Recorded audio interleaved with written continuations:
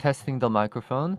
Today we are having the ILO, KoSEA, and SNU Joint Research Conference on mapping social and solidarity economy in Asia, with a focus on 6 country cases. Ladies and gentlemen, welcome to the Joint Research Conference online. Today we are providing simultaneous interpretation, broadcast live on YouTube. Testing the mic, testing the microphone.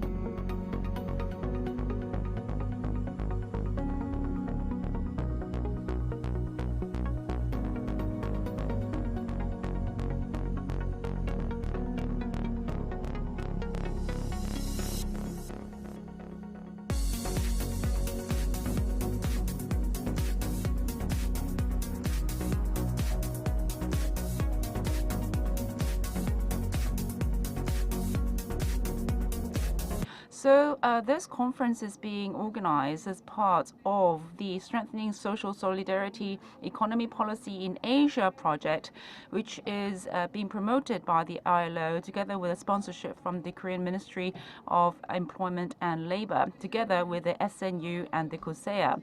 So based on the research analysis framework by the SNU, we will be looking into the social solidarity economy organizations of 6 countries in Asia: Korea, Japan, China, Philippines, Malaysia, and Indonesia.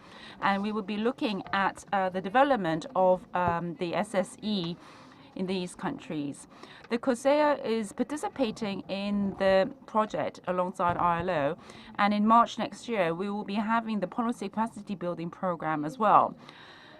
So due to the COVID-19 pandemic and the need for social distancing, we only have the Korean presentations here on the ground, and we will be streaming this session live through the YouTube. Those of you who are participating online may use the YouTube real-time chat room to ask questions or post your comments. We will now start the ILO KoSEA SNU Joint Research Conference. I would like to first of all invite Mr. Bigban Buren from the ILO for his welcoming speech, which he will be delivering through online video. Thank you. And all participants. Good morning to all in Korea and participants in other parts of Asia and the Pacific region. Also, greetings to the speakers in this welcome session, and a very warm welcome to all the participants and viewers of this conference. On behalf of the ILO, I would like to extend our thanks to the Korean government for their support of this project on strengthening social and solidarity economy policy in Asia. We've had a great collaboration with KoSEA and the Seoul University.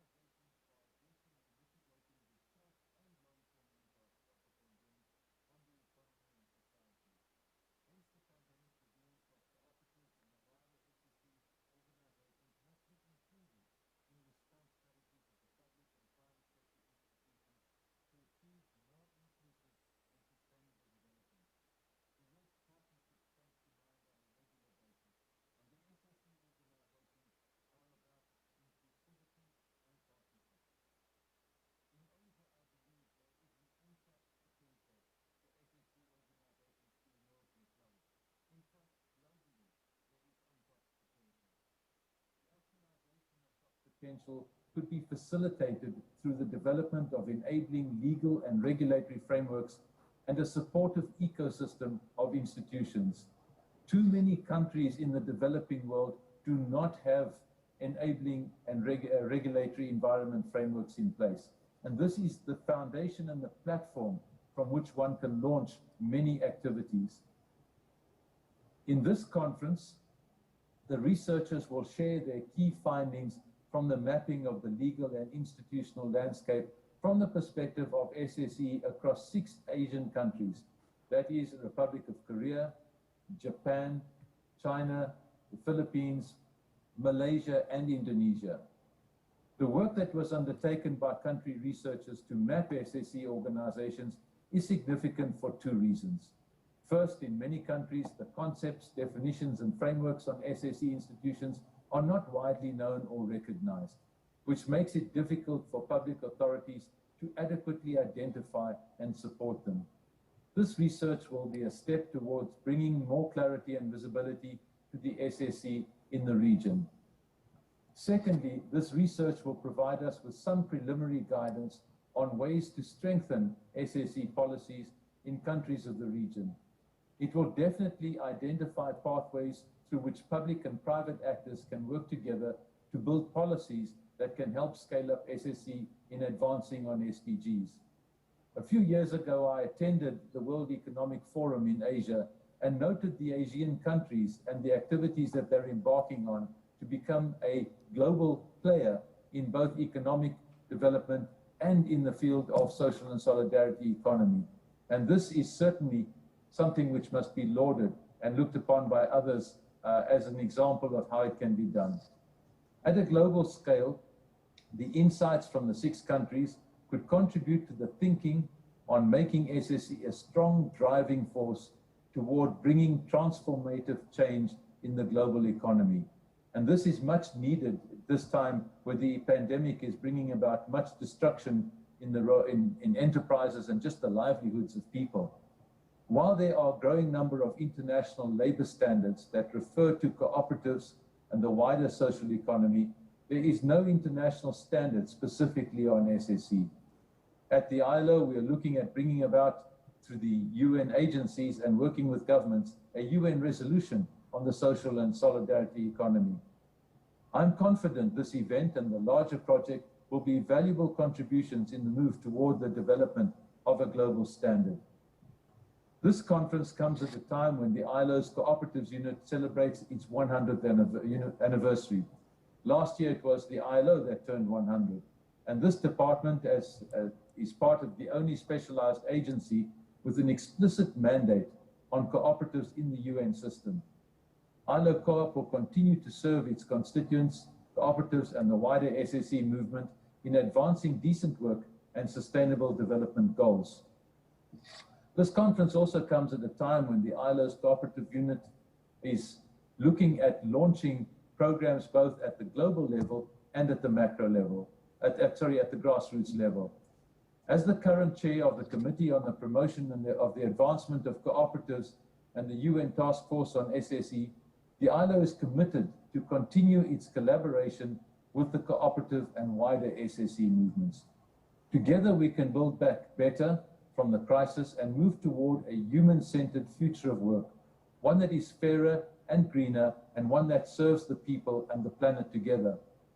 I serve on a board called the Capitals Coalition, and one of the aspects that I can see is that the thinking of the private sector and the social enterprises and the social economy are moving toward one another in using this platform of measuring performance on social impact, on environmental impact, as well as economic impact, as being the driving force of how we move forward together.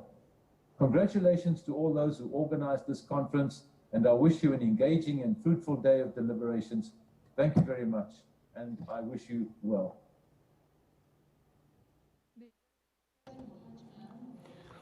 So thank you very much, Mr. Buren, for joining us online. So next, I'd like to invite President In-sun Kim of KoSEA, a co-organizer of today's conference. Please welcome her with a big round of applause.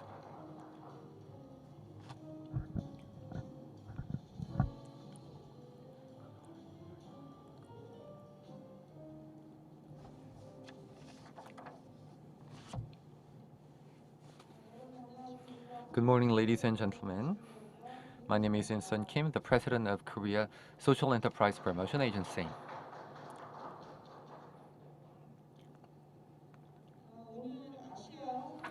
I'd like to welcome everyone who's joining us at the ILO KoSEA SNU Joint Research Conference on Social and Solidarity Economy in Asia.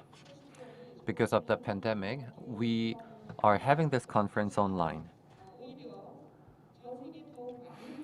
But there is an upside in this because we can be connected to everyone around the world real time and share the knowledge and thoughts. I'd like to extend my gratitude to the ILO, the Ministry of Employment and Labor, and the researchers who have participated in preparing the conference with presentation and discussion. I'd like to also thank the staff of the SNU who put in a lot of efforts in organizing the conference. Asia accounts for 1/3 of the global GDP. It is the largest factory of the world and the largest market with 60% of the global population. In the era of the new normal with the pandemic, low growth, low consumption, high unemployment, and high risk, the social and solidarity economy in Asia will be able to contribute to shared prosperity of the world by playing various roles. For many years, research on social and solidarity economy has focused on Europe, and Asia has been marginalized relatively. In today's joint research conference, we will be sharing a common analytical framework to look at the social and solidarity economy of 6 countries in Asia that have diverse historical and cultural background. I believe it is going to be an interesting approach that has a lot of academic implications. Based on the common aspects and differences of the social and solidarity economy of the 6 countries in Asia, I hope that the social and solidarity economy of Asia can have a larger presence and visibility in the international community. I hope today's conference can be an opportunity to have an in-depth discussion about the future development of social and solidarity economy in Asia. The Korea Social Enterprise Promotion Agency will spare no effort in sharing the institutional and policy experiences of Korea for the SSE in Asia to have a bigger role in the international community. Thank you. Thank you very much. Next, I'd like to invite Professor Hong-Lim Liu, who's the Dean of the College of the Social Sciences of the NSU, who is co-organizing this event. Let's welcome him with a big round of applause.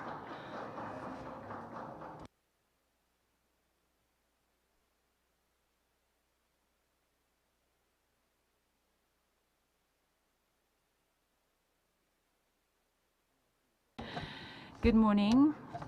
I am Hong-Lim Liu. I'm the Dean of the College of Social Sciences at the Seoul National University.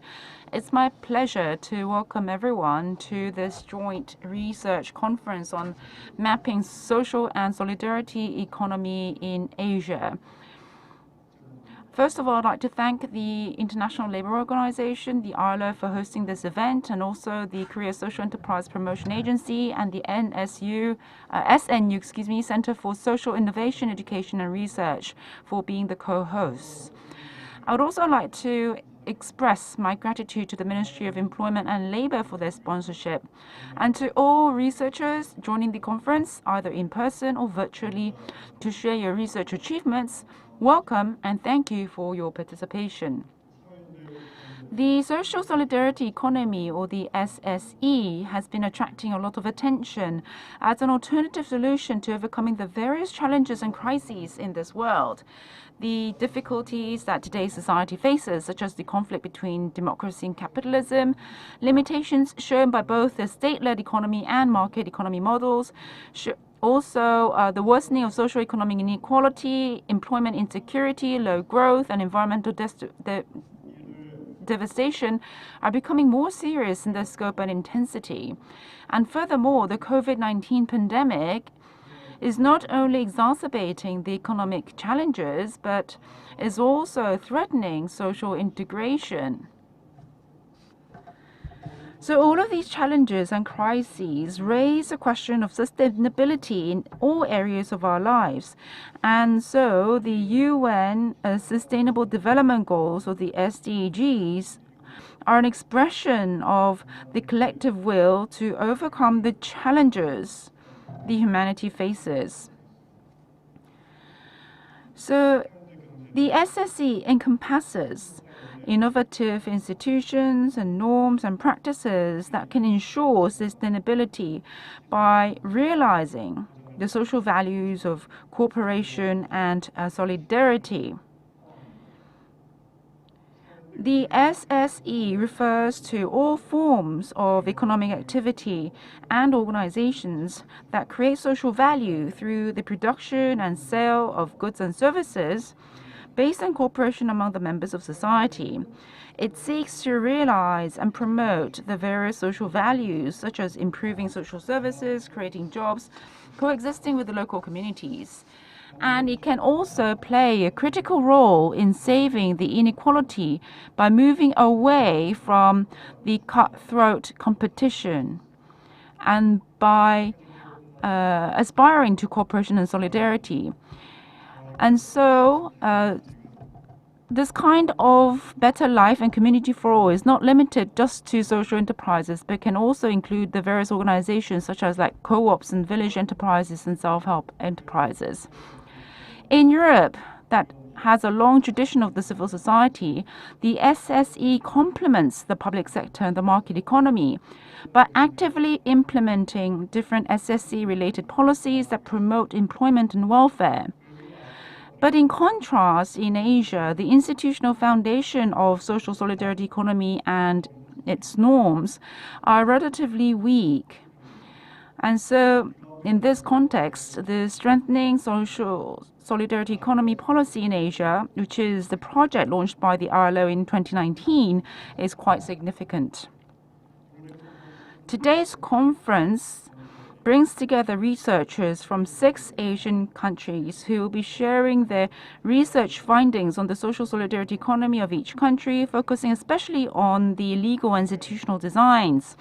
I believe that this conference will greatly contribute to deepening our understanding of the social solidarity economy in Asia, thereby strengthening a capacity for further activity and establishing recent relevant policies and institutions. I hope this platform will serve as an occasion for all participants' passion for new possibilities and a better future to come to fruition. Thank you very much.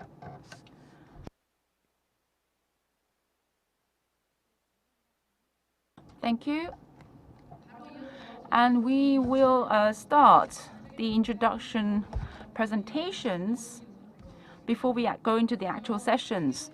So first of all, under the title of Comparison of Legislation on Social Economy and Implications for Asia, I would like to invite Professor Kwang-dong Park, a Senior Principal Research Fellow of the Korea Legislation Research Institute. And so he has been working as a Senior Research Fellow at the KLRI, and currently he's working as an expert with the National Assembly, the Social Economic Division of the Korea Job Committee, and has taken on a variety of different roles. Thank you. Good morning, my name is Kwang-dong Park.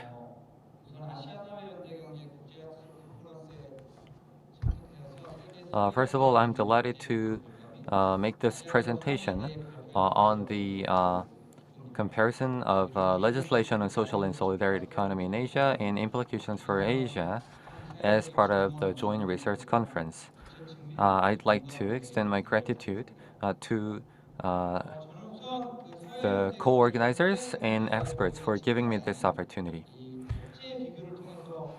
So today I'm going to talk about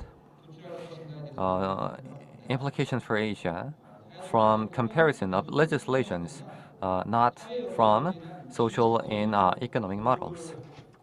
In terms of social and economic aspect, socioeconomic aspect or institutional aspect,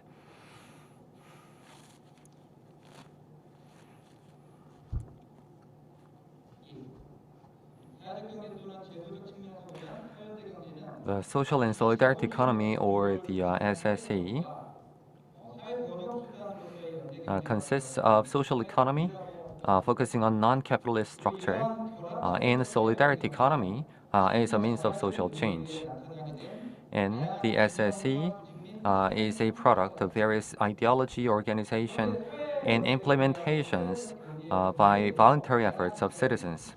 But there are varying positions on the relationship between social and solidarity economy and social economy. As you can see on the slide, some people say the two are different, others say the two are the same, and others say the SSE is larger than social economy. So these differences are reflected in some of the legislations in Asia.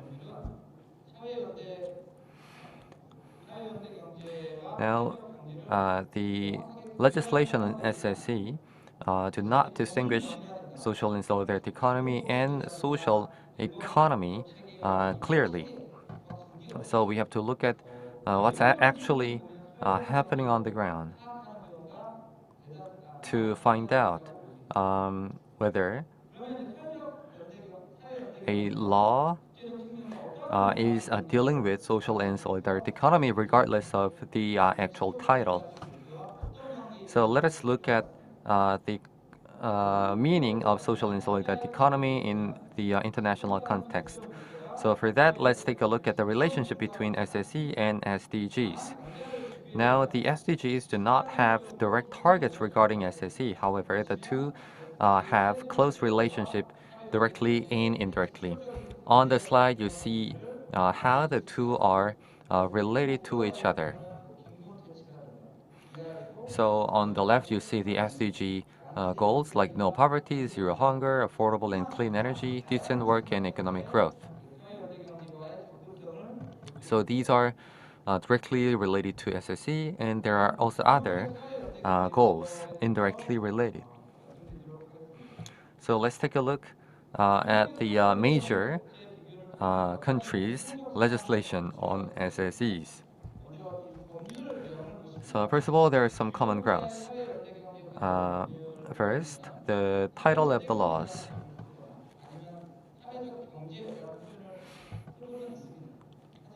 So the terms like social and solidarity economy or social economy are part of the title of the laws. But when you actually look at the content, the two terms are not distinguished from each other clearly. In the terms are used in broad manner. Moving on to the purpose of the legislation.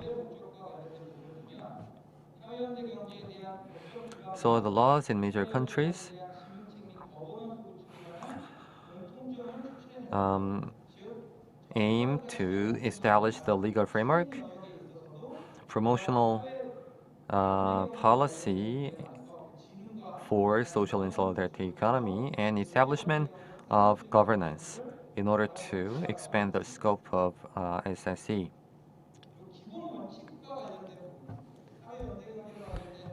And also, there are basic principles in the legislation. Now, there are some varying aspects in the six countries, but the common grounds include the pursuit of public interest with people at the center, gender equality, autonomy and democracy of organizations, and community solidarity. Therefore, the core basic principle of SSE is people-centeredness. Next, the definition of social and solidarity economy in the legislation. Of course, there are some differences, but there are common grounds, which is the focus of on the pursuit of general interest of the community members based on solidarity and the pursuit of public interest in the society. So all the economic activities pursuing these values can be said to be part of the SSE. And also, there are varying definitions about social and solidarity economy organizations. And the general trend in the six major countries is to have a broader understanding of SSE organizations.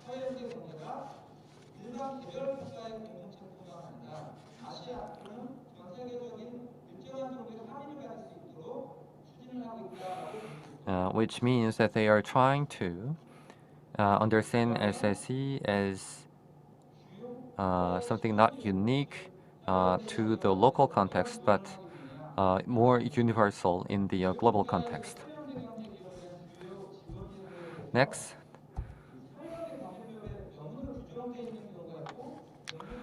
support measures in major countries. Some measures are stipulated in laws related to SSE,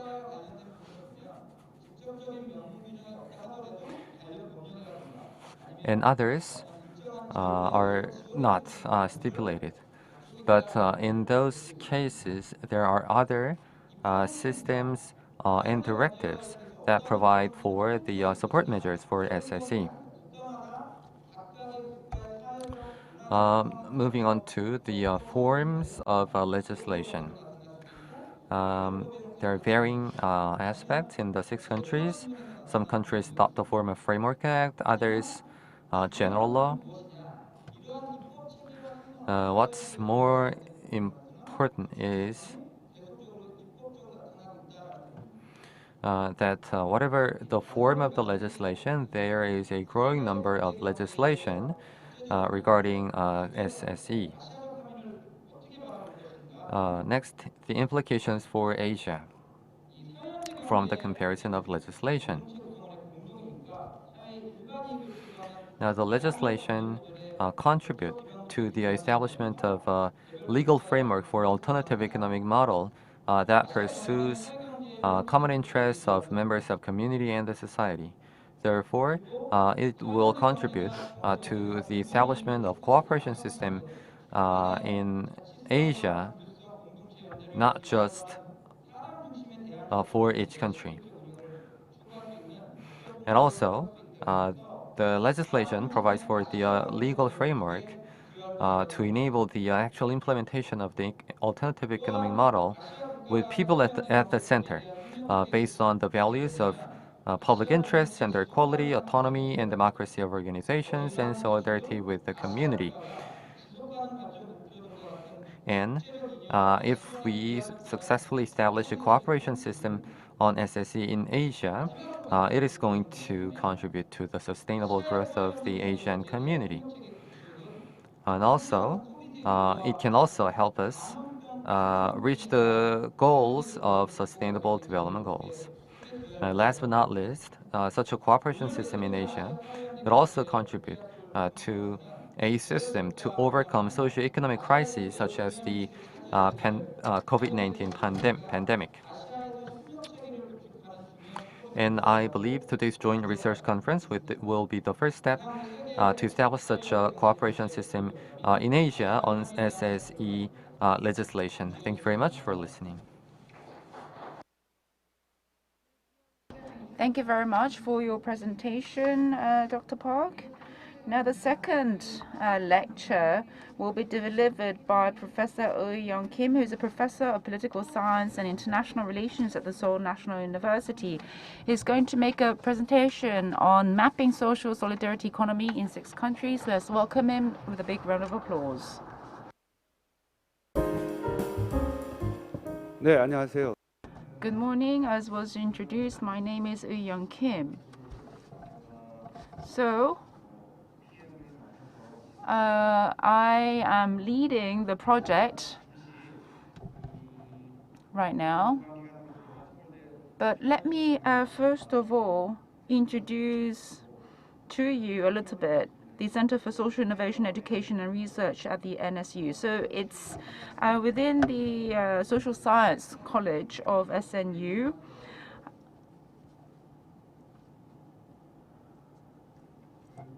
So okay, let's look into the education section.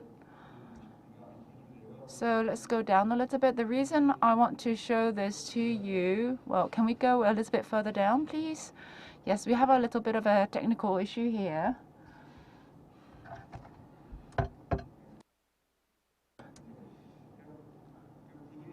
Anyway, I'll just explain it verbally because I don't want to take up too much of your time. But anyway, we do education, we do research, and on the education side, we have a project ongoing with the students. So for example, in Seeing City, we are working with social solidarity economy, and I work with the students and also the local communities. And so it's not a pilot test, actually. We actually have a contract signed with the local government of Seeing City. So what we do on the ground is that we also practice the social economy. We're not just doing the research. And we have also done a mapping of the social solidarity economy in 3 countries in East Asia. So we are very practice-oriented center. And so, together with the ILO, KoSEA, and SAU, we have this ongoing joint research. And I believe that it's a very significant project that we are implementing. So I will make a presentation in Korean. So majority of the participants are Korean. And I'm also more familiar with the Korean, so I'll just do my presentation. So now let me now go on to my slides. I'd like to ask the organizers to upload my slide deck.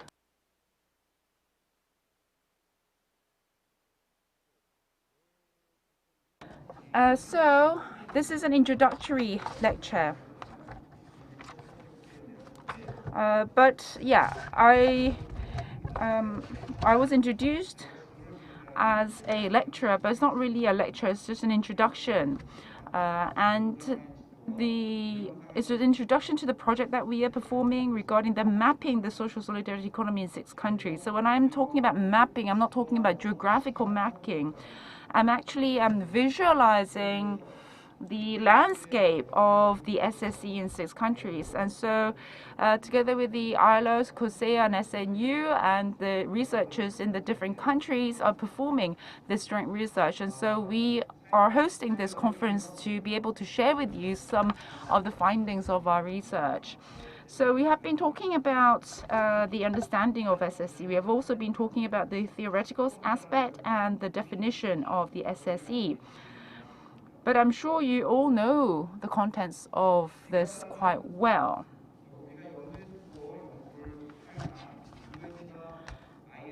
So we have a definition that's well known to UN and ILO. So there are the values, there are the different types of organizations that are listed in the definition.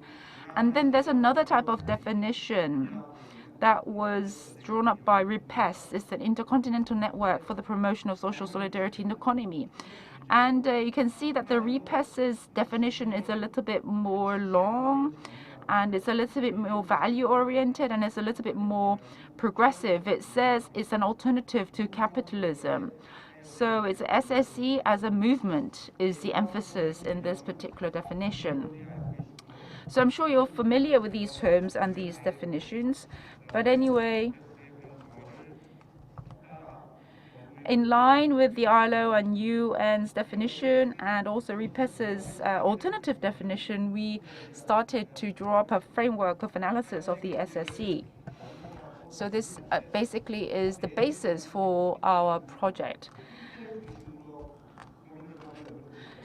And then there is the 3 layers of the SSE which we based ourselves upon. So you have the SSE as a movement or an activity, or you have the SSE as a set of institutions or public policies, or you can also think of SSE in terms of norms and values and culture. So this is more of a SSE as a culture. So for example, you know that there is a very well-known type of activity. So for example, the community kitchen or the community restaurant project. So this is an example of an activity performed by a village-owned enterprise. But this kind of community restaurant project or the village-owned enterprise can be encompassed through a value of coexistence and solidarity. But anyway, we decided to focus our analytical framework on the organization and also the institutions of the SSE. So this is basically the characteristic of our project. So I'm going to give you a little more of an elaborate explanation. Well, actually, it's in your conference proceedings, so you can take a look at that.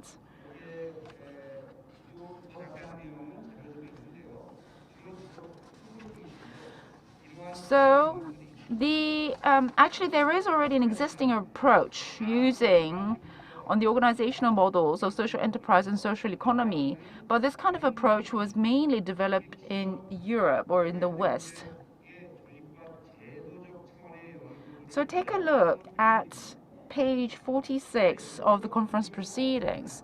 So how is our project different from the existing project? Anyway, if you look at the existing project, you can see that there are clear and simple demarcations. It's in yellow. So the existing approach is either or. So SSE is this or it's something else. So, but doesn't that raise a question for us? We believe that our research is more of a degree oriented. We're not looking just at SSE as either or framework, but we are looking at towards the degree. So we looked at the ecosystem. That's why we have said that we have an ecosystemic view of organizations. I'm a political scientist and I focus more on civil society. And so if you think about civil society, many Koreans will be reminded of NGOs. This is a very movement-oriented perspective. But civil society is a lot more than NGOs. There are all sorts of different organizations. And on the village level, there are communities, there are autonomous organizations formed by the citizens. They are considered as organizations with vested interests. But yes, they are interest organizations, but they also contribute to certain values in our society. Of course, when we study civil society, we can focus on NGOs because they were a driving force of the democratization. But what about everything else? There are community organizations. There are organizations with vested interests. There are movements, grassroots movements. They also have to be studied as well. So that's what we mean when we say we have an ecosystemic approach. That also goes for SSE. You have the enterprises, village enterprises, social enterprises. There are all sorts of different organizations in that ecosystem who have the values of being an SSE. So we have to look at all of these different types of groups and organizations as part of the ecosystem. So then what are the characteristics? So this slide shows the purpose and the research team, the methodology of our research. So like I said, here is the purpose. We are looking at the 6 different countries. And we are focusing on the organizational landscape of the social solidarity economy. There are so-called pure or ideal types of SSE organizations. But aside from these pure organizations, there are also hybrid organizations. So how are we going to define these hybrid organizations? Remember, we have the variety of different definitions of the social solidarity economy. The REPES definition, the ILO UN definition, the definitions that are inside the Korean laws. There are many, many different types of definition. Likewise, there are different types of organizations as well. So let's look at the characteristics of this variety of different organizations. So this is the procedure that we took in our analysis. So first of all, we looked at some organizations who could be set our analytical target. So we looked at 30 different organizations of each country. We set a base. So those organizations include organizations which are institutionalized by law at the national level. But we also had some flexibility. Anyway, we looked at 30 target organizations of each country, and we looked at the laws and institutions that govern these organizations. So we didn't do a survey. We looked at the laws and institutions that govern these organizations to look at the degree of the SSE. So this was basically our target organization group. So we were looking at the degree of SSE-ness, so to speak. And so we set up a variety of different criteria. We have 3 different conditions or core features and the 6 sub-conditions: economic features, democratic features, and social features.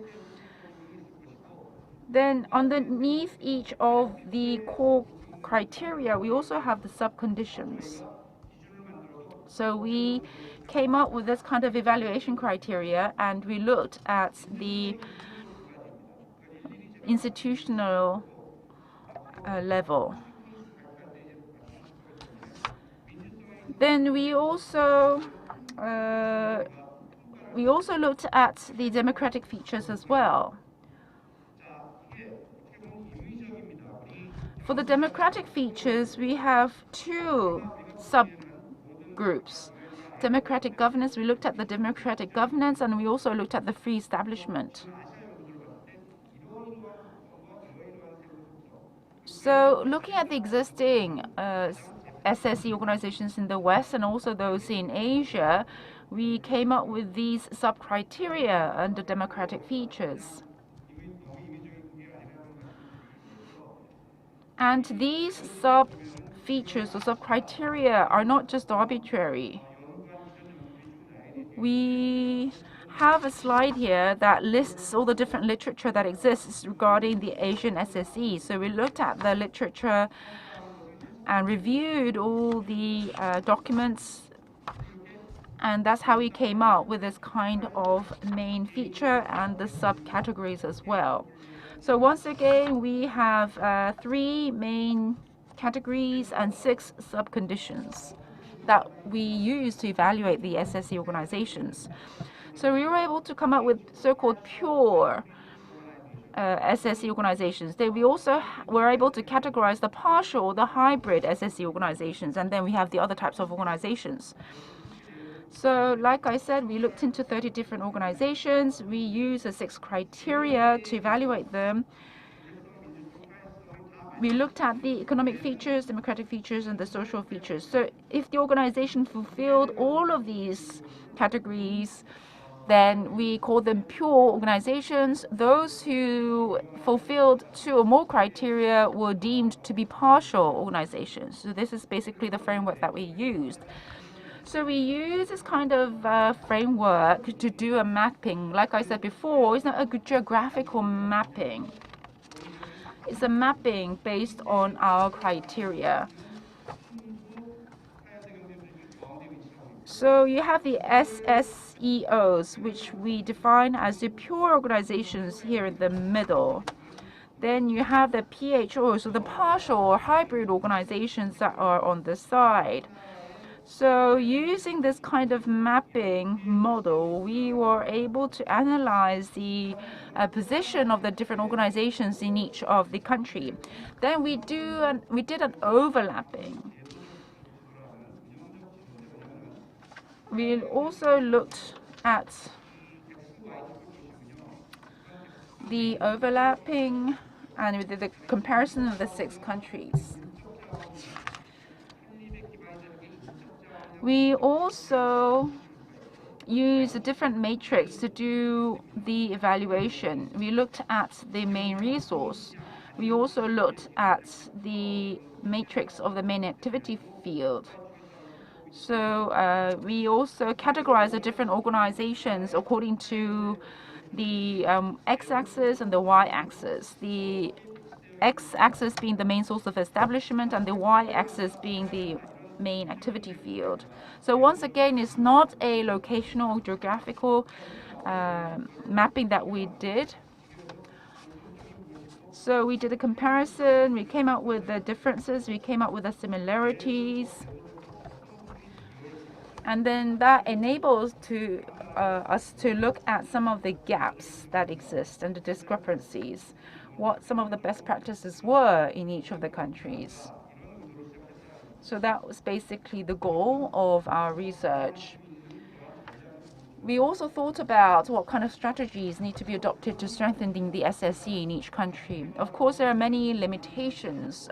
First of all, we focused on the legal and institutional aspect. This is rather a static analysis, not really a dynamic analysis.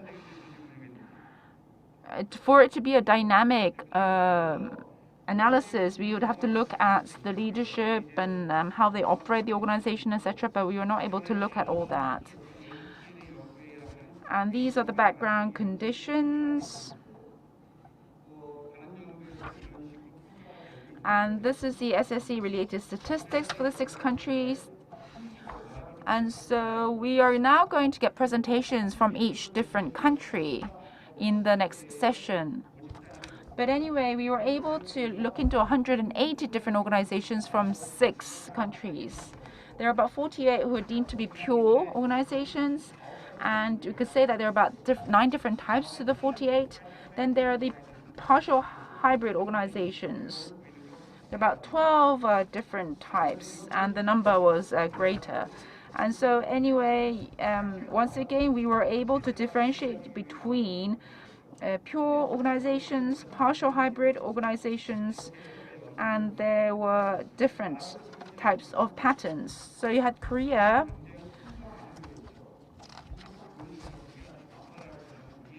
This is the result for Korea. This is a mapping result. And you can see that there were a balance of the different types of organizations, and especially you have a lot of organizations in the middle here. And so that means that there is a lot of potential for cooperation between these organizations. This is the map for Japan. Once again, it's quite balanced. And the China, you can see that there is rather a dualist kind of characteristic between urban areas and rural areas. Philippines, Malaysia, and Indonesia also shows this kind of mapping, which is quite significant. So I believe that the country-specific presentations will deal with each of the country cases. But anyway, once again, I just want to emphasize that this is the kind of model that we use to analyze the different countries. And so, yes, we will now go on to the country presentations and the policy implications presentations. Thank you, Professor, for your presentation. Yes, that will be it for the opening ceremony and the introductory lectures. I will now like to ask the moderators and the presenters to come up to the stage, and just going to give you some housekeeping announcements regarding the Q&A. If you have any questions, please use a YouTube real-time chat. You can either use Korean or English. And the moderators will be able to access the Q&A, and so we will be able to use the questions that were raised in each of the session. So the session number 1 is mapping SSE Northeast Asian countries. We will be looking at the 3 different countries of Korea, Japan, and China. We have 3 presenters and the 3 designated panelists.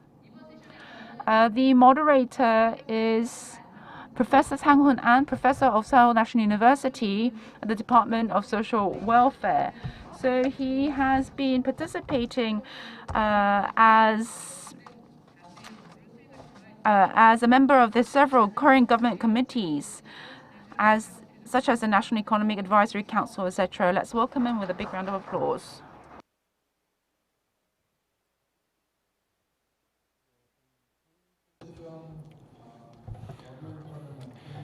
Good morning. My name is Sang-Hoon An from the Social Welfare Department of SNU, the moderator of session 1. Thank you very much for joining us in the conference, offline and online. This is such a meaningful event. I'd like to congratulate you on the successful opening. Personally, my research interest is on social welfare state and policy. And I believe we can overcome both the failures of the government and the market with the third way of SSE. So I believe the SSE is a research area of great importance. And in particular, in Korea and other Asian countries, it is difficult to establish a strong welfare state like in those of Europe. And when you are saying that we need to provide a middle level of welfare with a middle level of tax burden, then SSE will have a great role in providing the services, social services that are not covered by the government.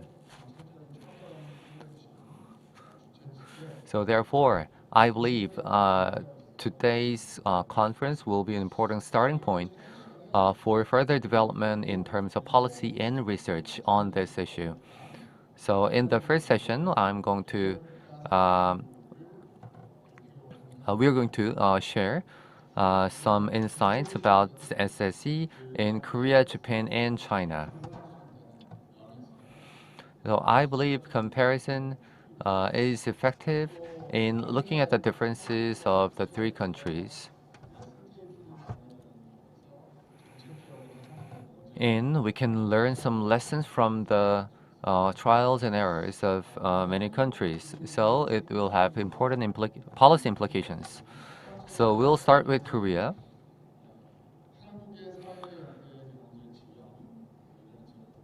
The title of the presentation is Social and Solidarity Economy Organizations in Korea, which will be, which is prepared by Professor Eun Kim, Ki-hong Im, and Yewon Kang.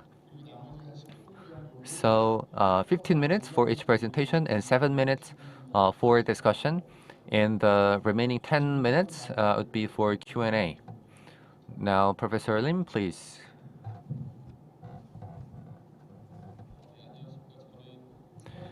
So, good morning. I am a Senior Research Fellow, Ki-hyung Lim, of a Social Innovation Education Center of SNU. It's a great honor for me to be making this presentation. So before I get into the details, let me share the conclusion first. So for many years, people thought that the SSE basis in Korea is weaker than that of Europe. But based on our research, we saw a very strong basis for SSE in Korea in terms of organization and institutions.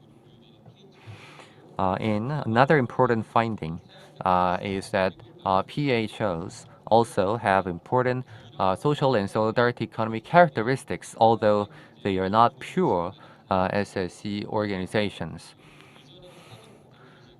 So we are seeing a different approach to SSE in a shift from a conventional policy of targeting only the SSE organizations individually toward a new approach of nurturing the wider SSE ecosystem.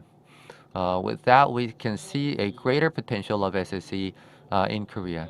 So let's take a look at the major organization types of Korea. So in the last 3 years, the SSE in Korea has developed fast in terms of both quality and quantity. And recently, the size of social finance has grown rapidly. So what are the background for the growth of SSE in Korea? First, the long historical tradition. As you may well know, we have the tradition that encourages cooperation and a sense of unity, like Ture, Hyangake, and Pumashi. So these can be understood as prototypes of SSE organizations today. Along with the tradition, we have the cultural and political tradition of social solidarity. So there have been efforts to address growing wealth gap and inequality in the fast industrialization process. For example, the credit union. And there were a lot of efforts to tackle these problems in the late 1990s and the late 2000s when the global financial crisis hit the country. And we see a rapid growth in the number of SSE organizations in the aftermath of global financial crisis. This shows that the values of SSE, coexistence, consideration, and inclusivity have deep roots already in our society. So this is the institutional map of SSE in Korea. As you already saw in the introductory presentation, you see a lot of SSE organizations. in the center. And there are many PHOs that have active interactions with SSE organizations, as I will explain later. So we analyzed about 40 social organizations in the country for the mapping. And there are some characteristics. First, some co-ops are based on individual acts, while others are formed on the grounds of the uh, Framework Act on Cooperatives and Social Enterprise Promotion Act. And there are some organizations based on directives and ordinances rather than laws and acts. For example, community enterprises in the traditional societies in rural villages. Now, this is the mapping of the social organizations based on the main source of establishment. So those in red are SSE organizations. And you see that many have complex sources of establishment. But when you look at the broader trend, you see a strong tendency towards the focus on human resource and community activity. So let me explain a little bit more about PHOs, or partial hybrid organizations with SSE characteristics. So there are three types of PHOs in our mapping. So we'd like to emphasize that the PHOs have some degree of connection with the SSE. You will be able to understand this more clearly with actual cases. For example, the PHO1 are either working closely with SSEOs or transforming themselves into social enterprises based on their experience in social service provision.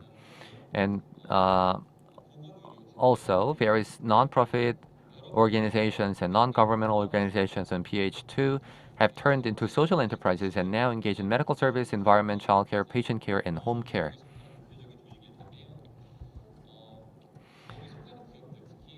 And there are many corporations classified as PHO3. And you can see the recent trend of major corporations actively providing social contribution despite the economic difficulties.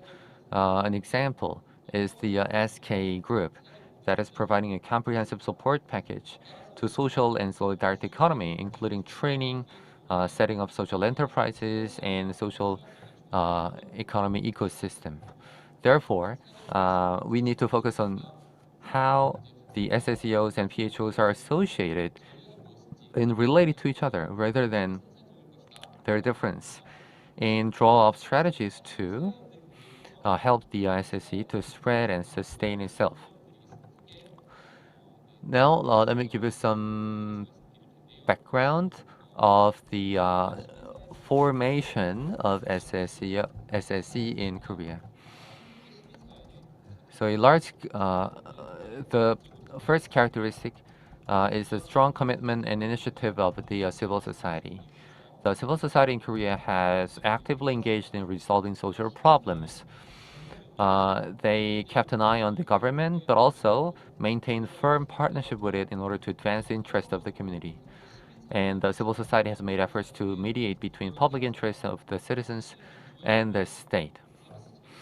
And after the democratization in 1987, many civil society organizations have focused on empowerment. In other areas that are not directly related to advocacy toward the government. So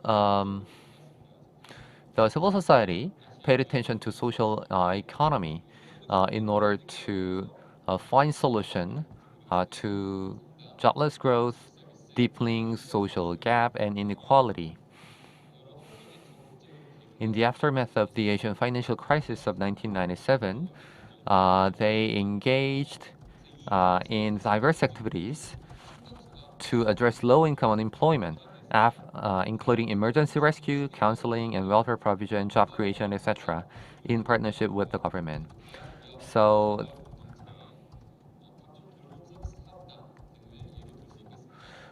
there have been many examples in the care sector, in the job placement services, and so on. So these moves in the civil society helped the enactment of the Social Enterprise Promotion Act and the Framework Act on Cooperatives.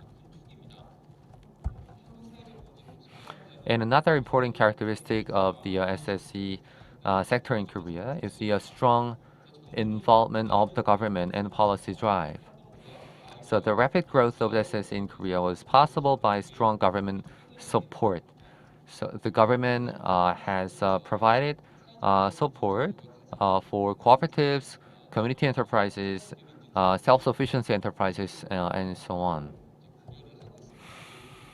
And recently, the government is reviewing the transformation of social enterprise certification scheme to registration scheme to have a more flexible system. And the Social Enterprise Promotion Act was established in 2007 under the Liberal government, and the Framework Act on Cooperatives in 2012 under the Conservative government. We see there is a bipartisan consensus about the need for social economy. Currently, the Moon Jae-in administration has adopted the promotion of social economy as one of its governance goals and implementing relevant policies related to tackling worsening economic and social polarization. And the ruling and opposition parties alike proposed the social economy, the Framework Act on Social Economy, which is likely to be enacted in the 21st National Assembly. And there are two other laws regarding social economy. And the three bills are likely to be passed in the current National Assembly. And the third characteristic is diverse intersectoral cooperation. So there is a convergence between for-profit and non-profit, and between government and non-government. Now, NGOs and NPOs are adopting the approach of business, and corporations are actively embracing CSR. And governments are commissioning services to non-government organizations, and civil society is actively partnering with local governments. So we can see diverse roads of setting up SSE organizations. Close intersectoral connection is embedded in the establishment of process of social economy. One such example would be the establishment of community enterprises enabled by Land and Housing Corporation. This shows the intersectoral cooperation or connection that can lead to a virtuous cycle, starting with the support of public corporation. In another example of cooperation is raising social entrepreneurs through cooperation among sectors. And recently, we are seeing an expansion of social economy. First, the convergence between the informal sector and the social economy. according to the ILO, the informal sector is not illegal but not protected by the law because of the lack of registration.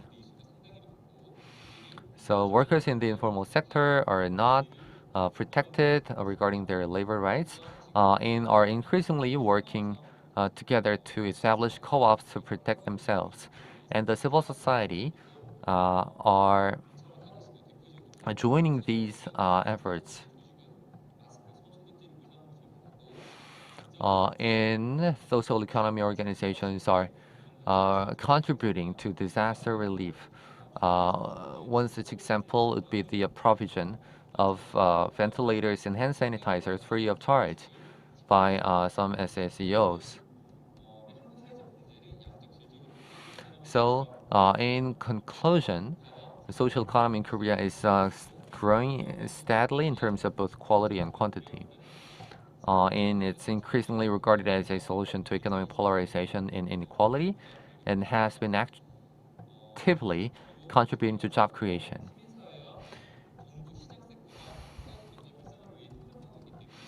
And there is a sustained cooperation between the civil society, the government, and the market sector, which promises a high potential for social economy. Still, several challenges remain for SSEs. SSE can be sustainable and expand their bases. So for that, we need a quick enactment of the 3 social economy laws. Thank you very much for keeping to the time limit and also thereby creating solidarity. Some panelists are not ready yet, so we're going to have 3 presentations all in a row, and then we'll have the panelists. So the second presentation is Mapping the Japanese Social Solidarity Economy, Organizational Landscape and Challenges, and the presentation will be made by the head researcher of the NSU, Hiroki Miura. See you here and in the screen. I'm Hiroki Miura, senior researcher of the Center for Social Innovation at Seoul National University. I'm going to present on the summary of the organizational landscape and the challenges of SSE in Japan.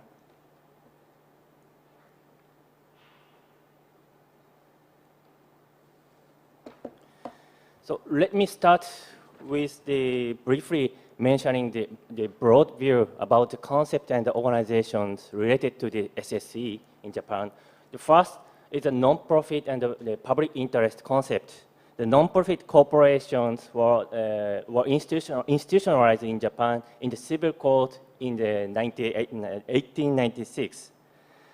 Then later on, the professional non-profit corporations, such as medical corporations, social welfare corporations, were also institutionalized during the 1950s. And however, these professional non-profit corporations were operated under the strict approval system by the central government. So the specified non-profit corporations, or the SNC, and approved SNC were introduced in the 1998 with the rise of the civil society in Japan. The institutions aim to promote the active participation and broad the activity of the general citizens. So if you want to establish the SNC in case, you need just minimum 10 members, and you can choose your activity area from the 20 designated area designed in this law. And through the simple registration system at the municipal government level. After this registration, the civil code again reformed in 2008. Then Japan introduced the general non-profit corporations, or GNCs, and public interest corporation, PICs, for reforming and restoring the corporation system in general, and to make more the active non-profit sectors. If you want to establish a GNC, you just need at the minimum 2 membership. And then any legal activity is possible in this case, the GNCs, through the simple registration at the registration office. So in a sense, anyone in Japan can establish the for-profit and non-profit legal entity simply after this the reform of the Civil Code in 2008. The second concept is non-profit cooperative, or Hieri Kyodo in Japan. The cooperatives were reformed and developed during the 1950s. There are many type of cooperatives you can see in the PPT. Especially the consumer cooperatives started the kind of cooperative movement since the 1960s, advocating the seikatsha paradigm, which means some people who can manage and create their own lives instead of the concept of consumer, defined as passive, the consumer or the client in the capitalist system. In addition, there are many subtypes of the small medium enterprise cooperatives in Japan. At least there are 14 types. And among them, the joint business cooperatives takes form of kind of workers' cooperative in Japan. However, these all cooperatives need a government approval for their establishment. So they are still struggling for the legal reform for the release and easy, simple the establishment system.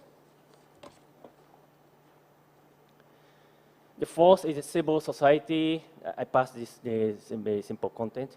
The fifth is community building. The community building is very also important concept in Japan and was popular since 1960s. There are various policies on the project introduced by the different ministry of the central government, according to the different needs and conditions of each communities. For example, the town management organization was introduced in 1998. And recently, the integrated community support centers were also introduced, along with the integrated community care service system in the public health area. Sixth one is the co-production concept.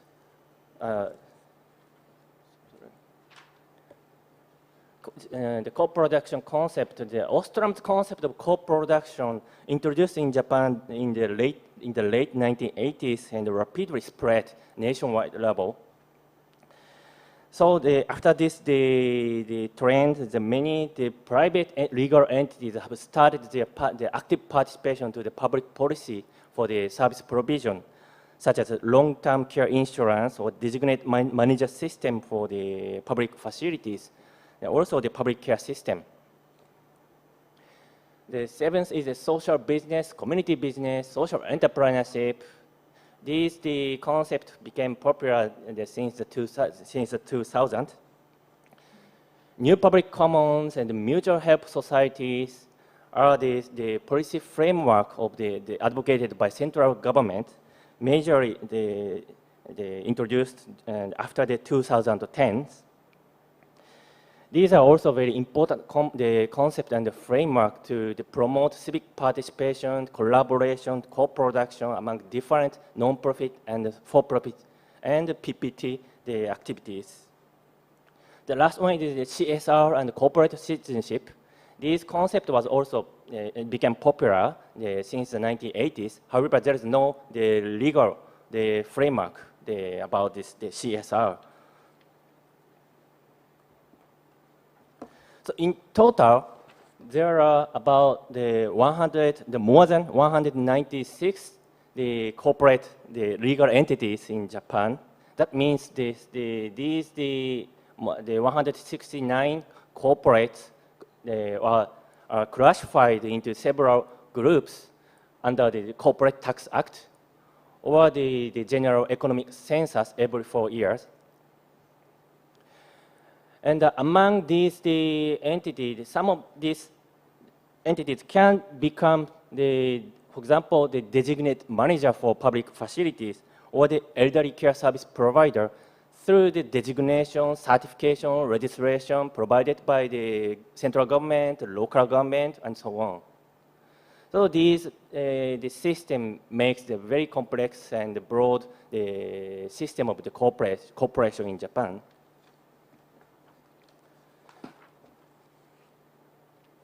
So in this study, I selected about 40 important legal institutions according to their social impact and the implementation scale, and divided and classified according to the research framework into the 5 types of the organization, such as SSEO and PHOs here. In the case of Japan, the 5 organizations can fall into the SSEO criteria. For example, specific non-profit corporation, SNC, is a type of non-profit, democratic government, free establishment, and the solution for social problems. There are 20 types of the 20 organizations about the PHO 1 to PHO 3, and they have also different patterns of the hybridity. And also you can notice that there are many other organizations here, which have some certain important characteristics, and not all the 6 or the 3 features. In a sense, I can say that the main characteristics of Japanese map is something like the balanced and the detailed institutional design, searching for the collaboration by all sectors, including civil society, for-profit sector, and community building sector. And this is the organizational landscape of the SSC and other organizations in Japan. So you can see, for example, the SSEO located at the center or the complex area, and there are many PHOs and other organizations who are working for the community building. And I quickly review some important characteristics of Japanese SSE. First, if you look at the activity field of the SNC and the PIC, the social welfare, education, community building, and culture are the main field of the Japanese SSE. Second, the total employment by SSEO, the SNC, PIC, and consumer cooperatives are about 1 million, which is equivalent to about 1.5% of the total working population in Japan. And the important thing is that about 80% of the employees of the SNC are women. So in a sense that the SSC is the effective way for the employment empowerment for the pathway for women. Consumer cooperatives are widely and loosely networked together under the Japanese Consumer Cooperative Union, JCCU, which is, in a sense, the largest unit of the SSE in Japan. For example, the single largest consumer cooperatives is called Mirai, or Future in Japanese. The community cooperatives in metropolitan area of Japan with more than 3.5 million membership and over 3,000 full-time employment. It is running about more than 200 stores for food retailing business, several joint stock companies for insurance, care service, housing, and funeral services. So the consumer cooperatives are operating as a kind of the social entrepreneur or the social business in Japan. Lastly, the workers' cooperatives are also developing in Japan, but it has no legal framework. The Japan Workers' Cooperative Union was established in 1986, and it declared the cooperative work paradigm for solidarity and coexistence among people and among communities. And the union has now more than 10,000 workers and 400 teams, and work for the child care, elderly care, and the management of building, and so on. So now I summarize the characteristics and challenges of the Japanese SSE. The first is the characteristics. The wide spectrum of the legal and political entities and the balanced SSE organization system can be the important characteristics of Japan. And the second and the more important thing is that the priority of social mission over the democratic governance. The Japanese corporate system initially formed in the 1950s and has been gradually reformed by partial amendment of the Civil Code, Commercial Code, Local Autonomy Act, and so on. However, the series of reforms have relatively underestimated the necessity of democratic governance at the unit level. Specifically, egalitarian decision-making system among individual members, that means one person, one vote system, which is in fact one of the core elements of the SSE. The institutional reforms have been giving priority to organizational social missions over this kind of the democratic governance. However, Japan has also different tradition about this democracy or the democratic characteristics of SSE. One of the reasons of these kind of trends may be the Japanese culture and the tradition, or the sasayai or the tsunagari culture of the community building or the collaborative and participatory way for community development, which has reflected the Machizukuri project, Kyodo co-production project, the new public commons, mutual help societies under the current government. The Japanese SSE can be interpreted as a promotion of the inter-organizational solidarity or the co-creation of the socio-economic values at the local level. So during the reform of the corporate system, democracy or democratic society has been understood in this context. Different legal entities including both non-profit and for-profit organizations have their own roles and business field, promoting democratic community through collaboration with each other. So this tradition does not mean that the one person, one vote system at the unit level is not important. This tradition was also promoted and implemented by some organizations such as SNC or joint business cooperatives. However, the Japanese experience fundamentally implies that we should have some more plural and in-depth perspectives regarding the democratic value or the democratic SSE. Thank you very much. 네, 감사합니다. Thank you very much for your presentation. Yes, you kept your time limit of 15 minutes, and you had talked about the Japanese SSE and the organizations. Yes, it's very clear, it's very easy to understand. Thank you very much. Last but not least, I would like to now give the microphone to the presenter of the case of China, which is Dr. Kyung-Soo Lee, Senior Researchers of SNU. Once again, you have 15 minutes.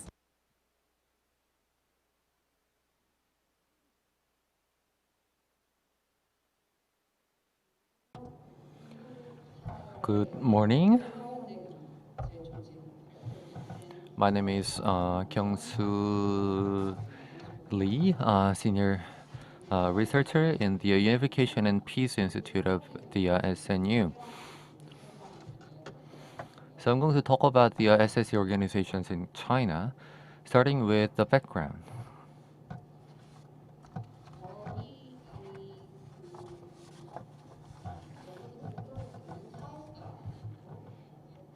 So we looked at the social, economic, solidarity, and democratic aspects of various organizations, including SSE organizations. And this approach was also applied to China. And before sharing the outcome of our analysis, let me give you some context and background of China. China has a long history of cooperative economy and collective economy. Of course, China today has a capitalist system with the transition from 1978. and its economy has grown rapidly. But there have been experiments of cooperative and collective economy in the 1940s and 50s based on the experiences of other countries. Of course, these experiments ended up as state-owned enterprises in the socialist industrialization, but there was some history. And after the reforms, cooperative and collective economy existed as a transitional form. Actually, this is a history of the past. And with the reforms, there were many social organizations established to cover the vacuum. For example, community and private enterprises were formed.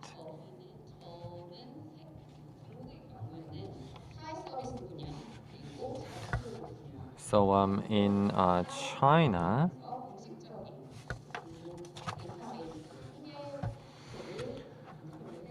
there is an official database regarding social service and other sectors.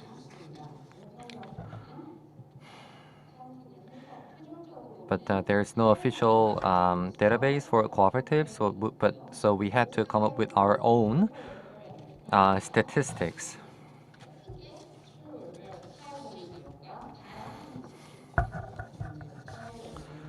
So in China, there are social welfare enterprises and farmers specialized co-ops, rural credit co-ops, rural mutual co-ops that belong to the category of SSEO. So let's first look at the farmer specialized cooperatives. So they began to be established since 2007, and they are growing fast in numbers. And there are social welfare enterprises that have existed from the early 1990s. So they are providing jobs for people with disabilities. And if you look at the chart, you see a fast decrease in the number of farmer specialized co-ops.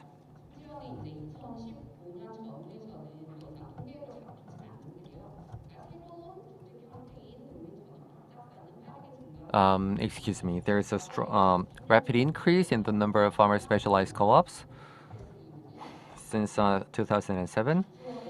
And social welfare enterprises are decreasing fast. And it's not even part of the official statistics since 2015. Maybe because they were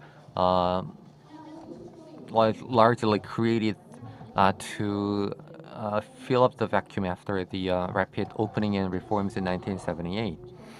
So the next important SSEO is Rural Credit Cooperative, or RCC, and Rural Mutual Cooperative, RMC. So they began to be established in 2007 in order to provide more access to finance in order to reduce the urban-rural gap. And there have been traditional co-ops that existed since the 1950s. They include supply and marketing co-ops, industrial co-ops, and handicraft co-ops. And there are laws defining these co-ops. So in the rural communities and handicraft industry, they have been central since the 1950s. However, after the reforms of the 1980, democratic governance started to be institutionalized. So these can be understood as pure or is institutionalized SSC organizations. As you can see in this mapping, there are PHOs with social and economic characteristics, and PHOs with social and democratic PHOs, social and democratic characteristics, and there are economic and democratic PHOs.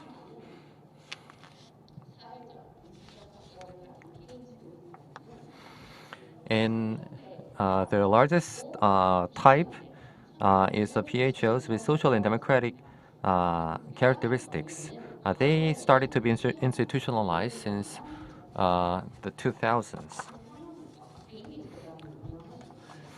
In particular, from 2004, individuals were allowed to own and run foundations. So they started to play active role in the non-enterprise organizations were allowed from the late 1990s. So these include educational facilities, medical facilities, museums, and so on. And there are social and PHOs with social and democratic characteristics, including village committee,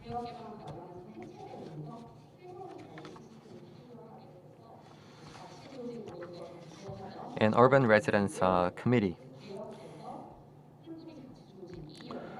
So they were established in the late 1980s to fill the vacuum of the former people's committees before the opening and reforms. So they have social and democratic characteristics. And there are PHOs with social and economic characteristics. Most importantly, community service facilities. They were established in the early 2000s to provide social welfare with public investment and private personnel. Next, PHOs with economic and democratic characteristics. Private enterprises and cooperative shareholding enterprises. And they have the potential for allowing workers to own the enterprises at least partially. So we look at the different types of PHOs to analyze the different potential and draw strategies to maximize the potential, which will eventually expand the impact of SSE organizations. And as in other countries, China has a lot of such PHOs. Next, operational metrics. So those in red are SSEO, and in blue are PHOs. And you see a lot of them in the complex type. So they are both issue-oriented and geographically oriented, utilizing both human resource and monetary resource. And in particular, since 2007, cooperatives in rural areas have increased a lot, and they also exist in the middle box, the complex type. And why have these SSEOs been formed in China? So there is the historical context, policy drive, and social context.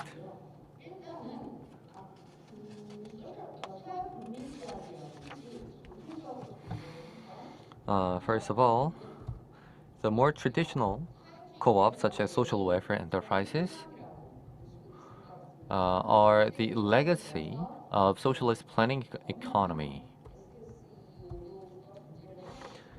Today, they are SSEOs after some reforms, but you do see the presence of these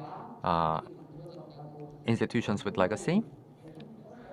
As I explained earlier, there were many social organizations established in the 1980s and 90s. So this is the times when China began to experience a lot of social problems after the reforms. So with the disappearance of existing systems of social service provision, um, alternative forms of organizations were established. So the major examples would be FSC, RCC, and RMC that played a crucial role in tackling the urban-rural gap.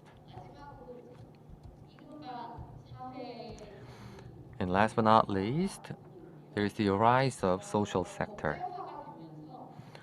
With legislation, foundations were formed by enterprises and individuals, and private enterprise, private non-enterprise organizations were formed by individuals. And this table shows the size of CSR budget of corporation, and there is a steady increase in the donation of charities and CSR budget of businesses. So in closing, we see a concrete presence of SSEOs, but limited in scope. So there are traditional co-ops still trading and relatively new co-ops established since 2007.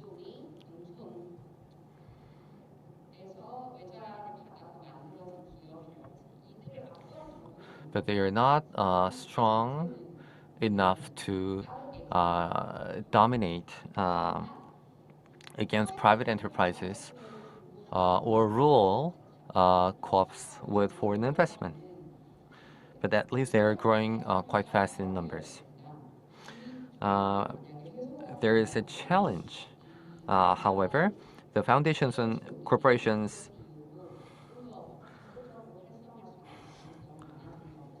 are not allowed to engage in revenue generating activities. Without this regulation, they would be able to grow much faster.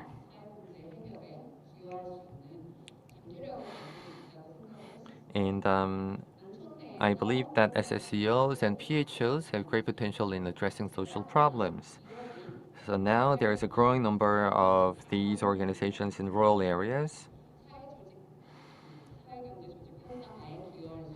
And foundations and corporations activities can contribute to the nurturing of social economy sector. Thank you for listening.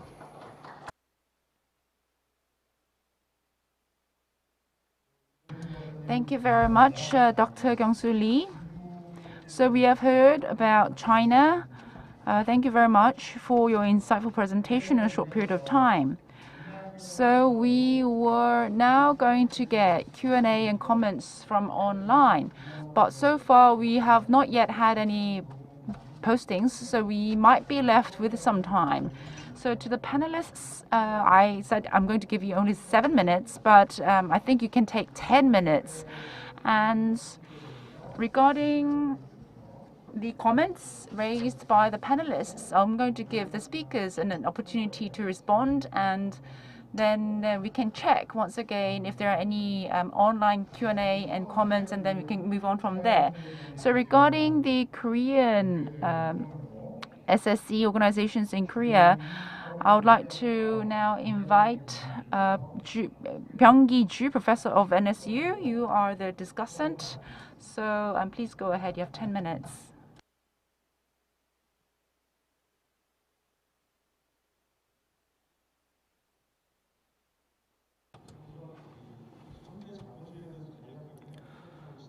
All right, let me start with a brief comment on modern capitalism. You know, capitalism has expanded the capacity of production and consumption of human beings. The advancement of means of transportation, global financial market, trade system,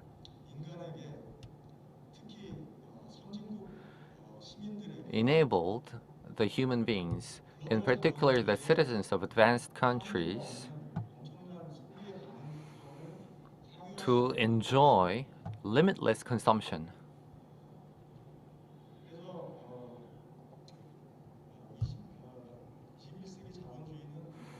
So the 21st century capitalism is different in terms of quality from capitalism before World War II. So this is an unprecedented system that have analog that can be compared to Leviathan by Hobbes. And this is creating a lot of problems, including the inequality between countries, labor exploitation, degradation of the environment,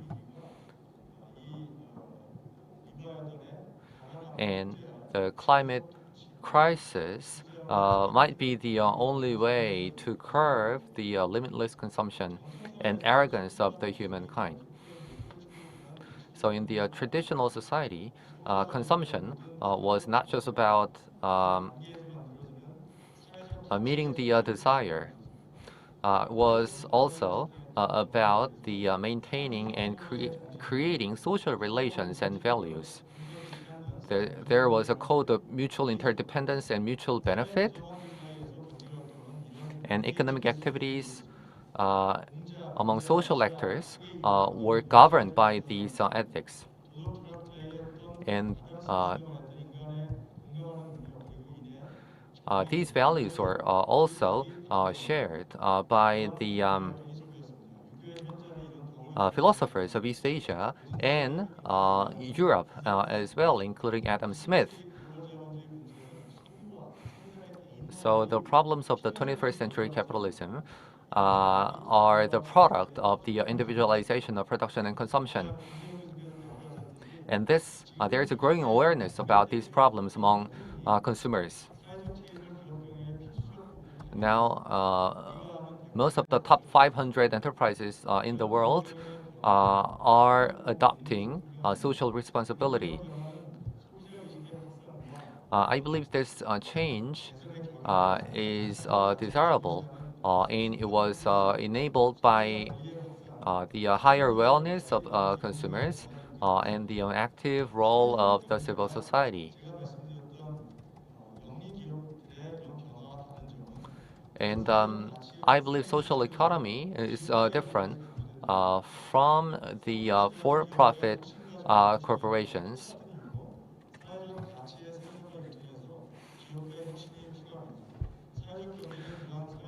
because social economy focuses on the role of enterprises in identifying and spreading social value.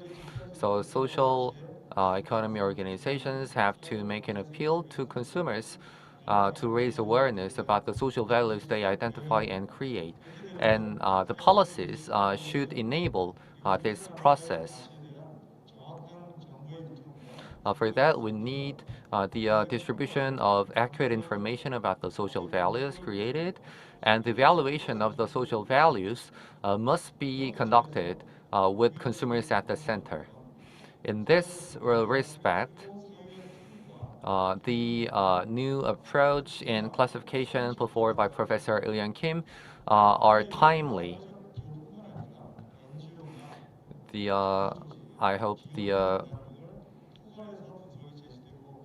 uh, the research can continue to include not just SSEOs, but also NGOs, NPOs, and other types of organizations.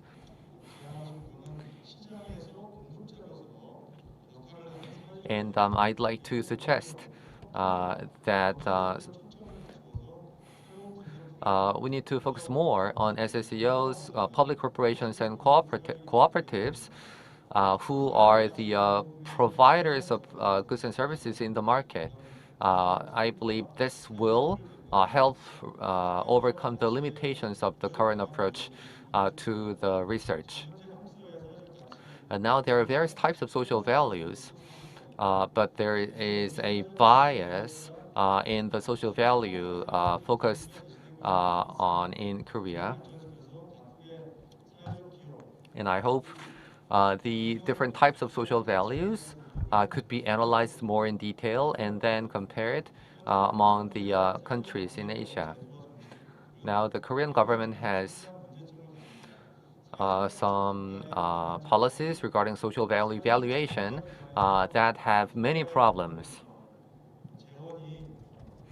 So social value evaluation is not considered as the basis for government policy. And the policies are focused too much on providing the labor cost.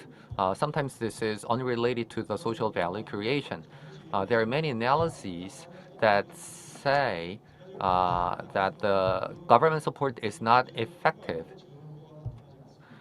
in terms of the sustainability of SSE.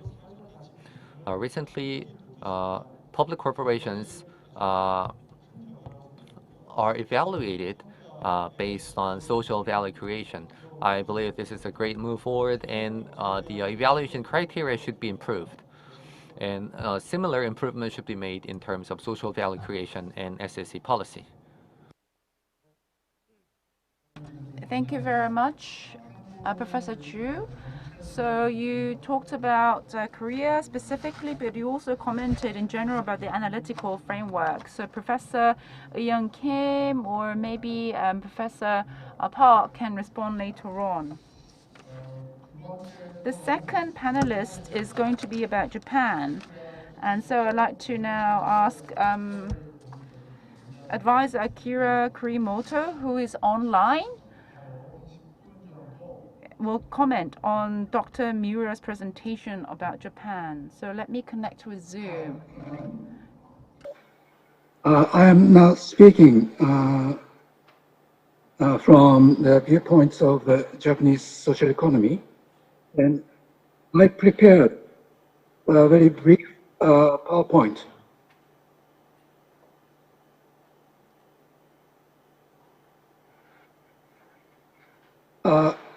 Could you place my PowerPoint?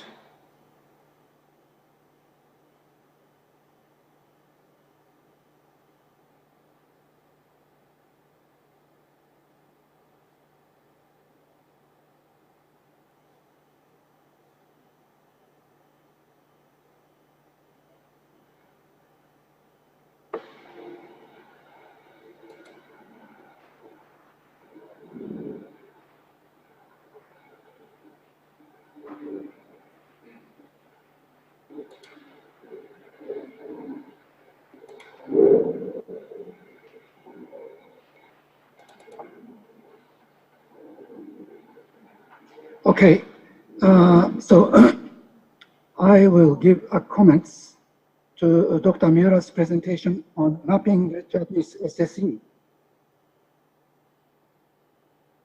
First, I'd like to mention the significance of this study, comparative study. This is really a comprehensive review of the discourses for understanding SSE. And I noticed that there is a new analytical framework of the core SSE and peripheral SSE, that is partly hybrid organizations. It's quite new analytical framework to gauge the content or extent of the social economy character amongst various kinds of organizations. And you have mentioned evaluation criteria, 3 core features and 6 sub-conditions. And it is noteworthy to have such a comparative study on the SSE in 6 Asian countries.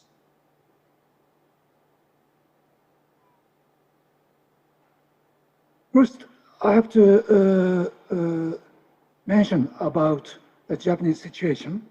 That is to say, SSE is invisible in Japan.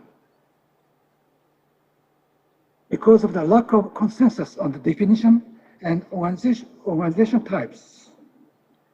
I have written some papers in English and Japanese for CIRIEC, for MS, and for RIETI Japan. But I mentioned that there is no consensus on the definition of SSE. And SSE is not recognized in the public policy, media, and academia. That is quite different from South Korea. And SSE is not institutionalized in law or public policy. And SSE is ministries, more than 169 types of legal entities, as you have mentioned. And there are more than 10 cooperative laws. It's quite similar to Korean situation. You have 8 cooperative law, specific cooperative laws, and 1 framework act on cooperatives that is very recently enacted. And SSE organizations form some kind of coalitions of ministries and legislative and trade association. In the political economy, we call it the industry-based iron triangle, or economist Masahiko Aoki had mentioned, that is compartmentalized pluralism or bureau pluralism. And SSE has no umbrella organizations. Very recently, coordination organization was created just 2 years ago. That is Japan Cooperative Alliance. But in the non-profit sector, there is no such an umbrella organization. So that is very briefly described situation of SSE in Japan that is not visible. That is quite different from South Korea. So I shall raise 3 questions to Professor Miura's presentation. The first question is why the general non-profit corporations and other non-profit organizations not classified in SSE. In the European definition or European Union definition, it says social economy involves cooperatives, mutuals, associations, and foundations. And in this criteria, those non-profit organizations could be classified in SSE. They are regarded as non-profit institutions in the UN satellite account on non-profit institutions.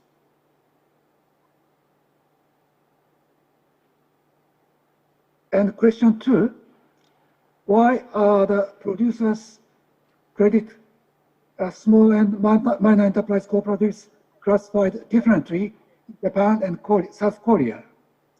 That is shown in the slide number 29 in the introduction slides. In South Korea, these kind of the cooperatives are included in the SSEO, but in Japan, only consumer cooperatives are included, classified as SSE. I agree that the consumer cooperatives are really a grassroots organization and independent from political parties or from government, from the for-profit sector. So it's okay. I fully agree with that. But why other cooperatives, such as agricultural cooperatives, credit cooperatives, or SME cooperatives, not classified in Japan? Question 3. What are the strategies for the development of the Japanese SSE for mainstreaming, transforming, and community building, and civil society innovation or service innovation? So such I'd like to raise questions to Professor Miura.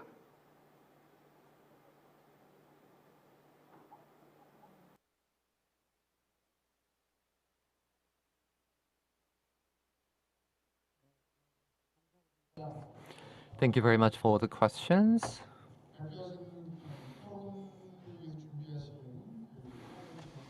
So we were not able to view the slides for discussion.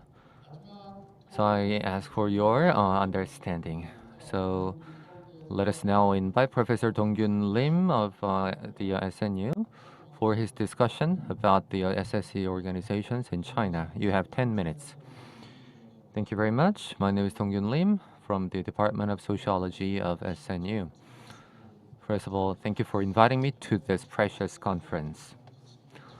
Well, I have a lot of interest in the Chinese society and conducting some research on it, and also on the social economy or the third sector in Korea. But actually, I don't have a lot of in-depth knowledge about the SSC sector in China. So today I am here to learn. So the presentation was not really about new arguments and more about mapping and providing the general landscape. So I'm going to ask some questions out of curiosity.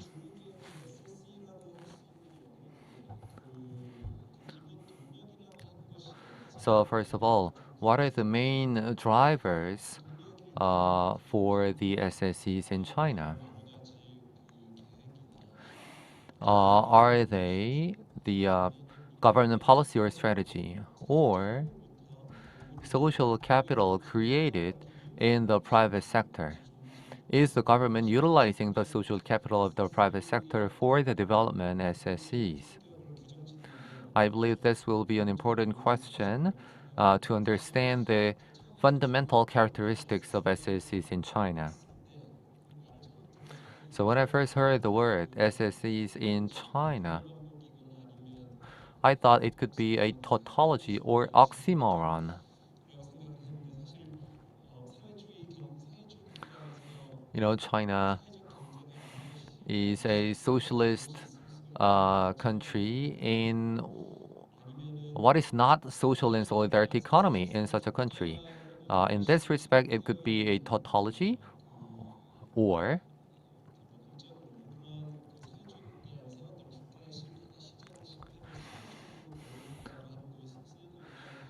in a socialist country, everything would be part of the public sector. So you can't really think of SSEs as an alternative to failures of both the government and the market. In this respect, SSE in China could be an oxymoron. So, and they would never appear in the Marxist-Leninist ideology. So, what are the drivers or the force behind the SSE in China? And the second question is about the people. You know, the people should be the main drivers of SSEs, and uh, you know, the COVID-19 pandemic would be a huge blow to the SSEs in China and in Korea. Of course, after crisis, new businesses will be established and the economy will regain strength. But um, you know, people actually suffer in the process, and I am wondering whether they can actually endure the current crisis. So, who are the people in the SSE sector in China? In Korea, many members of the co-ops have experiences in self-sufficiency projects, NGOs, and NPOs. And these people do not really have big interest in economic efficiency and business success. So, who are the people leading the development of SSEs? Are they activists with social change motives?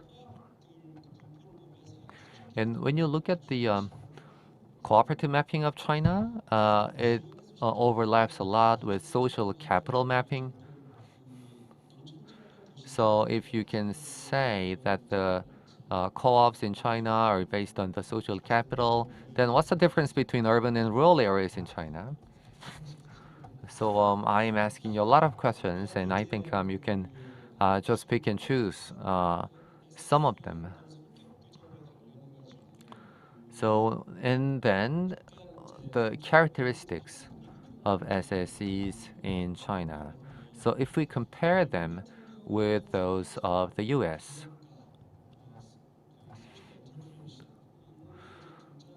in the United States, social entrepreneurship emerged in the late 1980s and early 1990s. In the context for that was the expansion of neoliberal economic system, actually. So the American people thought that the the failure of the big government should be overcome by the market, and part of that was social entrepreneurship. And there were some successful cases. So in the U.S., the basis of social entrepreneurship would be the distrust in the government and the public sector.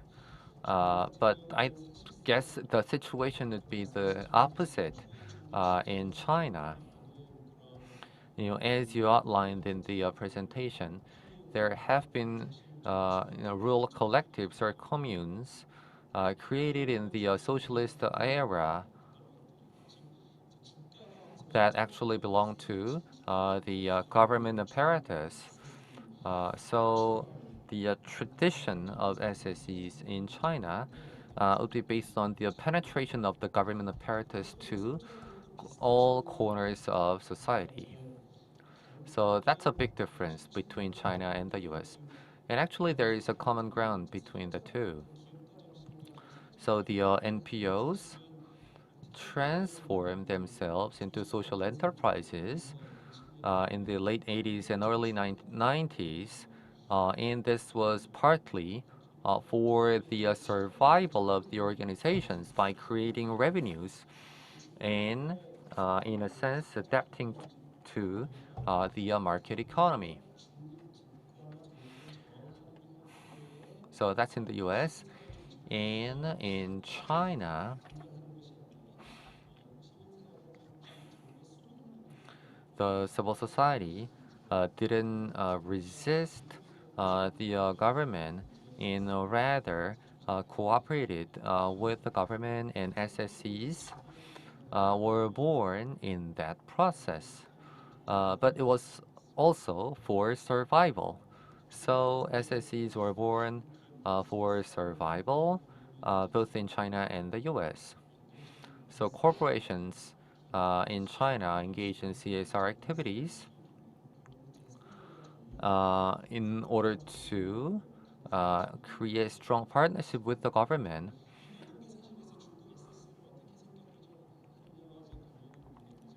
So this is also part of their survival strategy.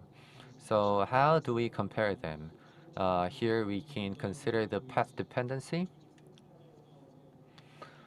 In the 40s and 50s, there were a lot of collectives and communes.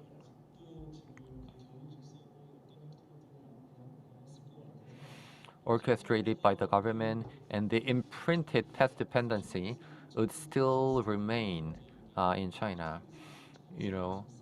China, these days say socialism or capitalism with Chinese characteristics. Then what would be the SSEs with Chinese characteristics? How can we define that? So I think I have a few more minutes. So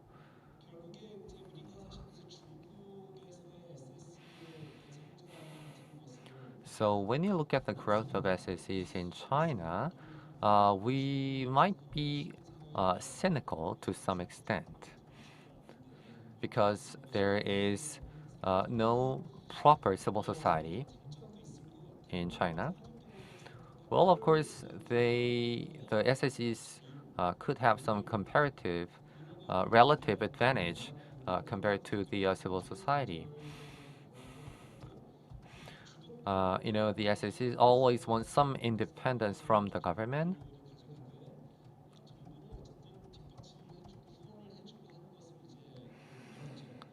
And at the same time, support from the government.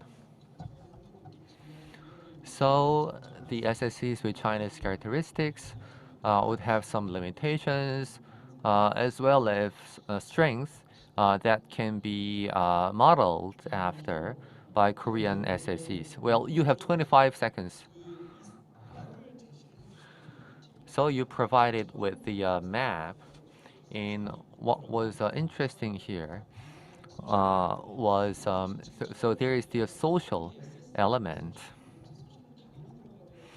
And I thought social has to be actually part of the analysis because they are social and solidarity organizations.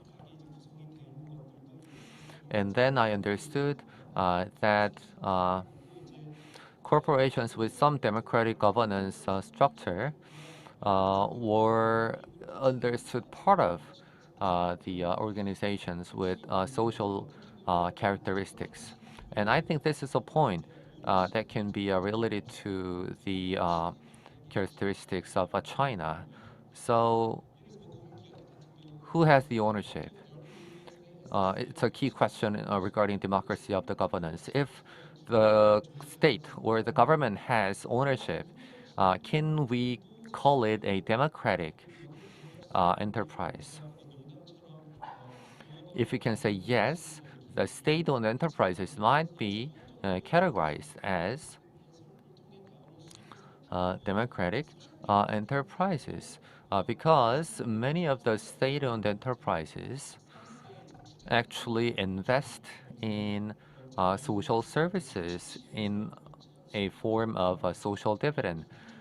Case in point is the Chongqing city, where 30% of the profit from state-owned enterprises would be going to the local government who make investment for the society.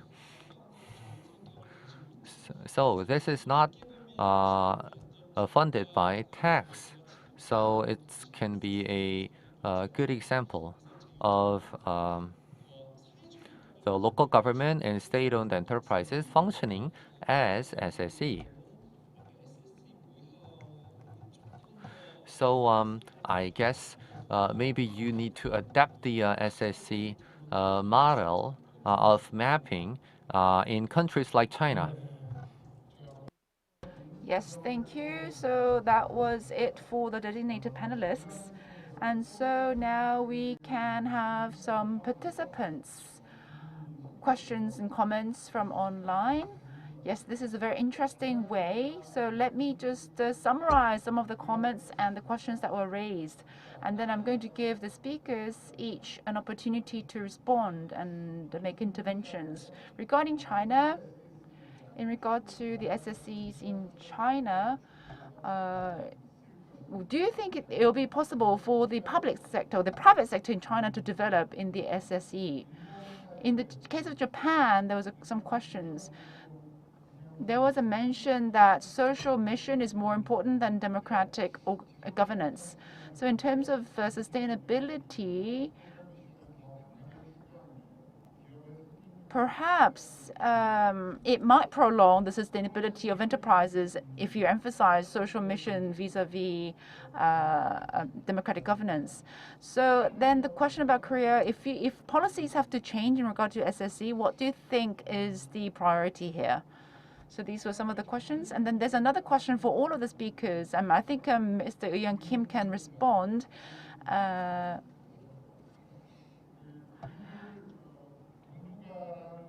So you differentiated Northeast Asia and then Southeast Asia into sub-regions. So can you make a brief comparison of the major characteristics between the two sub-regions? And then there was another question for China. You have social enterprises, then you also have cooperatives in China. I think there is a lot of room for collaboration. Perhaps you can comment on that possibility. Then another question for the Korean situation. The informal sector and the platform workers are growing. So can you also include domestic workers in that category as well? So yeah, maybe we can start lady first. Dr. Kyung-Soo Lee, perhaps you can respond to the questions and also make your final speech as well. So we have about 15 minutes, and I think I can give you about 3 minutes each. I'd like to thank Professor Lim for raising a lot of important and difficult questions. So I also agree that there are difficulties in mapping SSEs in China because there is no proper civil society in China, which is a common point of controversy in the academia. But we we applied the same approach anyway for comparison. So to answer some of the questions first, what are the drivers of SACs in China? Well, as in any country, you have to look at the delicate balance between the social capital and the government funding. Basically, we looked at the legal and institutional framework in this analysis.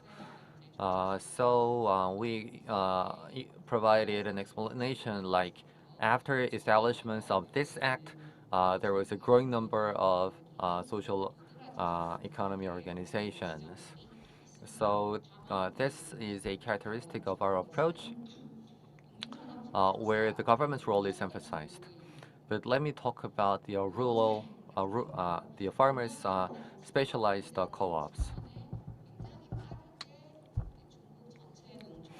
So the FSCs grew a lot in number since 2007 to cover up to 45% of all rural households in China. And is this really possible only with government support?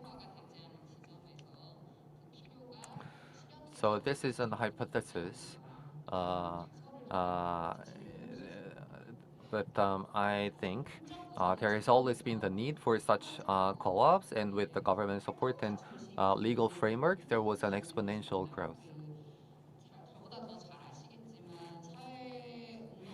And regarding the second question, the people who are involved in SSEs.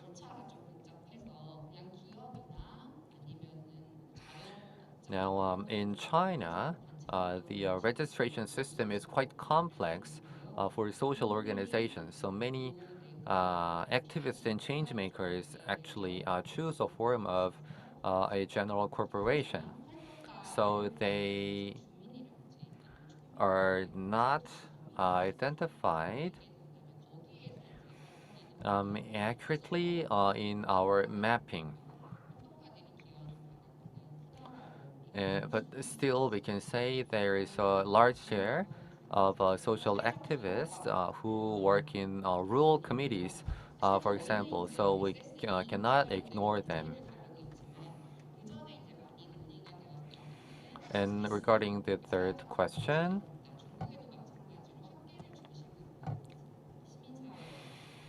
um, in China, there are researchers who focus on nurturing social entrepreneurs.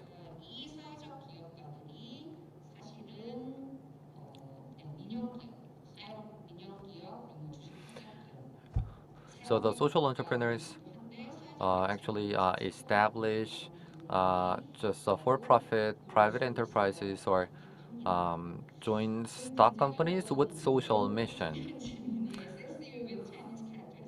And the last question, and a very difficult and critical question about SSEs with Chinese characteristics.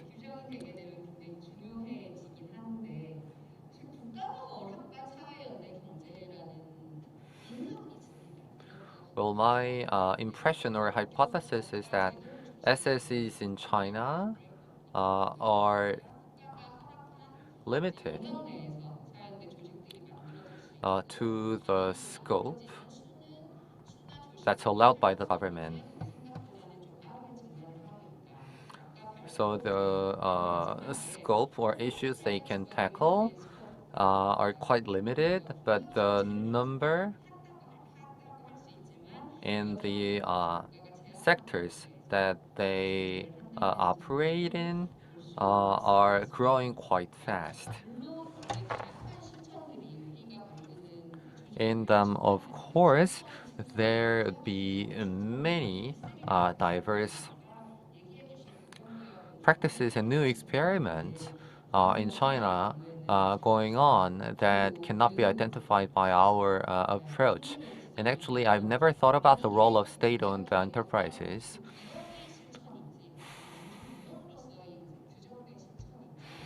And we have to look at whether this is a practice of the enterprise level or an institutional level that can be categorized into a type of organizations. And there was a question from online about the potential for SSEs to develop with private initiatives taking priority. Well, I do see potential, but the capacity of the civil society should be stronger for that kind of change to happen. And I believe there is some strength with a lot of difficult differences across different regions of China. If we say there is no such capacity, we would be ignoring the social activists in China. Recently, I looked at a research paper about the survey of SSE practitioners, and we have to look at that more in detail. Yes, we can get some response from the Japanese presenter. You can just deliver the microphone to the next person. Our answer to the Dr. Kurimoto's questions and the online questions too. The first, I quite agree with Dr. Kurimoto's the point that the Japanese SSE is still invisible. I also think that many even though there are many important and meaningful efforts and the project institutionalizations policies, however, still the concept SSE or the consensus of SSE is quite invisible in Japan. However, it does not mean that there's no SSE in Japan or there is no seed of SSE in Japan. I think, and later I will discuss, that there is more potential in Japan rather than problems and the limitations. Dr. Kurimoto raised the first questions about the general non-profit corporations, which is classified into the other organization in this study, not the SSEO or PHO. This is because that the governing law of general non-profit corporation or the civil code in Japan provide very broad regulation, abstract terms for the management of the establishment, for the activity purpose or some meaning, the purpose, meaning of the general non-profit corporations. In other words, the GNC has the multidimensional characteristics. It can be non-economic organization. It can be also the economic organization. It has also the social characteristics and the non-social characteristics.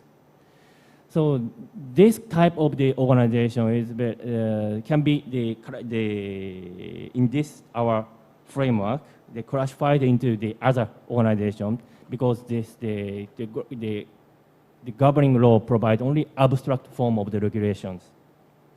However, this does not mean that GNC is not important in the making of SSE in Japan. Actually, the GNC is playing a very important role. Many social ventures or the social business are taking a form of GNC.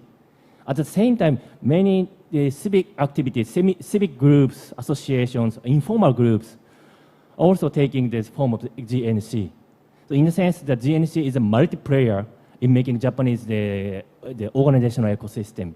So this may be the theme of the research and the kind of interest of the research on the Japanese organizational landscape. The second question is that the cooperatives in Japan is classified as into mainly the PHO, while the cooperatives in Korea are mostly classified in the SSEO. This is because the characteristics of Japanese the cooperatives, especially the agriculture cooperatives, the fishery cooperatives, or the forest cooperatives, and so on.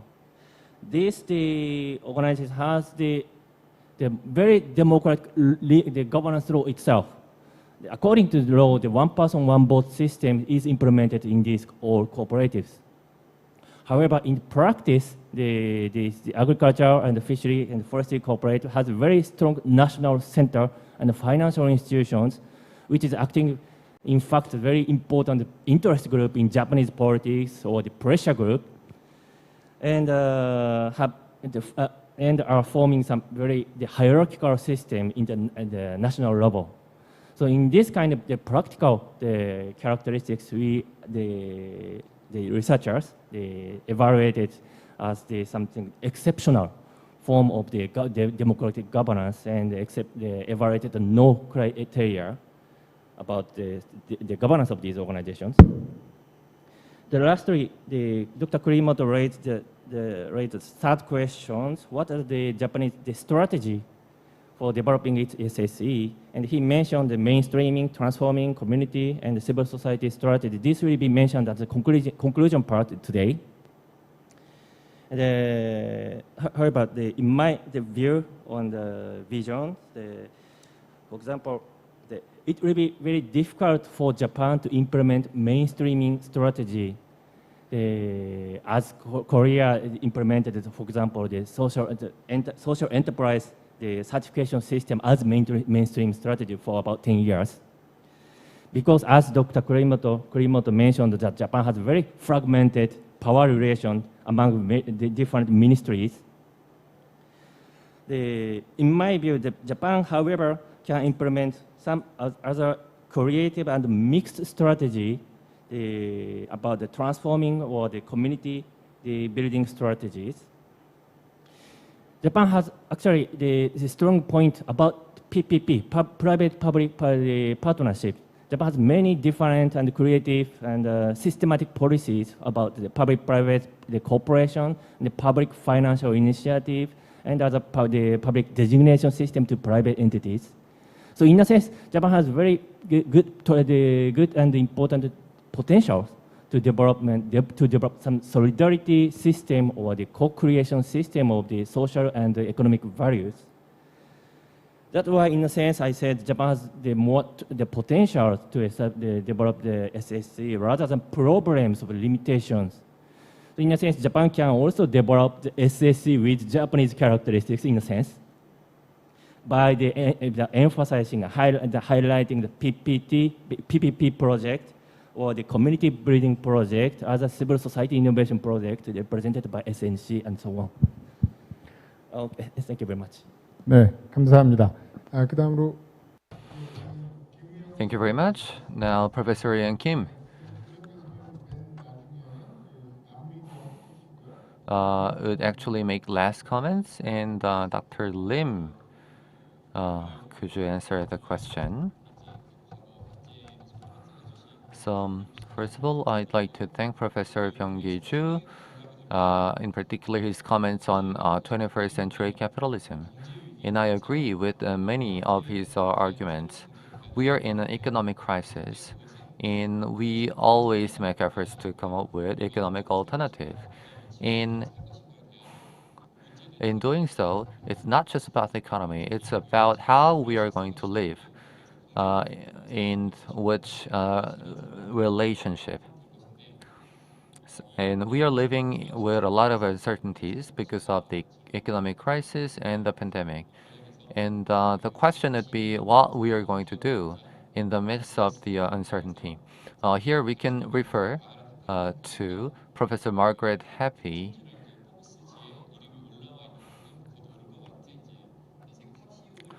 who interviewed global top CEOs who are likely to make the top 100 in the Fortune magazine. And she always asked the question about how these interviewees overcome difficulties. And many of them actually answered that it was because of the colleagues and the trust they had for them. They didn't mention Industry 4.0 or other new technological advancements. So I believe this really illustrates what kind of alternatives we have to come up with. So to borrow some expressions of Professor Chu, it'll be a new framework of interaction in life. So I learned a lot from his comments. Now to answer his question regarding the ineffectiveness of the government support, and also regarding the question received online about the urgent change in the government support. Well, I think we have to look at the process of a policy planning, implementation, and evaluation. In this cycle, it's actually difficult to expect a quick impact of government support. And actually, government policy can be ineffective in many other areas. So I think it's going to take some more time. And I believe the focus is already shifting toward ecosystem creation. So the most urgent change in government support would be establishing a system that allows comprehensive response and ecosystem support. So we have to continue to monitor the changes. And there was a comment on YouTube regarding platform workers and domestic workers who can be part of the informal sector. And I agree with the comment. In most definitions, the informal sector includes domestic workers. And according to an official statistics in Korea, there are about 500,000 platform workers in Korea.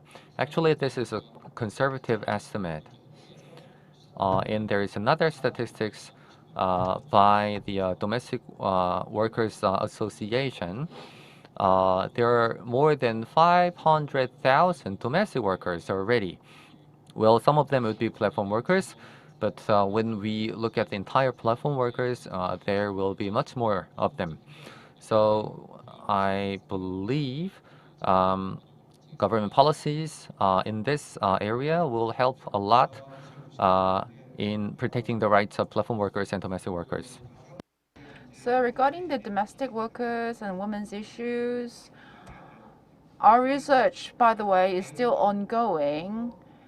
Were some of the issues that were recommended in a variety of different ways by the ILO, because the informality and the gender issues must be dealt with in our research, and we're going to do so. We're going to strengthen those aspects in our research. But there is a certain limitation. I have talked about the limitations of this kind of legal institutional research. We have 3 criteria, and there was a lot of discussion about that criteria. And then when we use a criteria to evaluate, there was a lot of discussion and debate about the results. So for example, in Japan, the co-ops or PHO, in Korea, they're SSEO. So that indeed was a part of the discussion that we had inside our group. So in Korea, there was an idea that Korean co-ops also need to be considered as PHO. And a lot of the activists also view co-ops as PHO, but after going through intensive discussion, we decided to categorize it as we had done. But if you look at the ILO and more general criteria, and also if you look at the potential for change, the traditional co-ops in Korea can change, and they are in fact already changing. So that was the conclusion that we could draw. So in Japan, like in Japan, the co-ops have these political lobbying issues and the hierarchical structure inside the co-ops, but there are many experiments that are taking place on the ground. For example, the agricultural co-ops are having direct elections on each of the branches. And of course, there is a lot of room for interpretation. So in Korea, we decided that the co-ops should be categorized as SSEO, pure organizations, and the Japanese co-ops were categorized as PHO. And if you look at the Southeast Asia in the next session, you're going to see a different kind of categorization as well. So in each chapter at the end, we're going to add making of the SSE in each country.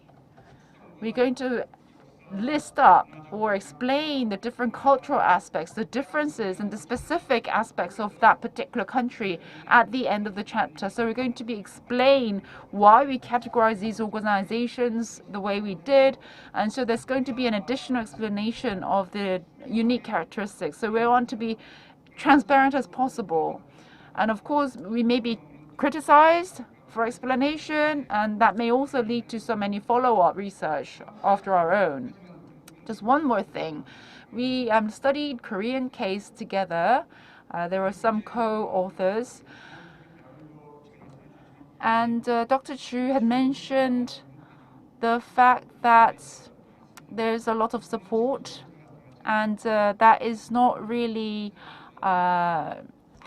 explained in very much detail in our research.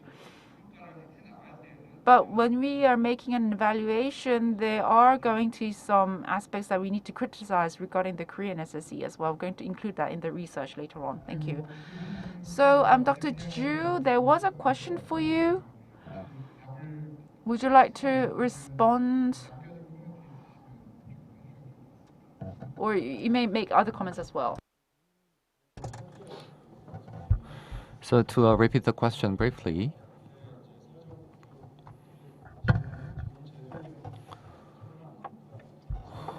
although this is not a discussion about government support policy, from my perspective, I think the government support is too little, too small in size to work as a primer for the growth of social and solidarity economy.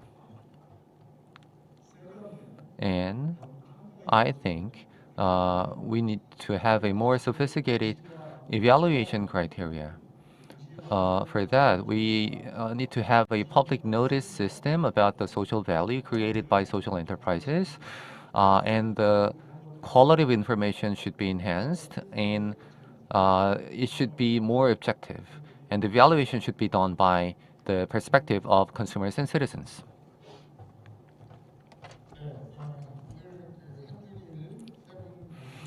All right, thank you very much for sharing your presentations and discussions about Korea, Japan, and China.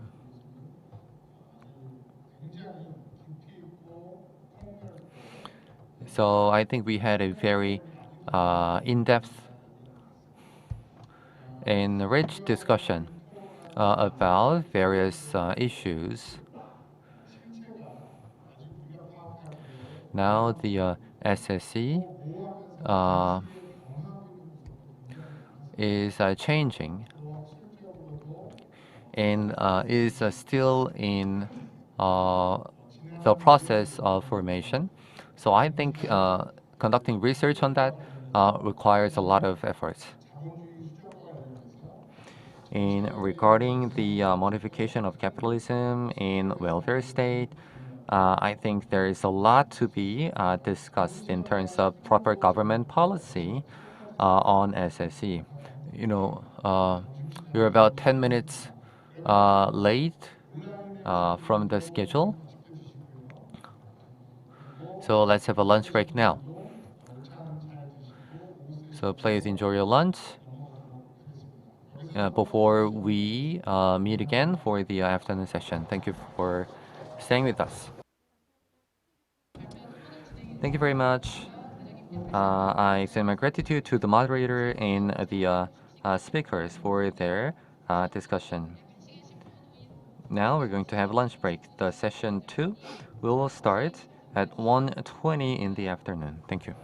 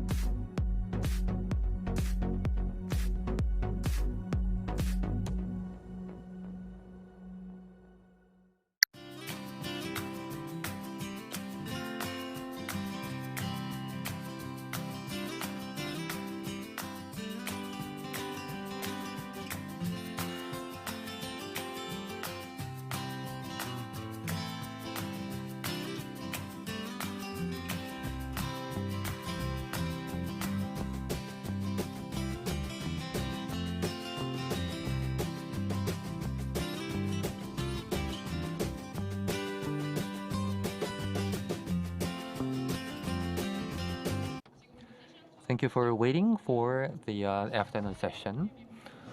We're going to start session 2 on the SSE mapping in Asia with a focus on Southeast Asia. So we have 3 presentations and discussions, and we're going to collect some questions online. The moderator is Professor Do-kyung An of the Department of Politics and Foreign Affairs in SNU. Now, Professor An has been conducting research on cooperatives from the perspective of organizational analysis. Please welcome him with a big round of applause. Session of the International Conference on Solidarity and Social Economies.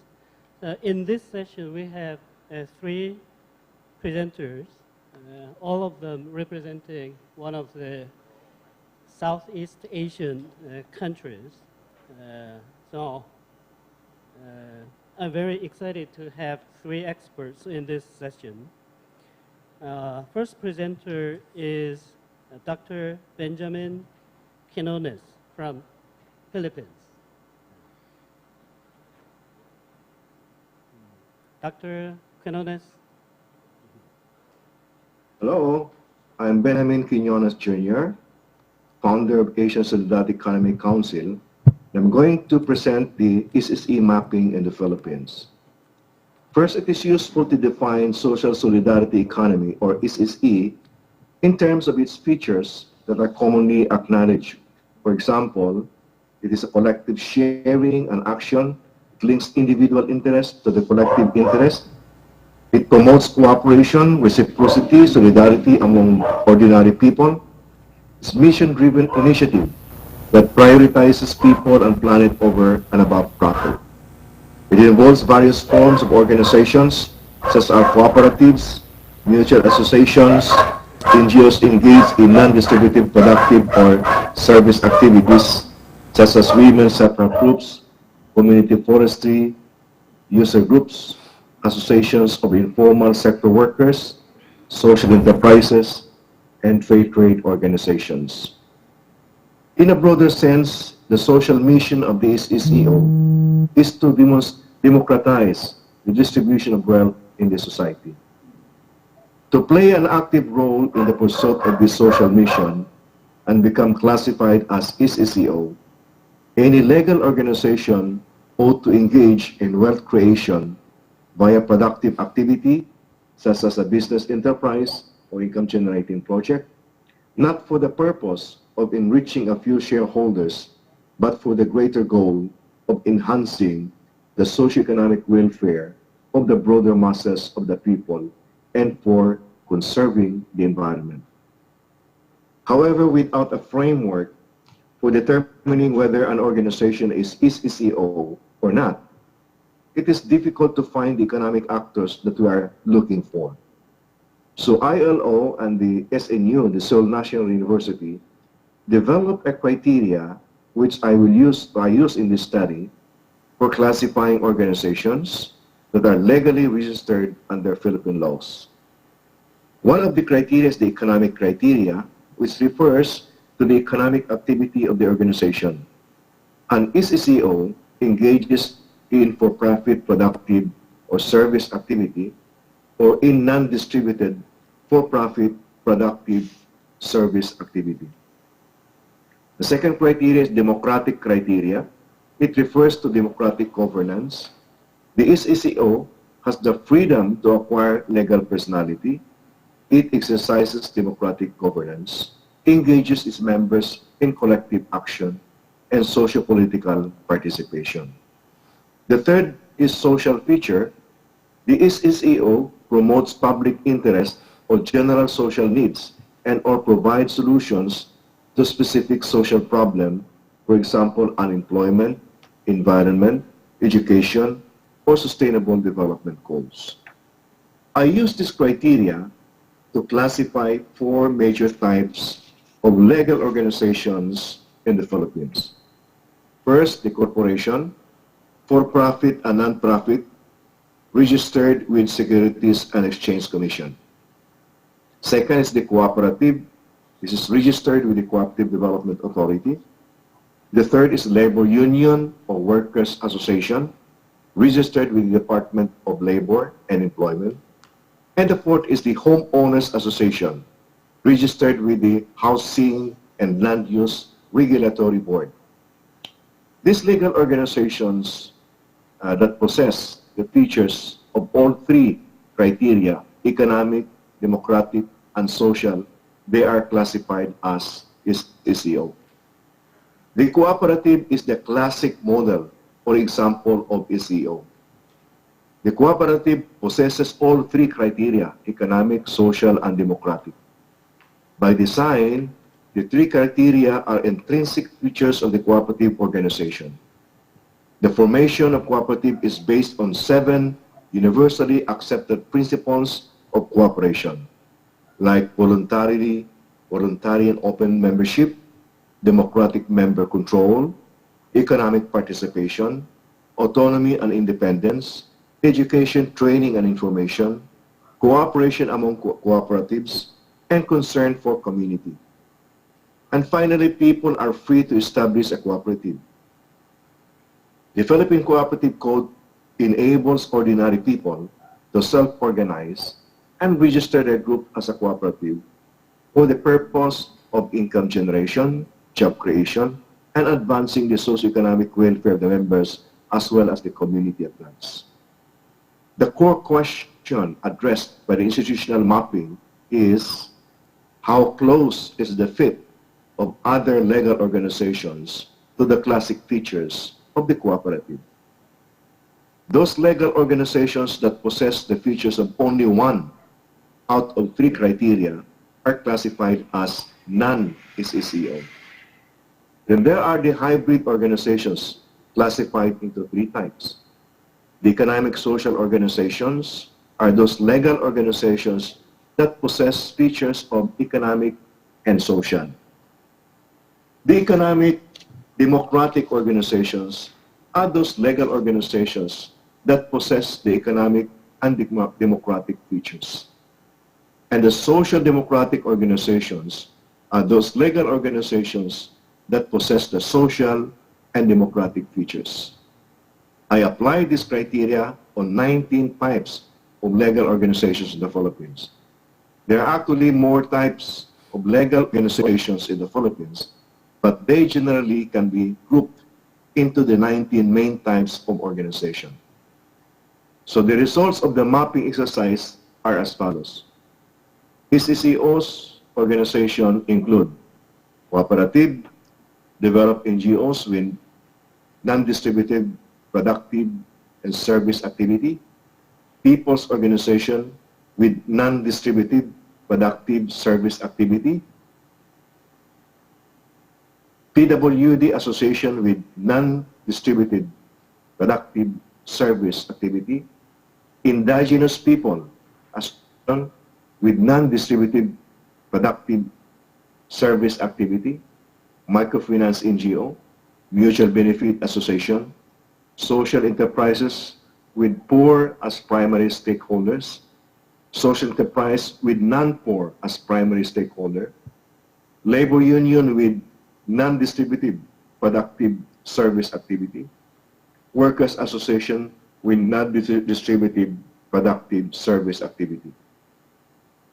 The non-SEO include for-profit stock corporation, foundation without non-distributed productive service activity, public service corporation, public school or university, professional organization without non-distributed productive service activity, religious corporation, sole proprietorship, and the rest are hybrid organizations.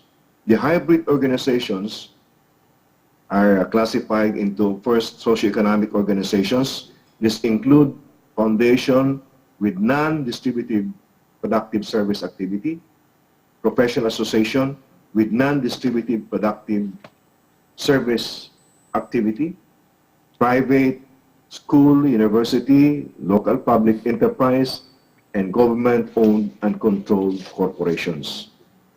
Now, the economic democratic organization include partnership, professional association with non-distributive productive service activity, people's organization with non-distributive productive service activity and no social mission, community-based village enterprise. Finally, the social democratic organization include development NGO without non-distributive productive service activity, people's organization without non-distributive productive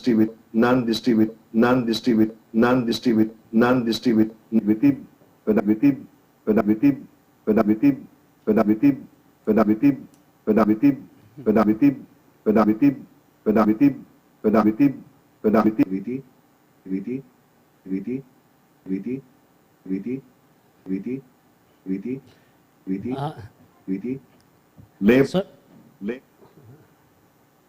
is it back on? Sorry, we have some technical difficulties in. I think the presentation was pre-recorded, just in case there are accidents like this. Apparently, let's wait a minute or two.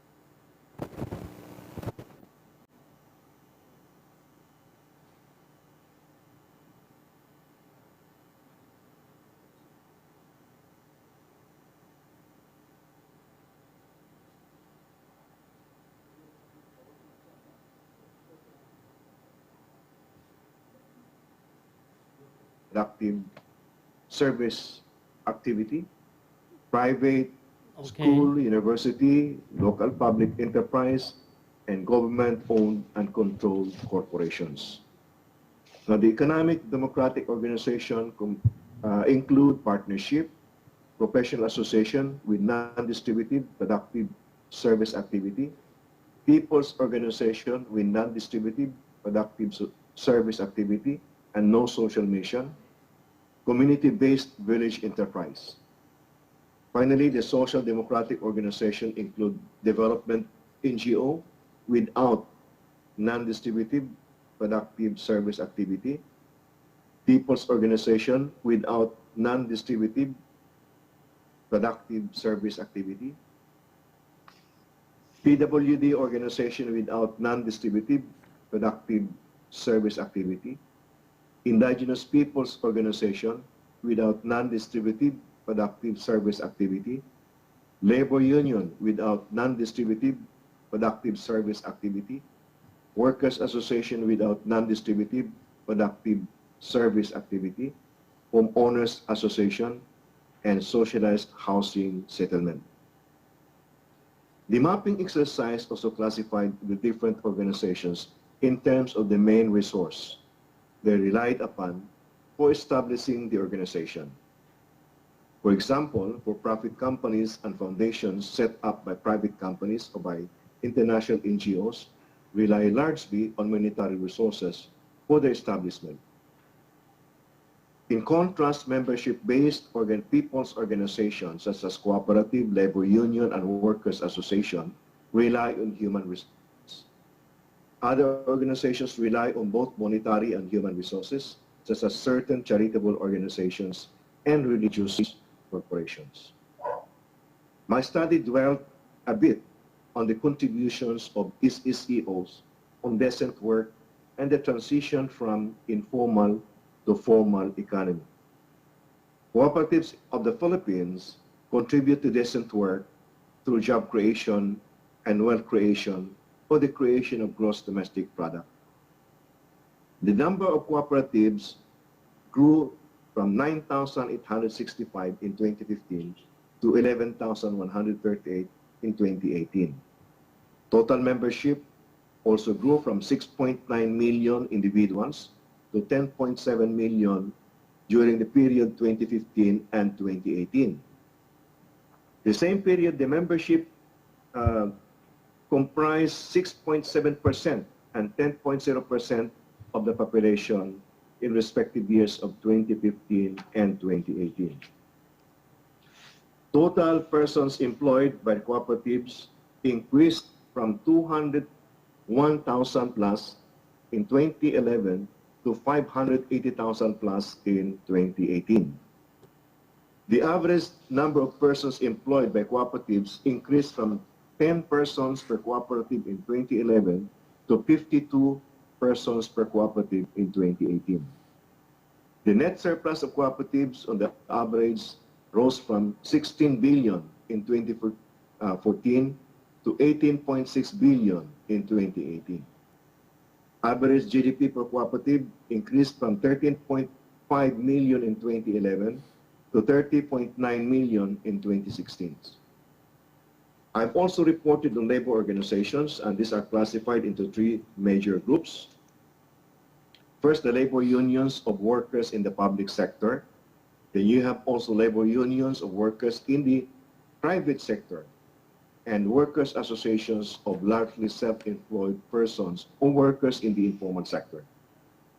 Public sector labor unions average at 277 members per organization. They are larger than the private sector labor unions with average member of only 88 members per organization. The workers' associations, they are smaller. They have only average of 38 members per organization, but they comprise almost 4/5 of the total number of labor organizations in the country. Workers' associations are comprised of self-employed persons and workers in the informal economy. I've also reported on gender equity, and in the Philippines, there are several policies that have been enacted by the Philippine government to uplift the socioeconomic status of Filipino women. Women in the Philippines have higher life expectancy at birth and higher functional literacy than men.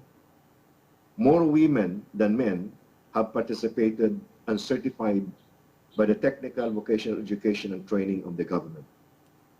There are lower proportion of poor households among families headed by female compared to families headed by male. In terms of labor force participation, however, female participation is much lower than that of the male. The proportion of unpaid family workers is higher among female than that of the male.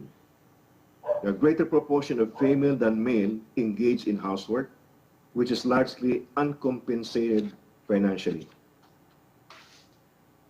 There are more male than female who work abroad as overseas Filipino workers, and the remittances of male OFWs are larger than those of the female OFWs.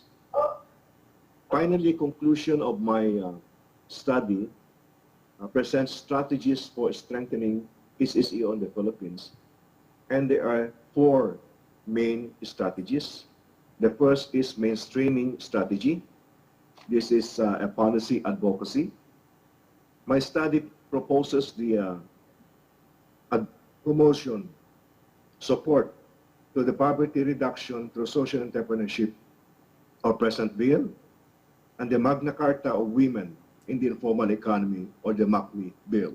These are still being deliberated upon in Congress, and we hope that the Congress will act on this so that they will become policies in the Philippines to promote the strengthening of SECOs in the Philippines.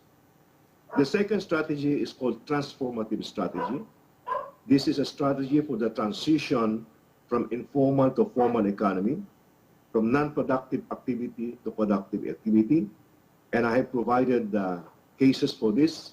There are 3 cases that I have submitted. The Global Pro Multipurpose Cooperative.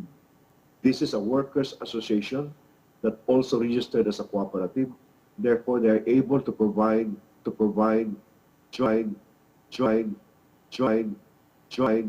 join, join, join.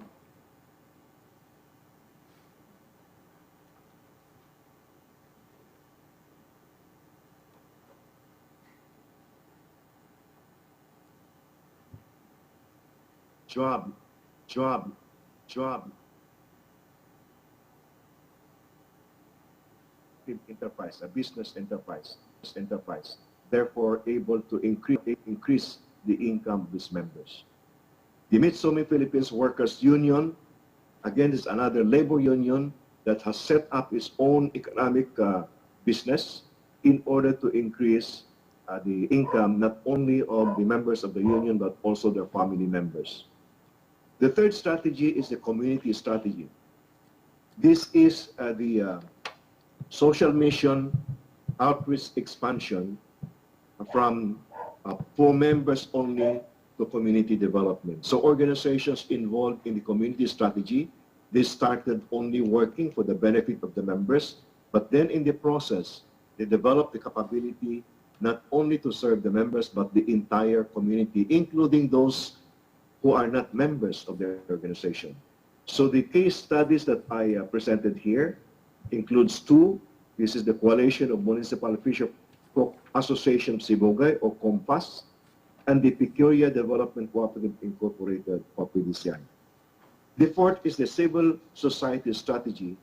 This is the strategy whereby non-governmental organizations or civil society organizations are providing capacity building support to people's organization or community-based organizations.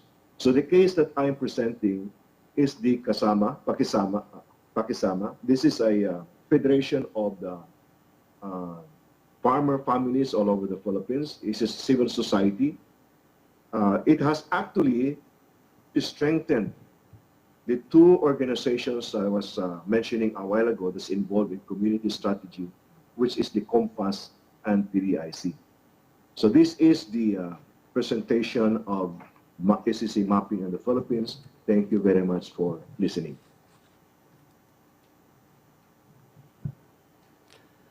Okay, even though the presentation was pre-recorded, I believe Dr. Quinones is connected with us online, participating online to the conference. Anyway, I would like to thank Dr. Quinones for the very interesting presentation on Philippine cases.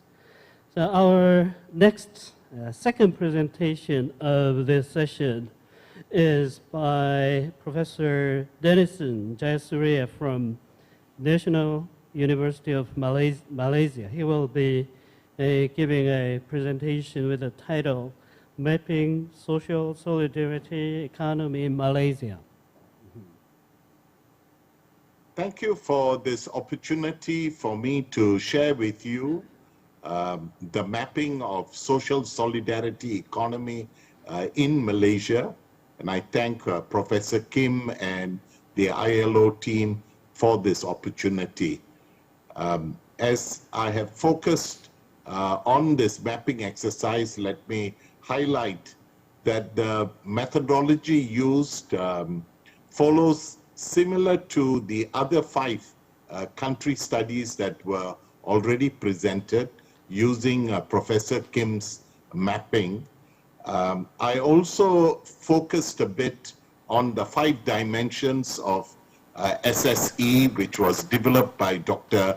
Ben Quinones as an ASEC framework, which was reference was made by Dr. Ben and Dr. Eri vis-a-vis Philippines and Indonesian case study.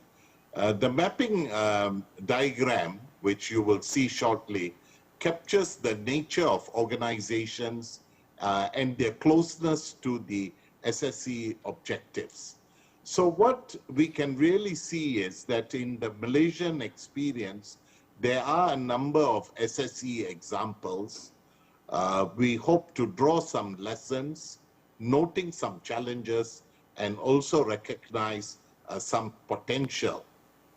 Now, through this mapping exercise, I found 4 categories and 8 organizational types using the legal provisions for registration in Malaysia.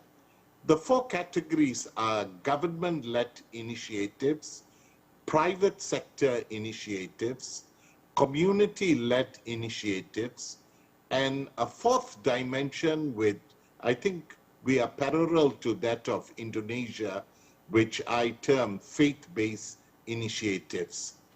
And the organizational types are similar to other country studies, but here I've only focused on 9 key types.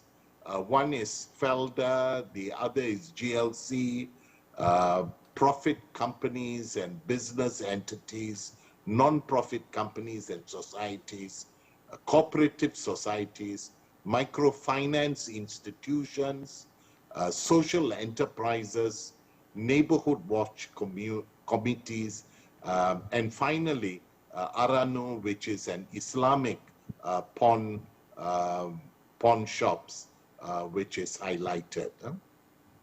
Now, the legislative framework, there were a number, but I think there are 3 key ones that are used by in the profit and non-profit and cooperative sector, which are the dominant legal frameworks that are available. For the profit companies, there are over 1.3 million companies that are registered, with about 1,000 in the KL Stock Exchange. In terms of social and they make social and environmental contributions through their CSR activities. Cooperatives are another major legal provisions, like in all other countries, and this is dynamic because it covers over 14,000 cooperatives under 9 categories, and it has over 9 million members. The Societies Act is the dominant form for non-profit societies in 11 categories, over 77,000 with over 2 million members.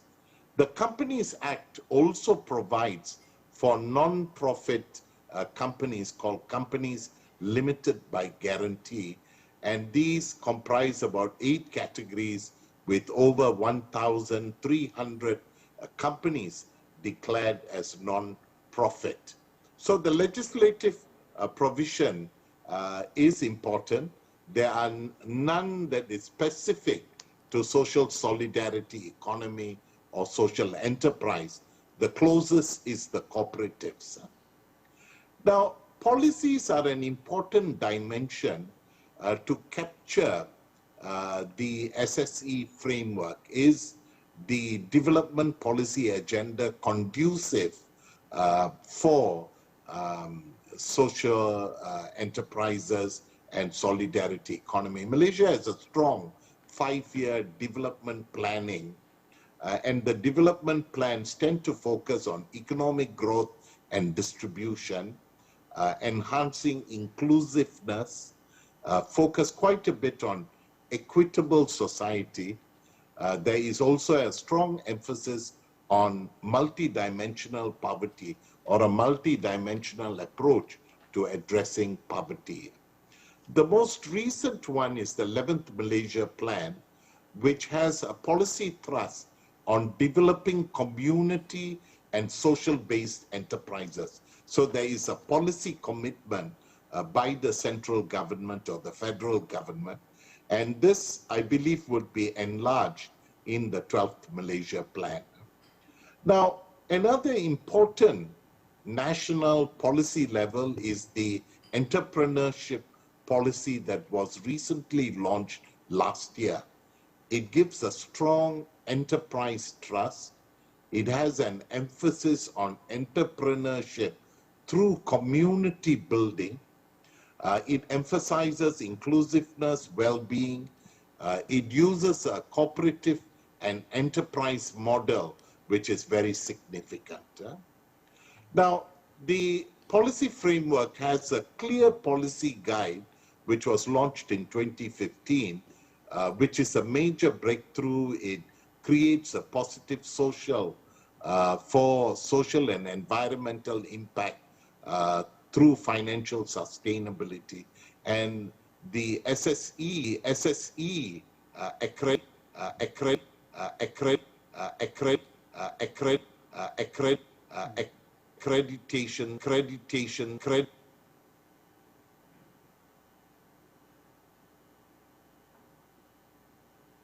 one of the league, one of the league, one of the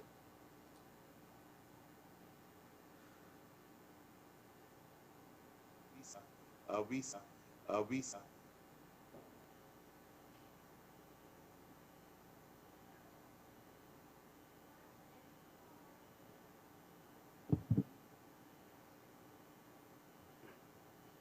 Okay, again, because of some technical difficulties, we will pause for about a minute.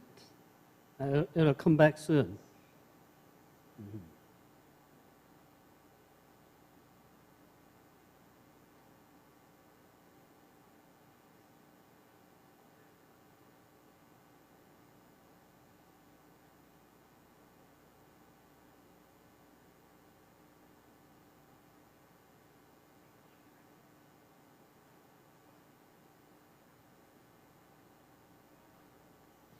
Okay, we are ready to start again.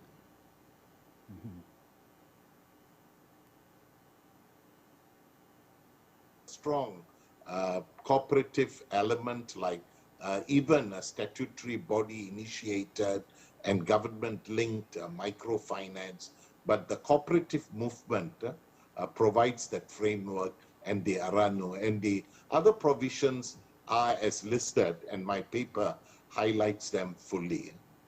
Now, to look at the SSC potential organizations, there are these three, which are the cooperatives, the social enterprises, and the faith-based. And in reviewing this, I ask myself, what is common features for these three? It has a strong business dimension. There is a focus on social or environmental objective. It has a strong community orientation. It has community accountability. There is some legislative policy and financial support which is given by the public sector. So this is significant in its development of the SSE movement. Now, the cooperatives stand out as the strongest potential with the large numbers, and this is because of its economic viability, the social responsibility, the collective decision making, the accountability process, the cooperative values and concepts, which are positive aspects for SSE. And also in the review and in the meeting with the political leadership, one recognizes the need for visionary leadership, management competencies, understanding the cooperative concepts. Trust building is equally important in this context. And therefore, one of the strongest cooperative movements which is initiated by the state but has a very strong people orientation is the Federal Land Settlers Cooperative, with over 112,000 members in 300 over cooperatives, or 200 to 300, 200 over cooperatives to 317 settlements. And they use their collective savings and they have grown that to a significant amount. Now, but there are also major challenges facing the SSE organization, and the study looks, because the dominant policy framework is still towards favoring big business, and the space for micro operators in the social context is not as large. Although there are public policies facilitating this, they have to compete still in the marketplace. The supporting policy for financial loans and matching grants are there, which is a boost, but the profit maximization aspect is strong. While the cooperative movements were highlighted as significant, their dominant business model is seeking to make profit in a majority, but the challenge to adapt social and environmental objectives and role modeling is needed. Trust, likewise, to community and solidarity approaches requires more work, and all these initiatives need to tap on the new markets and the use of technology and the challenge to incorporate the informal sector and women are quite significant. But we can learn many lessons from the Malaysian experience, drawing from the kind of policy framework and the political support, the political will, and the development policy agenda that sets. Now, although there is no direct policy or legislation, however, there are supporting legislation and supporting policy framework, legislation like the cooperative movement, supporting policy like the SSE accreditation, and groundbreaking examples which are innovative are the Arano, which is an alternative to the very profit-oriented pawn shops, and like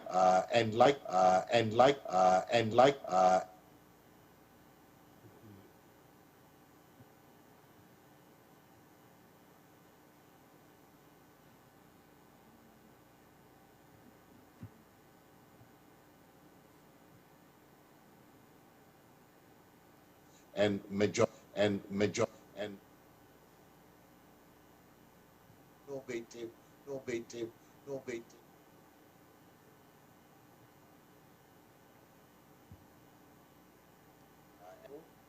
And this is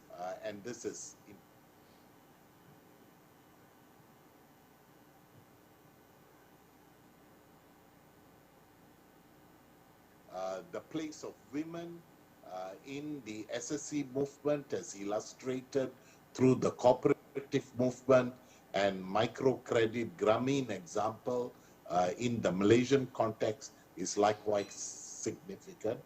The post-COVID-19 situation reveals the emergence and importance of local economy or neighborhood-based networks of producers and consumers in a way that wasn't appreciated before, but significant in the lockdown process. And more needs to be done to capture that.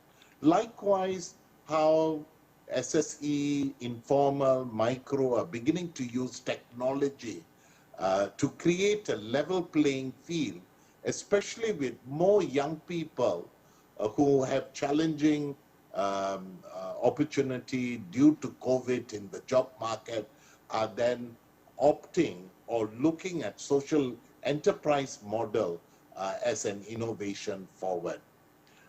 So I think those are some of the lessons and challenges, and the Malaysian example shows a promising future, but it requires more coordinated effort in due time.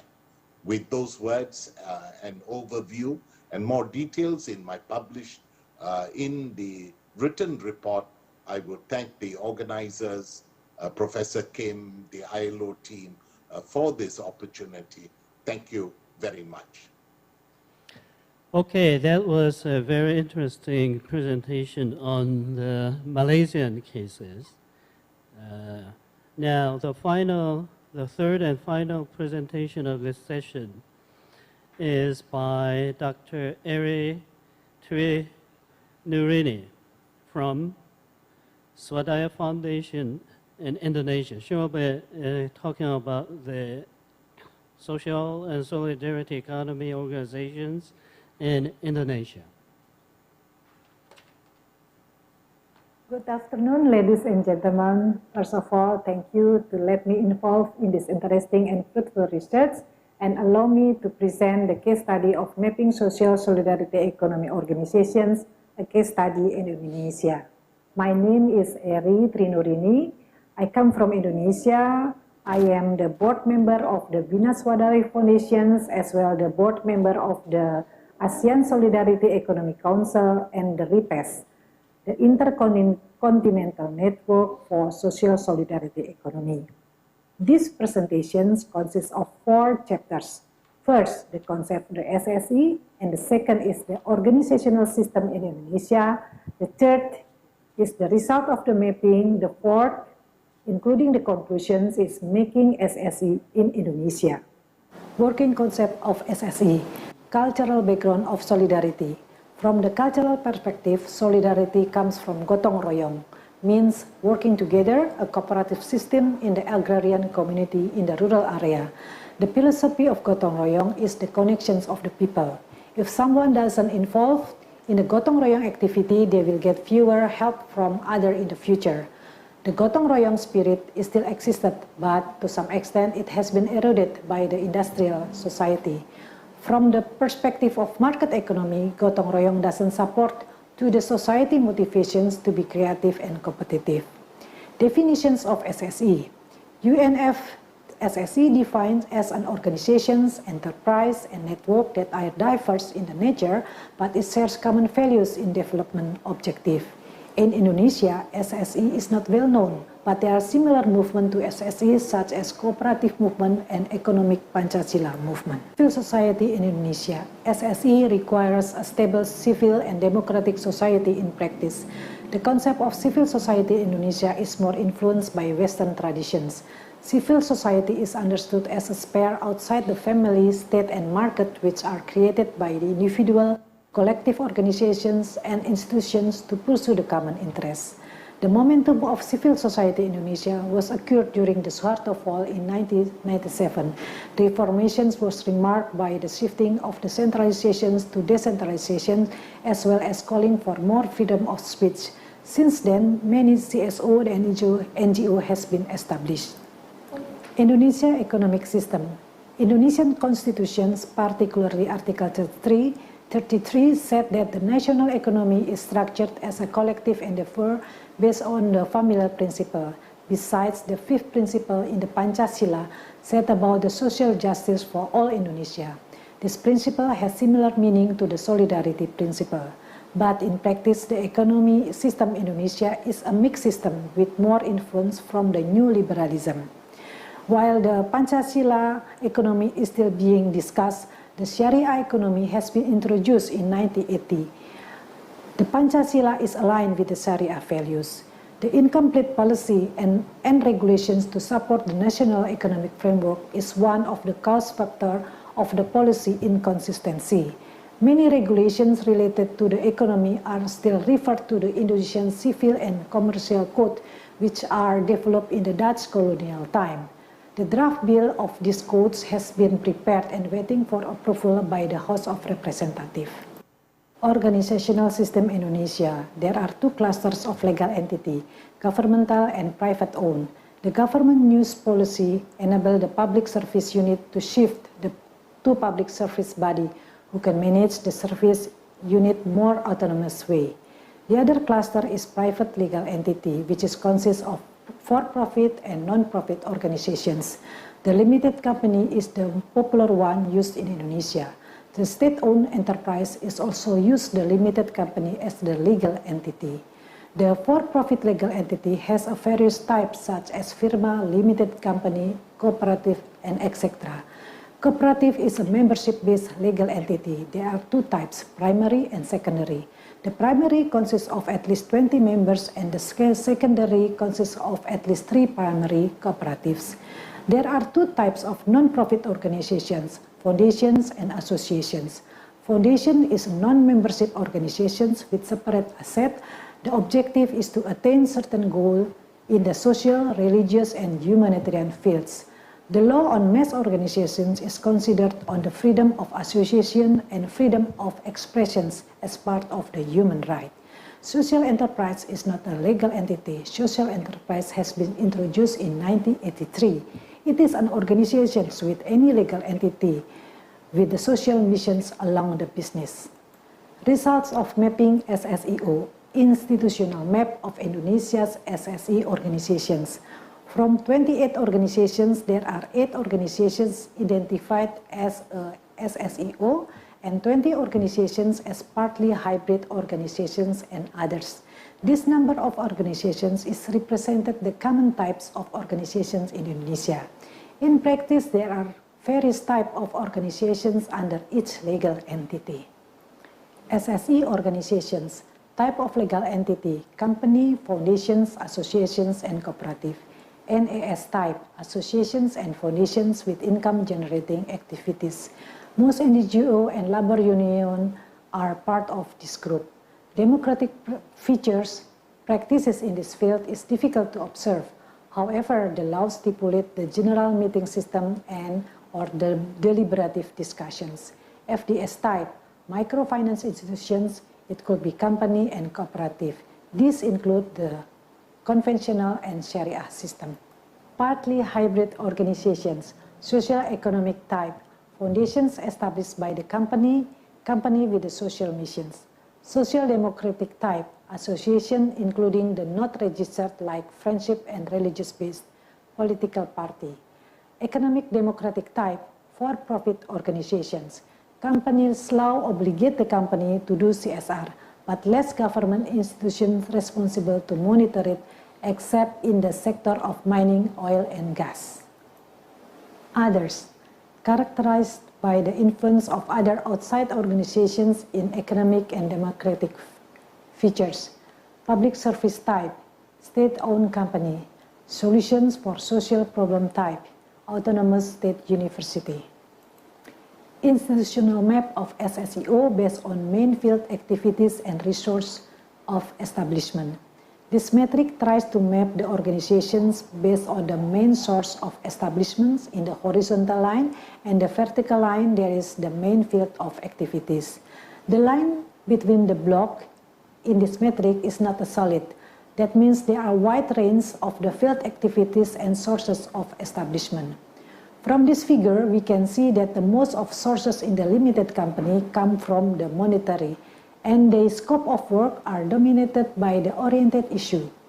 Most organizations working based on the geographical area are the neighborhood type, such as family, village family, welfare, and empowerment, etc. Besides, there is also SSEO working in that area like the village cooperative unit. Making SSE in Indonesia. This chapter will describe organizations that has not yet been discussed in the previous chapter. Informal sector. 98.7% of the total number of the enterprises in Indonesia is the micro enterprises. ILO divided the informal sector into two groups, informal sector workers and the home workers. Many of them are women, and they do not have access and link to the industry who employed them. Community-based organizations. There are various types of community-based organizations. Based on initiative of the establishments, there are three types. First, initiated by the government, initiated by the project, and by the community. They mostly have no legal entity, but it is recognized by local administrations. Source of establishment is human resources. BUM Desa or village-owned enterprise. BUM Desa is institutions established upon the enactment of the village law. The law said that the BUM Desa has to be managed based on the familial and solidarity principle, but the law doesn't mention specifically the legal entity of the BUM Desa. The number of the BUM Desa is equivalent to the numbers of the village in Indonesia. It's around 75,000 units. So it is very strategic in contributing the equality in the village level. In practice, many BUM Desa establishments has preferred to the company rather than cooperative legal entity. Some critique to this from the CSO are, first, the regulation is not consistent with the law. The second, the company legal entity of BUM Desa and decision making could be steered by the village elite. It could hinder the community participations in the deliberative meeting. Conclusions. The assessment concludes that the policy framework in Indonesia has not yet fully supported the social solidarity economy. There are already 10 from 28 organizations identified as SSE organizations, and the rest is partly hybrid organizations. Nevertheless, there are actually several numbers of informal and traditional organizations which are practicing SSE principles. Suggestions to enabling policy framework of the SSE. Policy consistency in favor of cooperative. Give the equal chance for the cooperative to participate in the business. Affirmative policy for SSEO in kind of tax or other form of incentive. Bridging the informal sector to access the government services. Protection and support to home-based and micro enterprises. Strategies for strengthening social solidarity economy organizations. First, mainstreaming strategies, strengthening centripetal institutions among the SSEOs. Second, transformative strategy for PHOs and SSEOs. One of the good practice here is the Bina Swadaya Foundations, who transformed from social development organizations to social enterprise. The third, community strategy. This strategy is aimed at building and diffusing vibrant community economy and promoting decent work through SSE business. The best practice here is the common kitchen of Kampung Mataraman in Yogyakarta and Cafe Farmers Cooperative, Alco Cooperative in West Sumatra. The fourth, civil society strategy. This strategy is aimed at strengthening civil society and service innovations through SSE or responding to the people's various needs and social diversity. End of my presentation. Thank you. Thank you, Dr. Tri Nuriniadi, for a very informative presentation on Indonesian cases. So we have finished all three presentations. We have three discussants now, one for each country. If they are ready, let's get started. The first discussant is Mr. Omi Romero, who will be discussing the presentation by Benjamin Quinones on Philippine cases. And thank you to be invited to this. I want to comment on what Dr. Ben Quinones has shared about the strategies to propagate social solidarity economy. Just as a background for my comment, I have been working with the government in the area of policy making for the past 4 months. And he mentioned that one of the strategies to propagate social solidarity economy is in mainstreaming. And I just wanted Dr. Ben Quinones to comment in our approach currently to bring together the three kinds of capital, which is the political capital of government, the social capital of civil society, and the financial capital of business. When we try to put them together to, let's say, address issues like poverty, alleviation, what they call this, health concerns, community-based health concerns.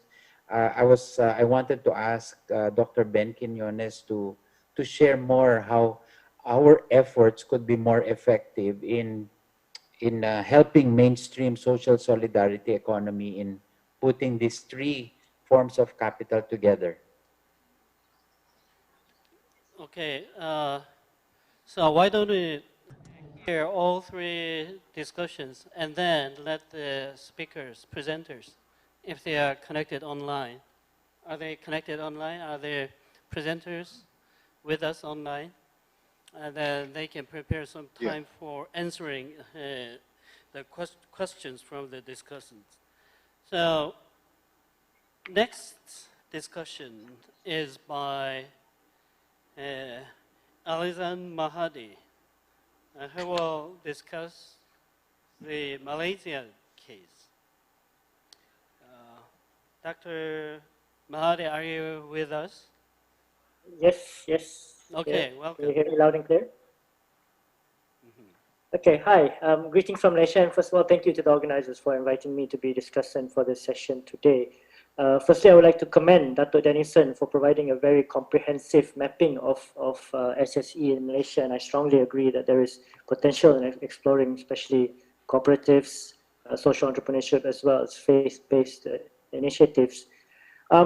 What I like to do is, based on Dr. Dennison's paper and presentation, I'll provide some of my own views on the challenges and prospects in terms of really institutionalizing SSE in Malaysia, and hopefully provide a bit more context of SSE in Malaysia as well. The first challenge that I would like to raise is, I think Dr. Dennison mentioned in one of the key government-led initiatives is this FELDA model. So one of the first challenges I would like to raise is there is a strong dependency on such schemes, such smallholder schemes for rural and agricultural transformation in Malaysia. As you may know, such organizations such as FELDA, they're very critical towards rural transformation, poverty eradication, and distribution of wealth in Malaysia. And institutionally, FELDA is the most prominent of all the smallholder schemes as a land development and resettlement agency. And it was a statutory body with the aim of giving land to the landless by resettling the landless poor and those with uneconomic holdings in new commercial land and development schemes. Now, it is undeniable this model has been very successful. While the exact figures are uncertain, it is estimated that FELDA has lifted about more than 100,000 families out of poverty, providing huge socioeconomic benefits and giving birth to the rural middle class. However, in more recent times, there's been an increase in outmigration from the rural areas into urban areas from these schemes due to the lack of decent job opportunities. There has been a lack of self-sustainability in terms of these schemes because there's a lot of dependency on the agencies themselves.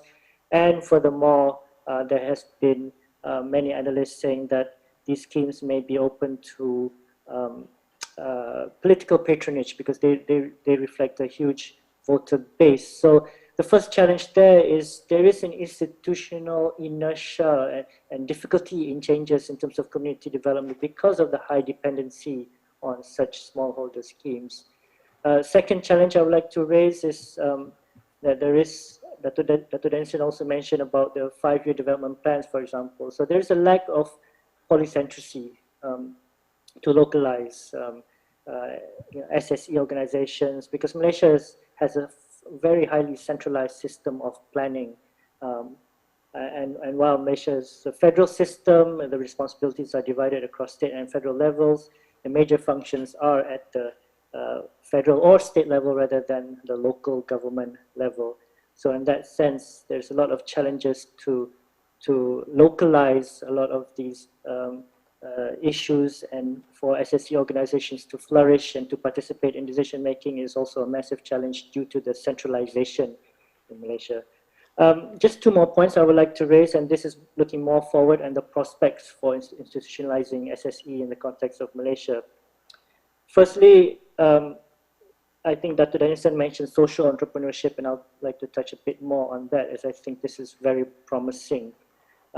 Not just in terms of the policy environment where Malaysia has made progress with, I think it was already mentioned, the Malaysian Social Enterprise Blueprint and the Social Enterprise Accreditation Guidelines, but also especially post-COVID-19 has demonstrated various activities of social enterprises.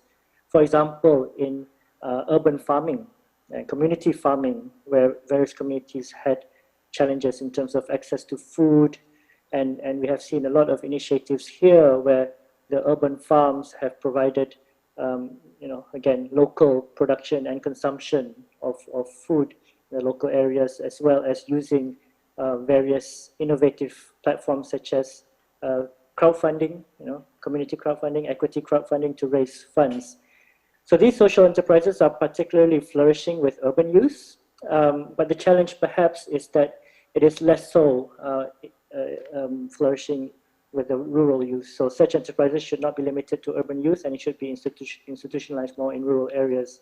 Furthermore, I think Dr. Dennison mentioned here, it is the startup innovation where there's huge institutions such as, again, Dr. Dennison mentioned Magic, but they focus mainly on the tech industry. So if this can be replicated for SSE organizations, for impact organizations, I think it will be more conducive in terms of the policy environment. Just my final point in terms of moving forward is institutionalizing the SSE through the Sustainable Development Goals. I think the SDGs provide a useful platform to localize and institutionalize SSE along with the aim of attaining goals and targets of the SDGs. As we all know, as it is a global tool, it offers a tool not just for subsidiarity in terms of localization, but also balancing it with solidarity from a global perspective. Now, I won't go into detail, but Malaysia has undertaken a process to localize the SDGs led by Dr. Danielson himself with a program called the All-Party Parliamentary Group on SDGs, where we work with parliamentarians, we work with local NGOs, we work with local stakeholders and local researchers to really localize the SDGs and also both identify the local issues, local problems, and also find the solutions to address these issues. And a lot of those solutions will be related to SSE, such as through perhaps capacity building for cooperatives, social entrepreneurship, and so on. So just in conclusion there, I think there is a lot of, I agree with Dr. Danielson, there is a huge potential, a lot of promise, but it will require transformative and institutional changes, especially considering the prevailing structures. So I think there's an opportunity to utilize recent tools, recent trends, such as social entrepreneurship, technology, as well as the Sustainable Development Goals. And I'll stop there. Thank you very much. Okay, thank you very much, Dr. Mahadi, for very knowledgeable and productive suggestions. So now we will move to the third and final discussion of this session by Mr. Setio Budiantoro. Mr. Budiantoro, are you with us? Yes. Okay, you may start.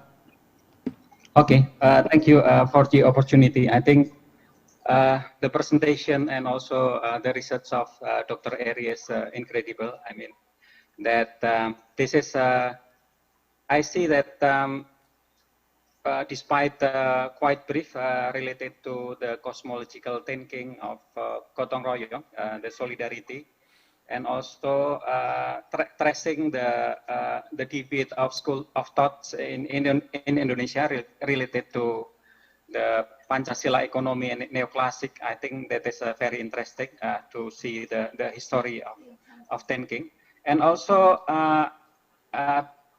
because this is new, I think that this is SSE, this one, really helps to understand for, especially for Indonesia also, that related SSE entities and partial hybrid organization.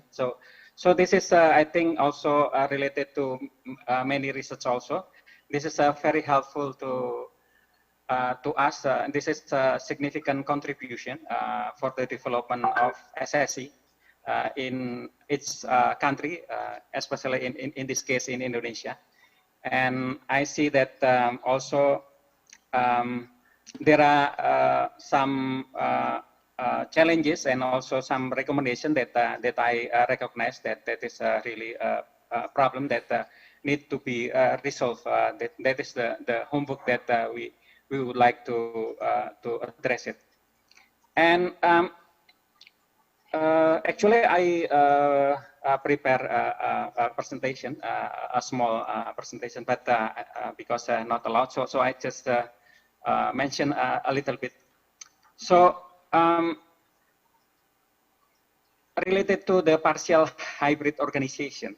So in Indonesia, there is a transformation. So related to the recommendation, there is a transformation in Indonesia. So we have the new the high standard of accountability of the companies, especially for the listed companies, that they must have a sustainability report. So they must have the planning and also monitoring and evaluation related to what they would like to do. So related to the socioeconomy, environmental, and good governance, we have the indicators that checking what is the plan and also what is the result. And in Indonesia, we have regulation of Financial Service Authority that all of the financial institutions and public listed companies are compulsory to publish sustainability report, and also that is integrated with the GRI, Global Reporting Initiative, and also with SDGs. And that one, we mainstream into our SDGs National Action Plan. So all of the companies, especially for the listed companies and also for the financial institutions, big financial institutions, they will participate to our national action plan to achieve SDGs.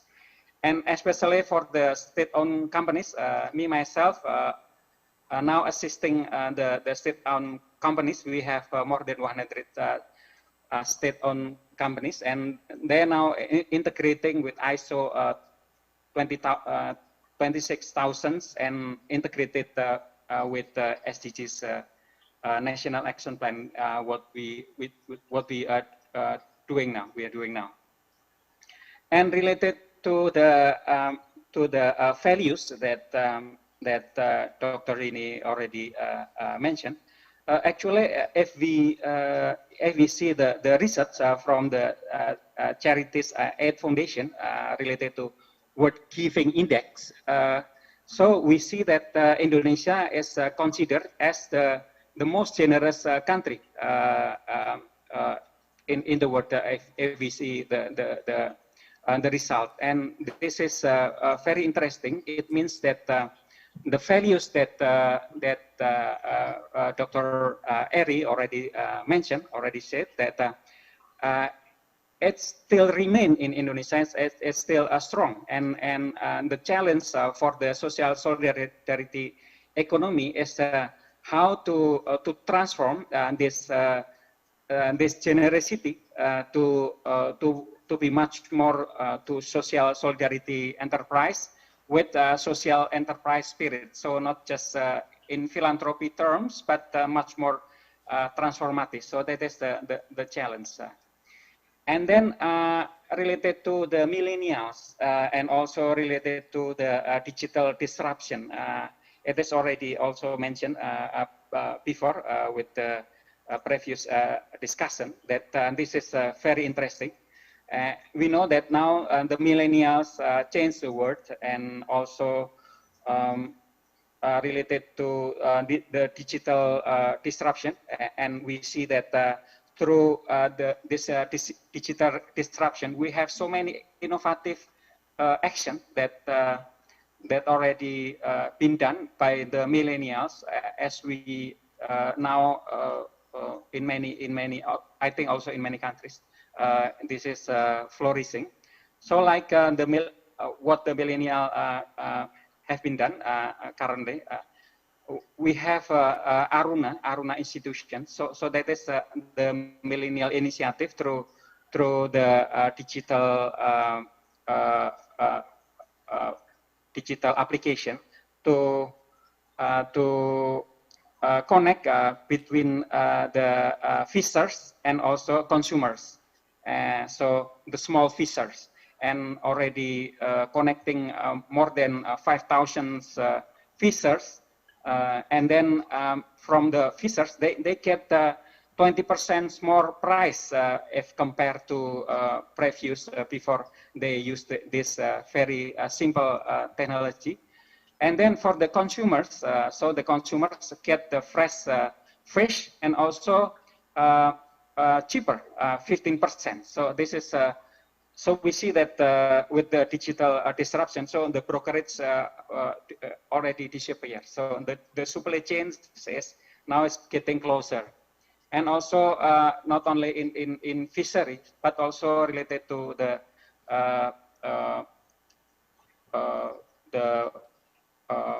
farmers. The farmers also has also the same application, and this is facilitated by millennials, and we see that because of the COVID, we cannot connect to many shops, and then through this application and through this digital technology, and then just connect all of the thousands of the farmers to the consumers, and this is almost the same with the Aruna. And what is also the challenge of the social enterprises, social solidarity economy, is also related to the financing. So we need also to think about innovative financing related to like impact investment or sustainable investment, responsible investment, venture philanthropy. So to make this movement become much greater and also much more sustainable. And also, and the last one, actually this is just established yesterday, just informed yesterday that that the Ministry of Village has village regulation related to achieving SDGs. So SDGs. So this is very interesting. This is SDGs village transformation. So the indicators of the village transformation using the indicators of SDGs, and this is very interesting because we have the priorities in economy and also in social and also in environment, and to check the achievement and also the planning is using this priority. And what is this is very interesting because in Indonesia we have much more than 80,000 villages, and each village will get about $70 million its village in a year. So this guidance is very important to transform the village to achieve the SDGs and using the SDGs as the framework. And this is opportunities for social solidarity enterprises to use this kind of regulation to transform the SDGs village to achieve the social, economic, and environmental that we would like to achieve for a better condition. So that is the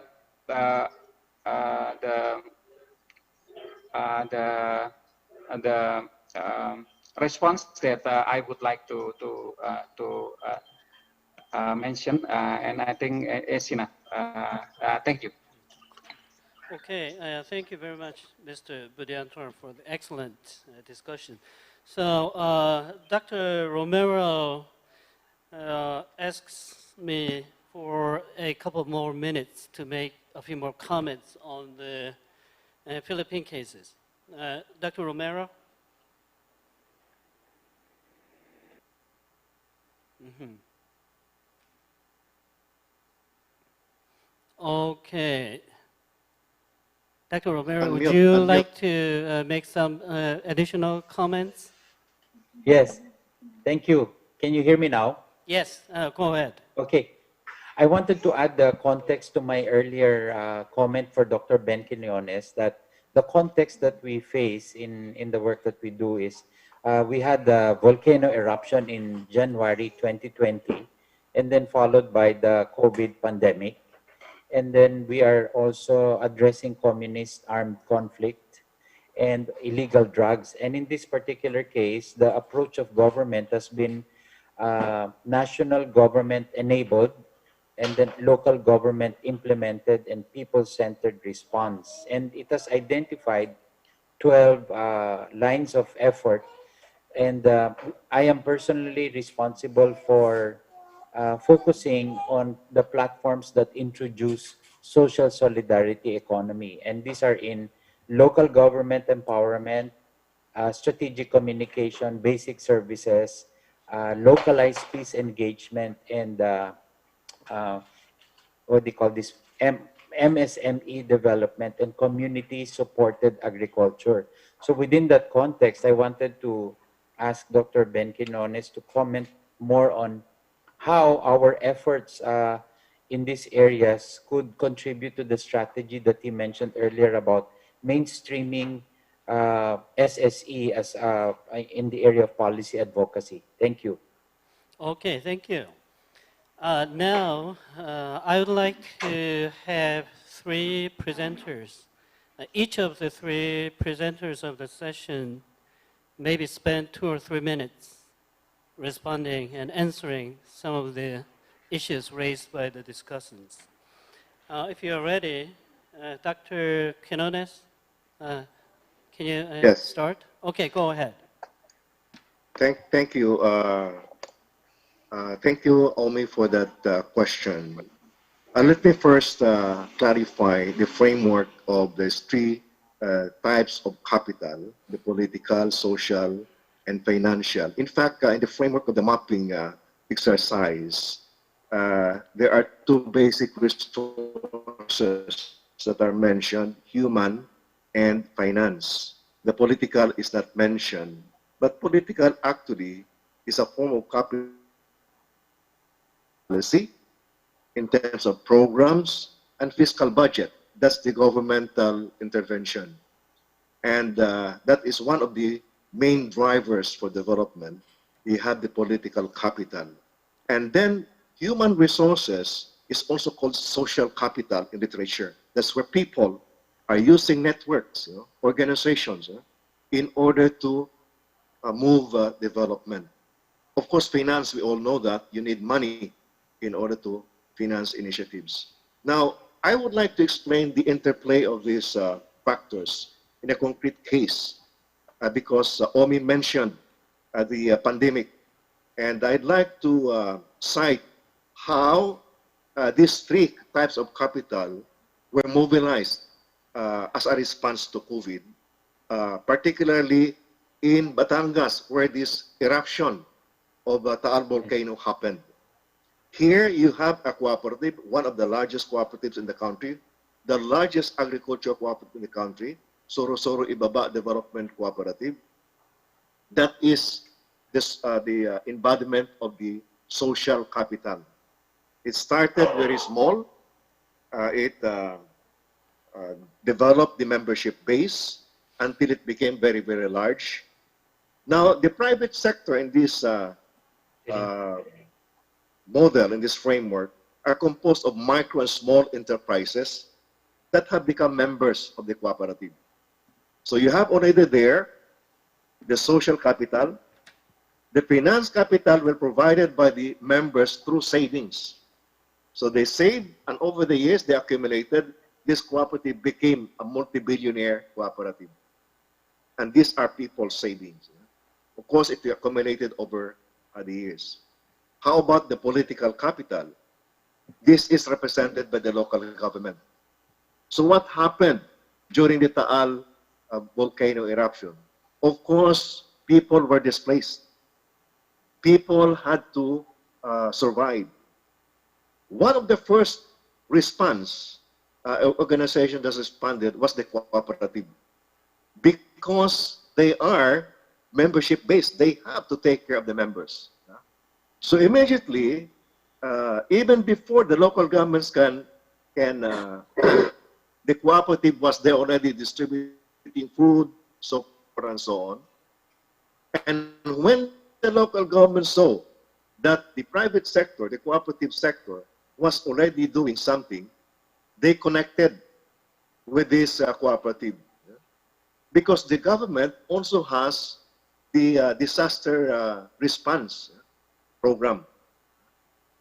And noting that the cooperative is well organized, they came and discussed how to collaborate in order to respond more effectively to the needs of the people. So when we looked at, a few days ago, we looked at the performance of this cooperative. They said immediately after COVID, because of the lockdown, quarantine measures, their performance, their loans and business volume dropped. This is for 3 months. But as soon as the quarantine measures were lifted or relaxed, immediately they rebounded. In other words, the resilience of this social capital, was even better than the finance capital, because the other organizations, the private sector, those providing basic necessities through the malls, the shopping malls, they have difficulties responding immediately. So what happened was that in the context, of the interplay between these three forms of capital, the people lost their contact with the formal market system. They could no longer depend on the shopping malls for their food necessities. So it seemed like these customers were released from the formal market, and the social capital of the cooperative, they took advantage of that, and they created mobile marketing units to reach the people. And when the government saw this, they said, this is very good, but how can we avail of your services when you are far away? So this immediately responded to by the cooperative. They set up satellite offices. So in the times of this COVID-19, this cooperative increased their membership. Why? Because customers cannot find any more services from the formal sector, but the cooperative took advantage of this situation. They went up there and they set up satellite offices. So the people were amazed. The people really liked what they have done. They wanted to become members of the cooperative. Very good. So you have here, the interplay of the three forms of capital. You need to have a local government that is very responsive also to the needs of the people. So when they saw that the cooperative was already there, the mayor was also, moved by this move of the action of the cooperative. So he went and collaborated with the cooperative. I think this is the interplay that we need at the local level, where the local government is sensitive to the responsive to the needs of the people, and looking for stakeholders, organizations that are already doing something there, establish immediately partnership with them, instead of only depending on the political capital and then doing its own job without looking for other stakeholders that can do the job.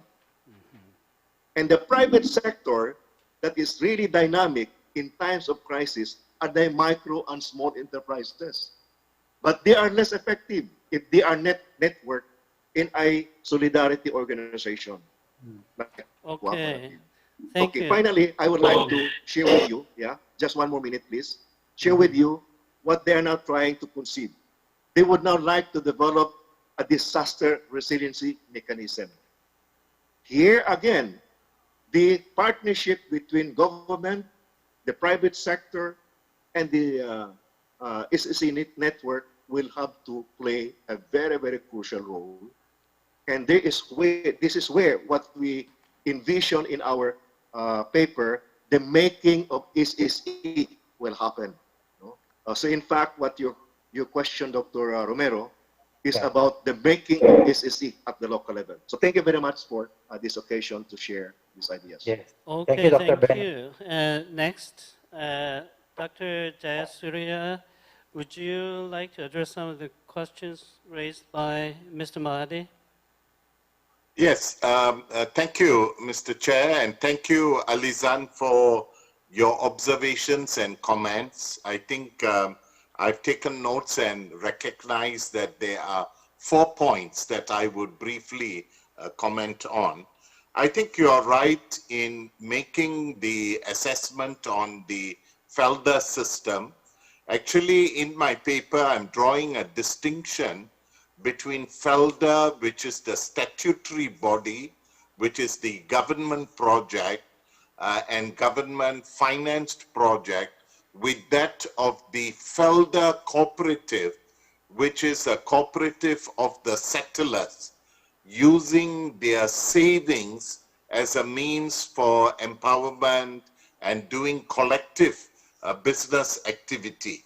I agree to the observation vis-a-vis political patronage, creation of dependency, when it's a very strong state-supported and funded initiative. But what was interesting was the state assistance is linked with cooperative empowerment and the size and volume of the organizations, because there are over 200 cooperatives hitting, 300,000 or so settlers and their family. So the potential of their assets, which is documented, is also quite significant, and their business ventures. Now, I think secondly, you made a comment on the 5-year development plans. And I think that's right. Malaysia is very centralized, and that has a strength and weakness because the local initiative can be lost. But something of COVID, unintended outcome of COVID, is actually the return to the local economy, the neighborhood economy, linking consumers and producers, and alternative ways in which business was working, like community kitchen or restaurants linking directly to producers and so forth, that it's revived this idea of local is important. And I think the development plan will take that, but I think you are right, it's a major challenge. Thirdly, the idea of the social enterprise, it is still at the early stages, because we're only thinking of over 300 businesses. And I'm going to highlight that as a best practice in the closing session. So I would keep some of the points for later. But I think you are spot on by saying SDGs for localizing. And I think that is a recognizable point, which is linked to the development planning, that how do we empower local communities to address these concerns. I think from the 3 case studies we can see the power of the community. Philippines seems to have a very strong community base. It's got large institutions. It's people taking the lead. Indonesia likewise. I think the lesson here is if there is less of government, there'll be more of the community and the people. I think ours, maybe smaller population, smaller country, strong centralized system, has actually robbed innovation and creativity, and possibly some of the effects of COVID and non-over-reliance on big companies, direct foreign investments, and multinationals, or even big plantations, returning back to the micro and small might be the way forward, so that communities might find the potential. I think the difficulty, I think Ben has documented it well, and Eri has likewise shown the size and the extent of the work. But in the Malaysian context, private sector or business seem to cumulatively bring their totals, the tax returns, the incomes that they are generating, whereas micro and small tends to be very individualized. And so it's not capturing the dynamism on the ground. I think the Korean example is also showing much of its business sector is micro and small. And so likewise in this, with rethinking, it would definitely lead to that. So Alizan, I'm thankful that you raised many points.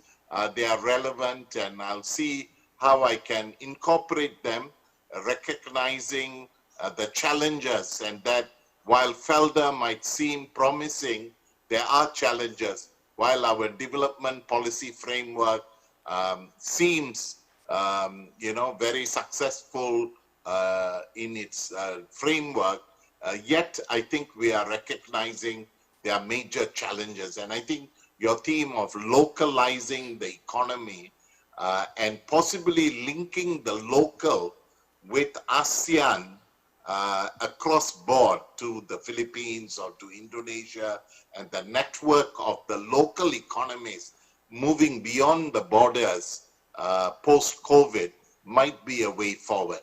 Those are my initial comments. Thank you. Back to the chair now. Thank you very much.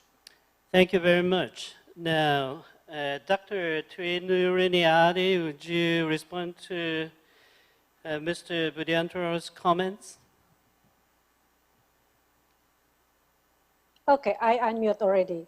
Thank you, the moderator, for the chance for me to respond to Mr. Budi. I call it with the nickname Mr. Budi, for the comprehensive response. So, luckily, I have received the PowerPoints that I can see the whole ideas of response from Mr. Budi. At the first, for me, it is very glad to see giving the data of the index country generosity and showing that the Indonesia stayed at the first rank of the generosity comparing to the other developed country. But it's showing that the gotong royong is still existed, and that means there is a big potentials to promote the social solidarity economy in Indonesia. But however, the challenge is also big, as we know that the challenge, that means how can we bring the social capital into the structure of the economic strategy. So, and the second, that it is as well a good news that you mentioned that the village regulations related the achieving the SDGs has been launched, issued by the governments. So, to my understanding from the study, that the important to nurturing the social solidarity economy is strengthening the civil society economy. So civil society, which is the prerequisite for the SSE. So therefore, I would very curious how is the village regulations implemented in the practice. How far the community initiative is involved in these regulations in achieving the SDGs, because so far that the SDGs in general is like the common business of government. They're mostly measured by the from the government initiatives, but it is now how far that you can measure as well the contributions of the SDGs from the community initiatives. And then I agree as well that there is a trend of growing social enterprise from the young people. So in the last month, I see as well the new e-commerce has been launched by the young people using the cooperative as the legal entity, so that more diverse, that the e-commerce Indonesia mostly in the using the company, but in the last month there is as well the cooperative as a legal entity for e-commerce. I think this is lovely to see the diversity, the pluralism of the legal entity in doing the business, and I see this is as well a potential for the future of the SSE. But however, the challenge in Indonesia is also big. As we know that the 98% of the business Indonesia categorized as a small and micro enterprises, and this percentage, to my observations, doesn't change so much in the last decade, 5 years or more. So that means, though might be the economic growth has been increased with many things of the positive macroeconomic indicators, but the numbers of the micro enterprises are still dominated in the total of the business Indonesia. So this is as well the challenge for all. How can we make a balance? That means leverage the micro enterprises into the small enterprises. And then Mr. Budi has as well mentions that now there is a trend to integrate the format of SDGs through reporting, through the sustainable report and sustainable finance by the OGK. But I would like to comment here that the simple mechanism of reporting is needed if you want as well to support the SSE or social enterprises in the local level. As we know that the most of the social enterprises and the community enterprises, they basically rely on the social capital with insufficient, might be with low skill in management. So this is the challenge. If you put the high standard of monitoring, high standard of the reporting, how can I know that it's good for reshaping the big company into more social missions and democratic features? This is good for this part. But another side that providing the simple mechanism for the local SSEs, local social enterprise and community enterprise to be involved in that mechanism, it is as well a good challenge for the government and all the civil society.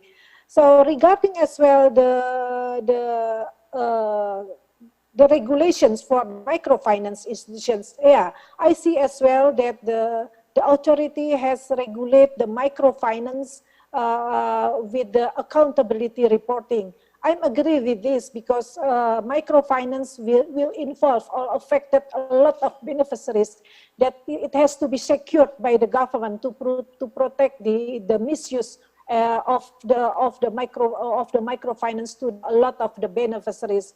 But however, the rigid regulations, the rigid standard of the government, of the authorities, can as well hinder the extensions, the development, the practice of the microfinance or cooperative Indonesia, because so far I know that they put a certain amount as the modality that according to government this is needed to ensure to secure the beneficiaries, but another side this is less achievable, affordable for the cooperative. Most of the microcredit or saving microcredit cooperative in the local level. So that means we have a lot of dimensions in the social solidarity economy, from the monetary complex and then to the community neighborhood. So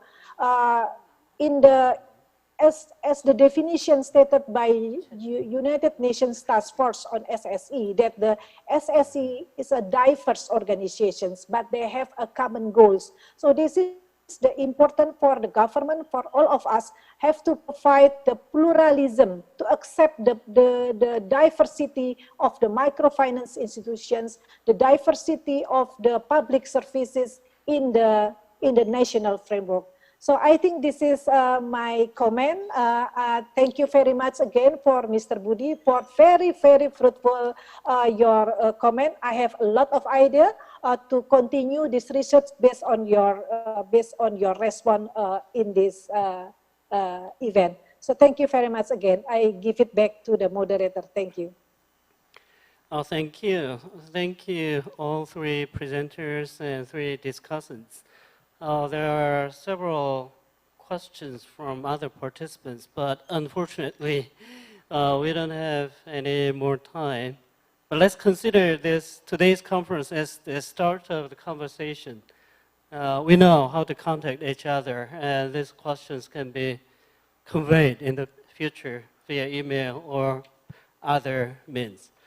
I was very happy to moderate this session. It's very informative, productive, especially happy to get to know what's going on with the SSE in 3 countries of Philippines, Malaysia, and Indonesia. Thank you very much. This concludes this session. Thank you. 네, 감사합니다. 우선 Thank you very much. First of all, I'd like to apologize for the technological difficulties regarding the presentation. So I'd like to thank the moderators and presenters and discussants for their participation.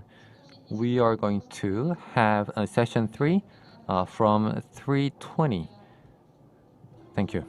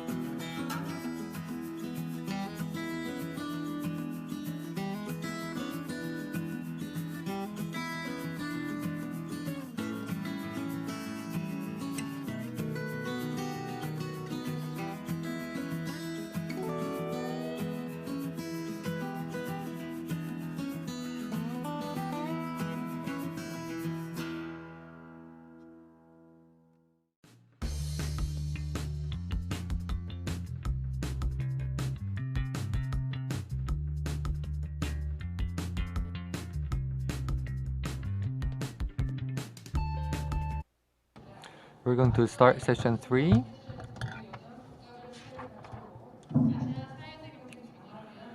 Based on the discussion we had about the 6 countries in the previous sessions, we are going to discuss the policy implications for strengthening social and solidarity economy in Asia. I'd like to ask for your understanding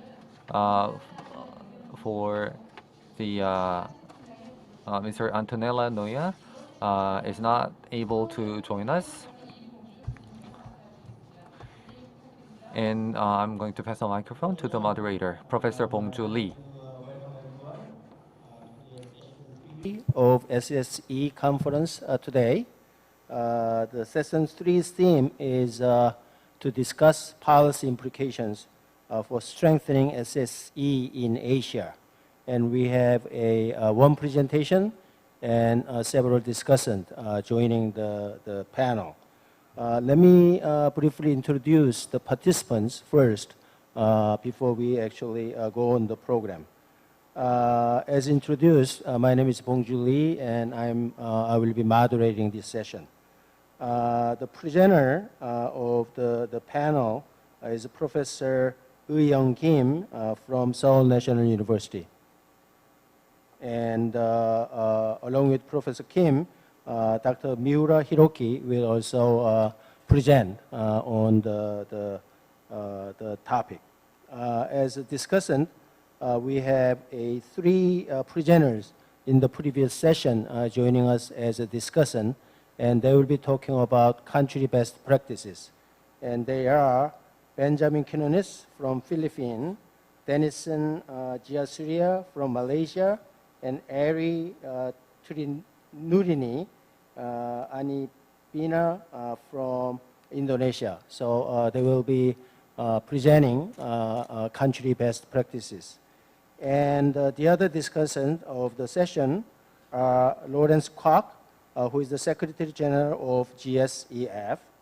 And as introduced, instead of Antonella Noya, we'll be having Max Bulakovsky from OECD.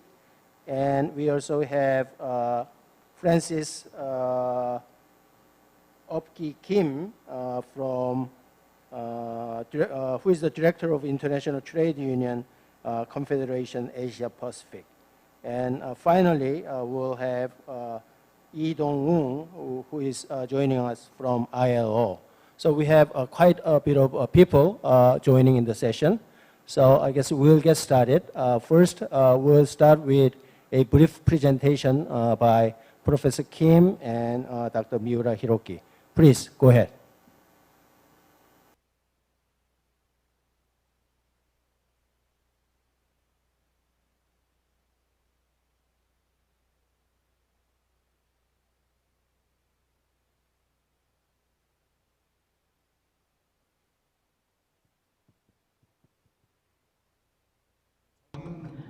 Good afternoon. So I'm going to continue to present in Korean as in the morning. So yes, but the presentation slides are in English.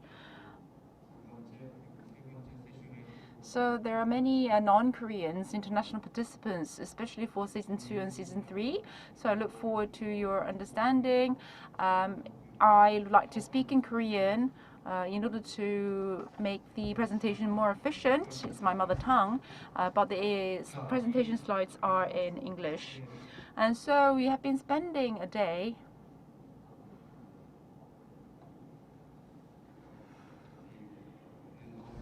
Yes, there we go with the slides.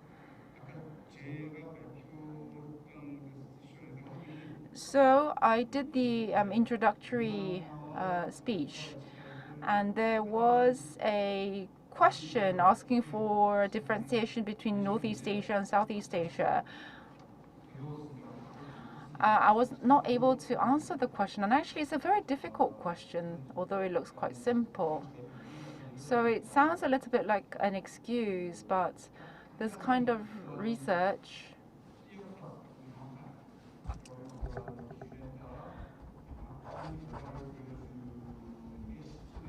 it is not very easy to come up with a clear-cut result or achievement. So for example, this Sartor, who's a political scientist and also a social scientist,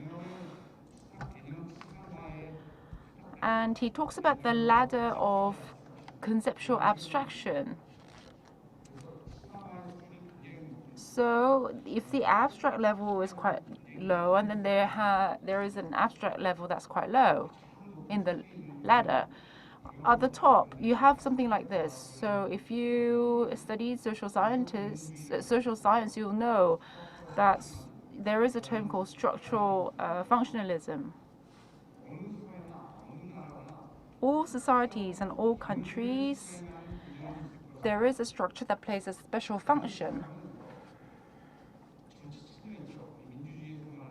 And you know, in democracy, you have political participation. It doesn't exist just in the Western democracy, but it also existed in the former communist societies. There was a function that induces participation, so we need to find it. So, of course, we can make a comparison of the differences between the former communist bloc and also the Western democracies. But then, because the abstract level is too high, then that leads us to the question, is participation in the Western democracy and participation in the communist bloc the same? So if the level of abstractness is raised too high, it's really difficult to differentiate the two. So for example, a fruit and a pear, they're both fruits, and if you look from far away, they're both round, but if you go closer to them, you can see that they're different fruits. So once again, adjusting the level of abstractness is crucial here. So if we raise the level of abstractness too much, then we're just talking about organizations in Korea in general. It could be a very interesting study in another discipline, but not in social science. It makes it too difficult for us to make a comparison if we raise the level of abstractness too high. Everything becomes the same, and everything just becomes generalized all around the world. But then if you go down too low, then maybe what you're studying have a significance in other fields, but not in social sciences. So that's what we mean by the ladder of abstractness. So you have the degree of social economicness.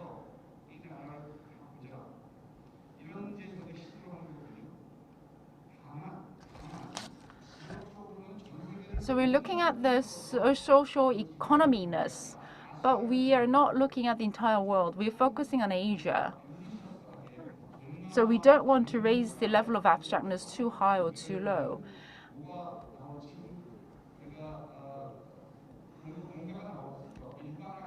And so we want to generalize, but not too much. And so now we decided to focus on the two sub-regions of Northeast Asia and Southeast Asia.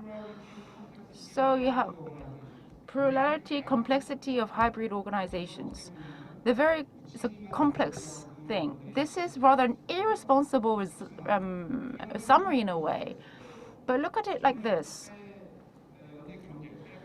Formerly, the SSE was a concept coined from the West. There are many different types of organizations, and many people thought that there would not be sufficient SSE-related organizations in Asia. But if you look at it from this kind of concept, you can see that there are richness, especially in the PHOs in Asia. So this is one of the findings from our research.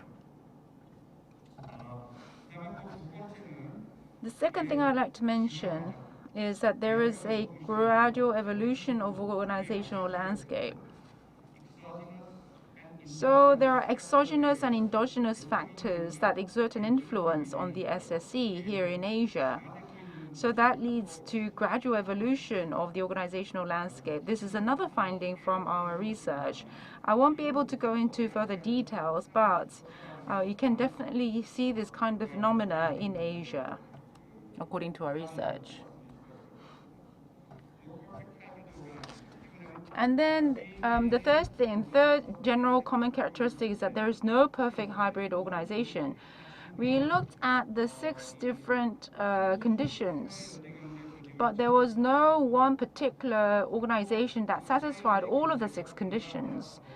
And also, we were able to find SSEOs in different countries, but they were also very different from one another. They're not the one and the same. So this was another characteristic that we found. And then the fourth thing is that there were some missing lessons and common weak points. So we talked about institutionalized mapping and operational mapping. When we talk about operational mapping, we talked about the areas the organizations were active in and whether they're mostly human resource-based or financial resource-based. And here, a lot of the SSEOs can be seen as multi-purpose, and they have a complex resource model. But there were some specific links that were missing when it came to the PHOs. And when it came to the SSE organizations, when it came to those that were more finance resource based, tend to lack democratic governance, so tended to show weaknesses. So democratic governance in monetary-based organizations remains a common weak point in all of the different countries. So I'm using up too much of my time, but anyway, here is a matrix of all these different organizations. You can see that a lot of them are concentrated in the middle. And then there is a realistic limitations of this research. I had mentioned this in my previous presentation, but first of all, it's really difficult to categorize and do the mapping because the institutions were all different, and it was really difficult to come up with a clear-cut result or conclusion. And then there is the institutional aspect, and then there is also the practical aspect.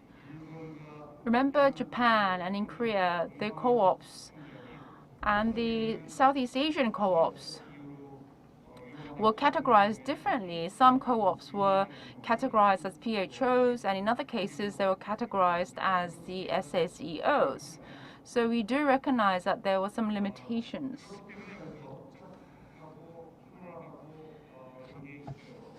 But that precisely leads to the plurality and the complexity of the organizations.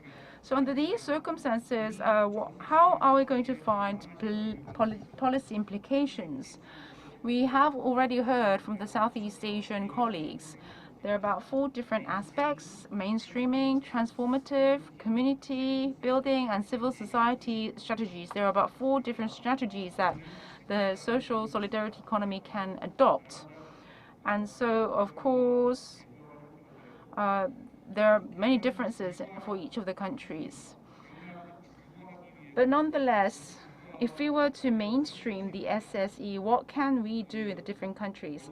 First of all, we have thought about for mainstreaming, we need a centripetal organization. So how can we adopt a mainstreaming strategy with a centripetal organization playing a role at the center? And when there are a variety of SSEOs and PHOs, there has to be cooperation and coexistence in an ecosystem. This kind of coexistence leads to the sustainability of the ecosystem. So in that sense, how are we going to allow the organizations to collaborate and thus transform each other? So that was another area of strategies that we could think of. And then, so if you look at this image, in the center you have this strategy number 1, which is the mainstreaming. And then strategy 2 is the transformative strategy.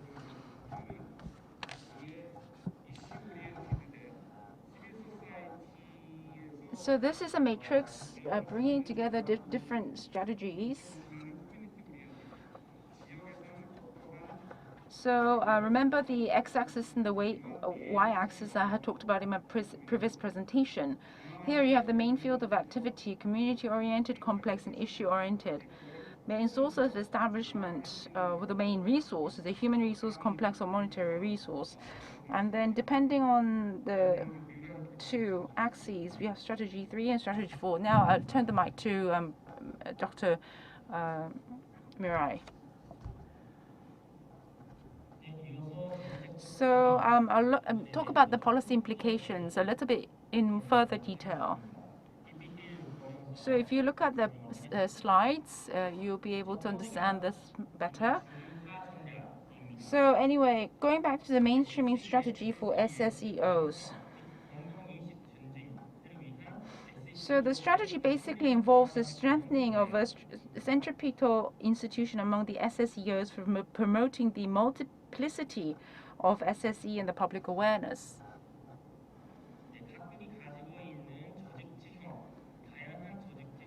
And so it's also about introducing or developing a certain SSEO which have a representative or symbolic nature in a country's organizational landscape. And this can be an effective strategy for overall development of SSE and advancing the national level consensus on its significance. So through this kind of strategy, the mainstream strategies can bring about the symbolic role or centripetal force to raise and diffuse and deepen the public awareness and understanding of SSE and its embedded core values. So that's one reason of the mainstream strategy.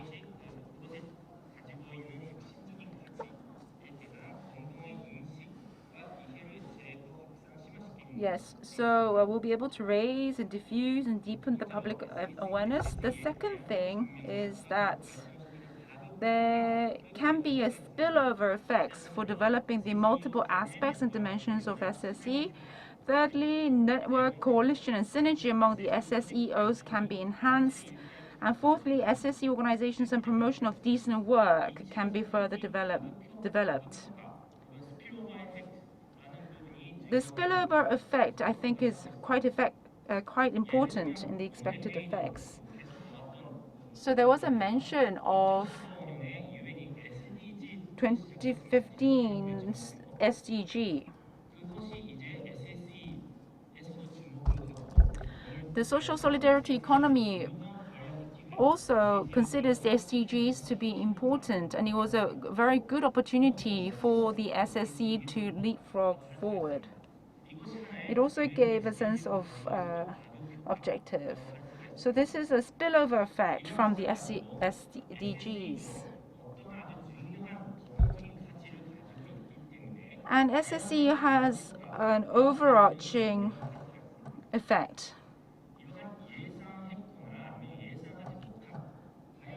So, and then that can also bring about a variety of different effects, and finding that, I think, is a very important aspect of the mainstreaming strategy. So in 2007, the certification or the pre-certification social enterprise system of South Korea is one example. It had a great spillover effect. Another example is Malaysia's social enterprise accreditation system by MAGIC. And that led to a variety of different changes in Malaysia, as we had heard in the presentation. And also in the Philippines, we have the Social Enterprise and Present Coalition. But the interesting thing is that in Korea, Malaysia, and Philippines, it seems that this kind of mainstreaming is taking root. But in China, and Japan, and Indonesia, we are not witnessing that kind of mainstreaming strategy being adopted. So the former countries perhaps had a certain context, and maybe in the latter countries you would need an alternative strategy. So this is another area that we need to focus on in our studies. The second strategy that we can adopt is transformative strategy. There are two aspects to this particular strategy. First of all is a transformative strategy for PHOs. The second strategy is forging a network or partnership between PHOs and SSEOs.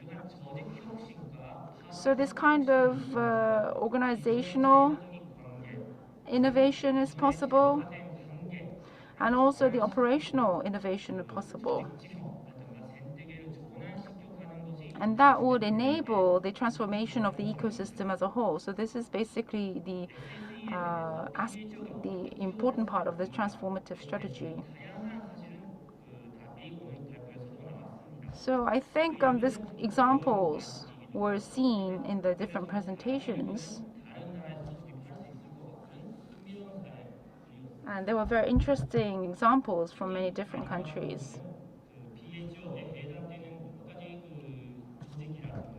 There are many PHO organizations or government-related organizations, for-profit organizations, or local community organizations can be operated transformatively so that they become de facto SSEOs, or they are able to, although they're PHOs, create values as SSEOs. And there are many things that the SSEOs can learn from the PHOs. So there are a variety of different expected effects.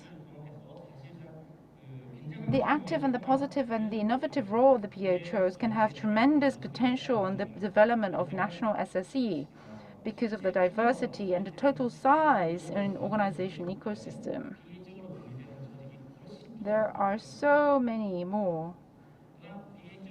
And also PHOs may be more flexible and effective to tackle in certain aspects of social problems, and SSEOs can learn effective models from PHOs, and the partnership and collaboration between PHOs and SSEOs can enhance the role of certain social significance of each other. So once again, there are many, many different examples. In Korea, you had the large companies going through innovation and thus acting like a social enterprise. And in Japan, you had the co-production systems or the PPP projects, where PHOs and SSEOs and a variety of different other organizations were collaborating with one another. And in Malaysia, you had the government-related organizations and creating new services together with the civil society organizations. And in Indonesia, I think our colleagues from Indonesia will elaborate on this further, but you have the transformative operation of different foundations.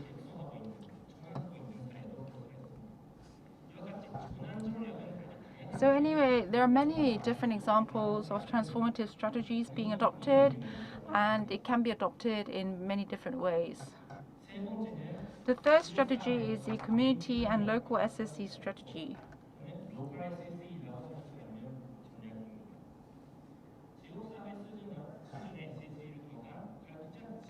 So the strategy involves building and diffusing a vibrant community economy and promoting decent work through the SSE. The business model is effectively applied to community development projects. And these practices, in turn, can enlarge and enhance the field and significance of the social solidarity economy.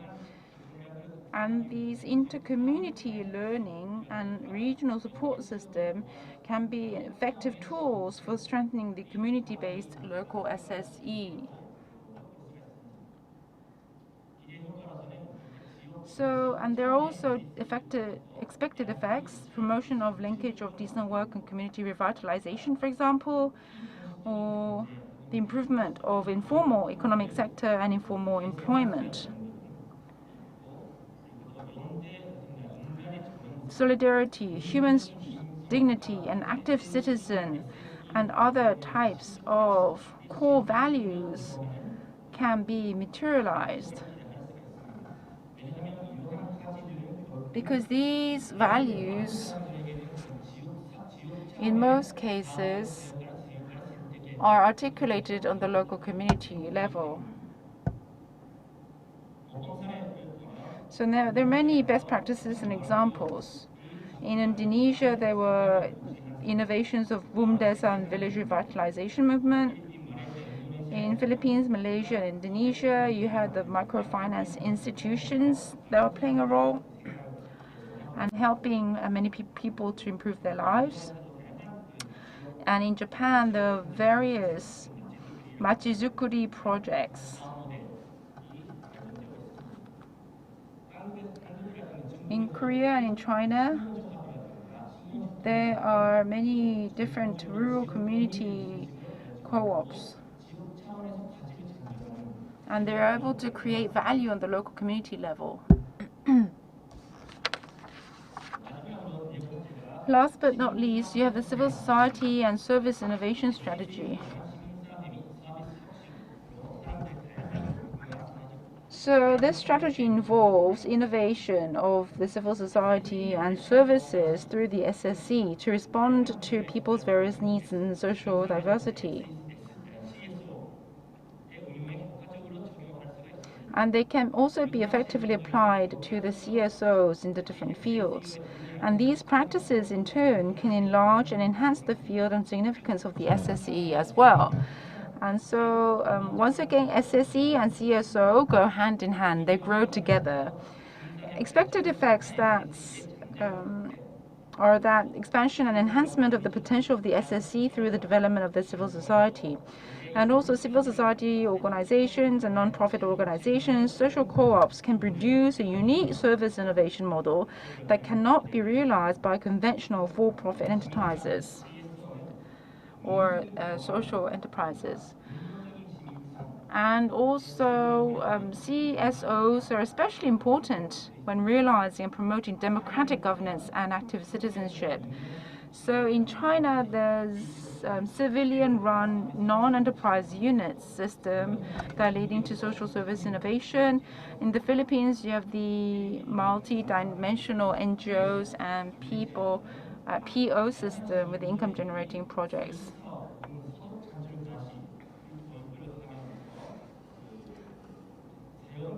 These projects are creating new business models to promote social services. Similar kind of examples exist in Japan. There are specified non-profit corporation system.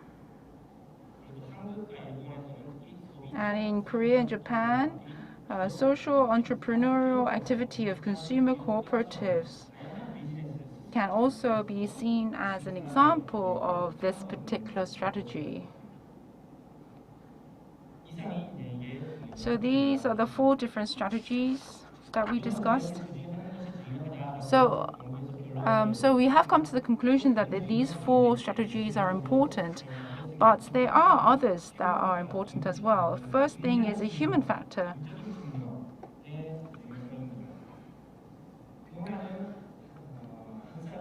So the changes start with one person. You can see this from different movements and different organizations. The same goes for SSE as well. Of course, social innovation and change is very important, but the human factor and also fostering human resources and forging a comradeship and partnership between people are also important as well. So in that sense, ASEC, Asia Solidarity Economic Coalition, is a viable example. It was established in 2011 and it's operating in 18 national continental networks in 21 countries of Asia.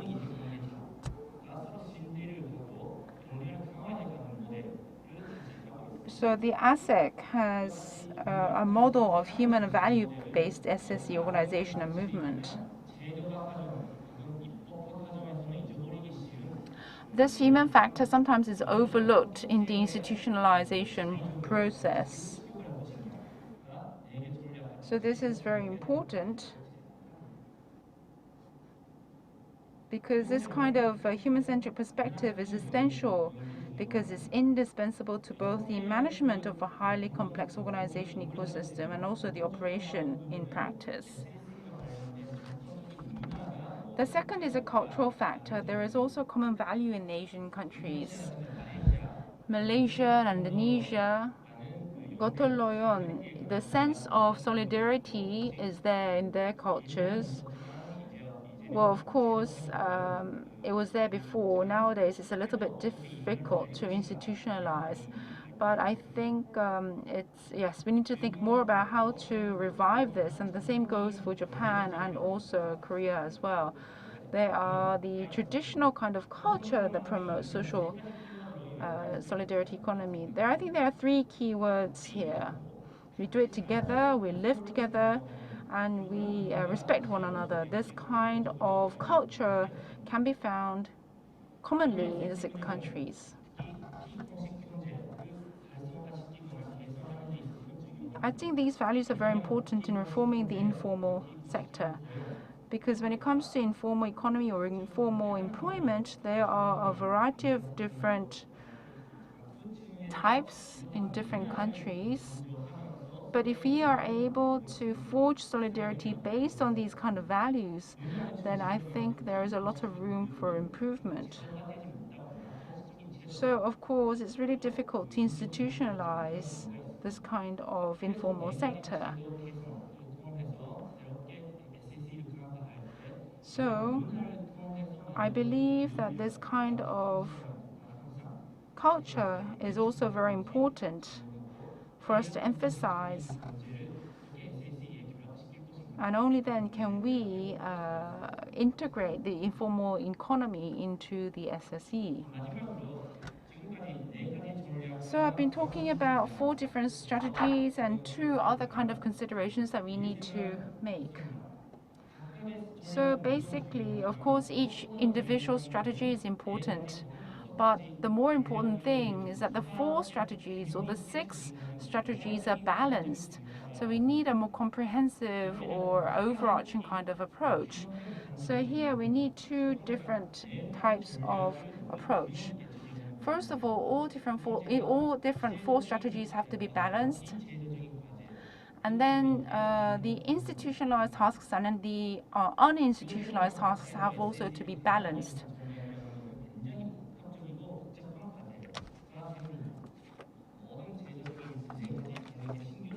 So then that becomes very complex because we have to think about the 4 different strategies and 2 additional factors and how to balance them all out. Of course, this is not a short-term goal. We need a long-term perspective in order to be able to promote this.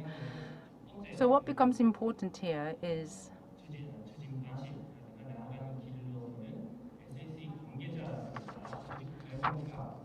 getting the SSE activists, the policy makers, the researchers, and other important stakeholders in the SSE coming together to share this knowledge and build their capacity. So that always has to be in the center to make all of this possible. So these are some of the implications we're able to draw from our research. Thank you very much. Professor Kim and Dr. Miura for the presentation. Now, we would like to turn to 3 Asian countries to hear about country best practices. So I hope they're on the Zoom. Now, we'll first go to Benjamin Quinones from Philippines. Oh, you want to talk about Korean case? Okay, so you have five more minutes to talk about Korean case. 5 more minutes. 한국의 베스트 프랙티스 사례를 한 가지. All right, let me share some best practices in Korea. With this PowerPoint.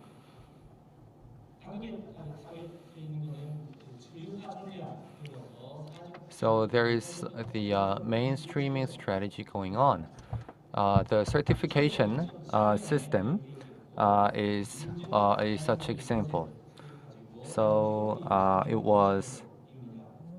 it's based on the Social Enterprise Promotion Act of 2007. There are about 2,000 certified social enterprises in operation. Well, the number itself matters.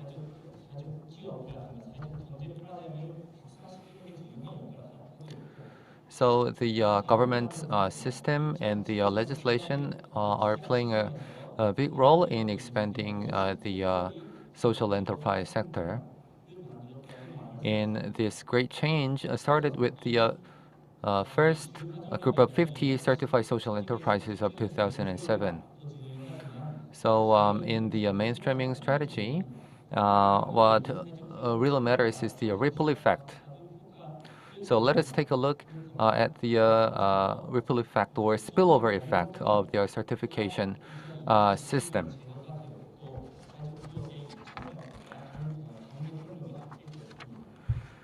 So with preferential purchasing since 2012, social enterprises were able to secure the sales channel.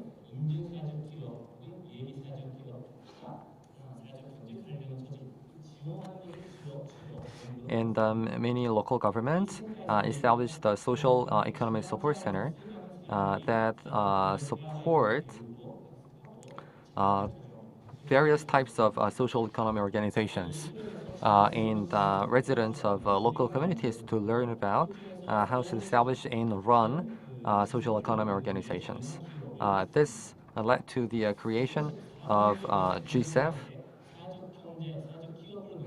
and the Seoul Social Economy Support Center.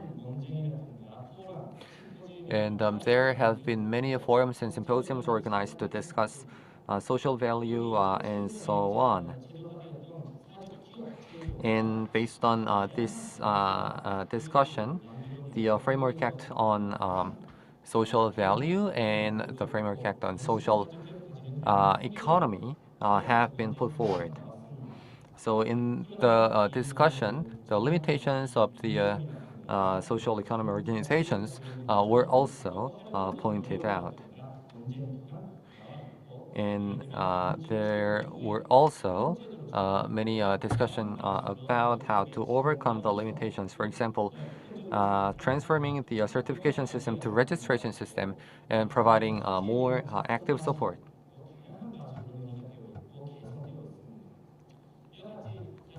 And there are some proposed measures to proposed ways to measure social value created by the social economy organizations. So yeah, that's been my sharing of best practice of Korea.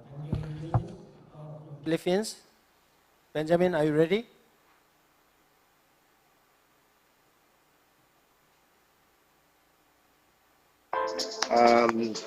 This mapping study is a historical initiative that marks the first purposive attempt to identify the prime movers of SSE across 6 Asian countries, and they're also called SSEOs, and distinguishing them from the other types of organization based on their economic, social, and democratic features, and against the backdrop of the legal and policy framework of the concerned countries.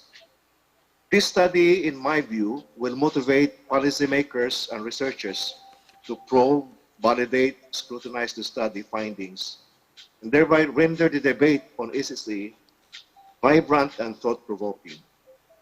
Significantly, this study acknowledges the cooperative organization as a classic model of SSEO.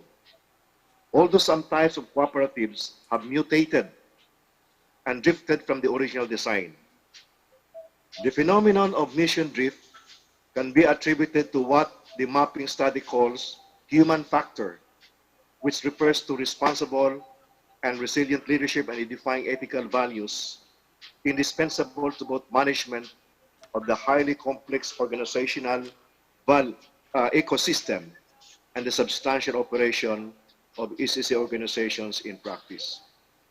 Now, a huge value added of this study to the literature of SSE is the broader perspective for ascertaining the SSE-ness of organizations, which provides greater elbow room for building solidarity across the various types of SSEOs. Even within the circle of SSEOs, new forms have been discovered which are not registered as cooperatives. Examples are the Neighborhood Watch Association in Malaysia, professional associations and development NGOs in the Philippines, self-support enterprises in Korea, Sharia Bank in Indonesia, social welfare enterprise in China, and specified non-profit corporation in Japan, to mention a few. The social mission of all these types of SCCO is to democratize wealth distribution in society. What we did as researchers was to cast a big net in 6 different areas of a vast ocean. And when we compared the catch, we found species with similar characteristics that behave in a common fashion, as well as other species that look alike, but their relatives in other areas behave differently.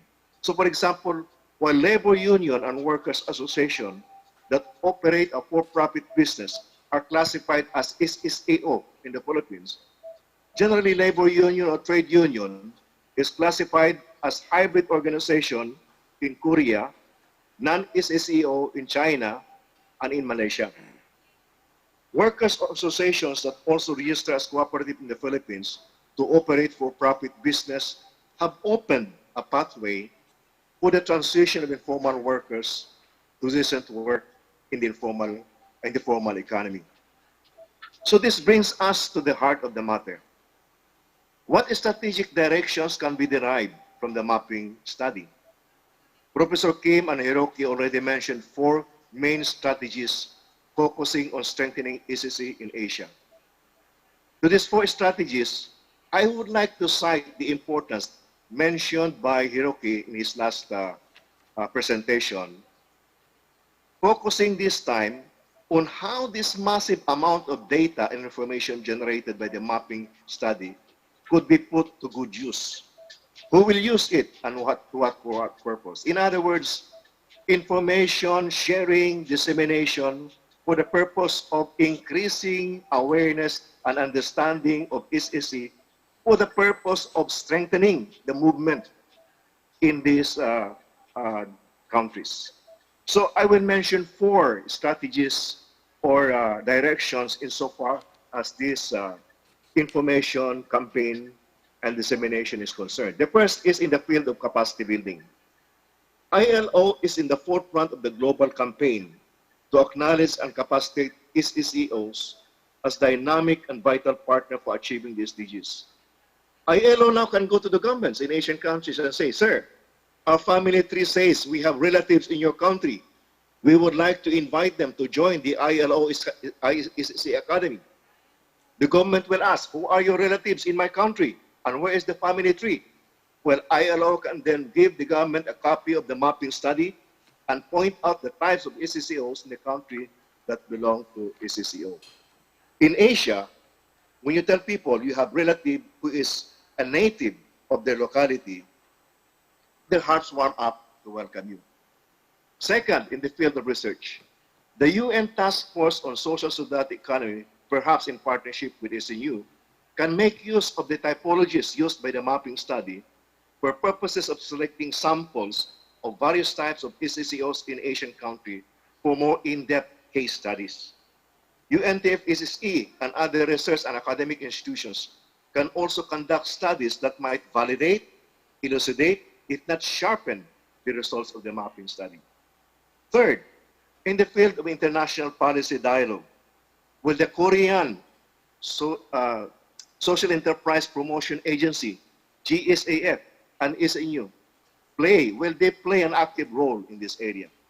These Korean institutions are lead agencies in conducting international policy dialogue as a means of promoting ECC in Korea and in various parts of the world. These agencies can make use of the mapping study to ensure that SECOs in Asian countries are represented and actively participating in international policy dialogues on ECC.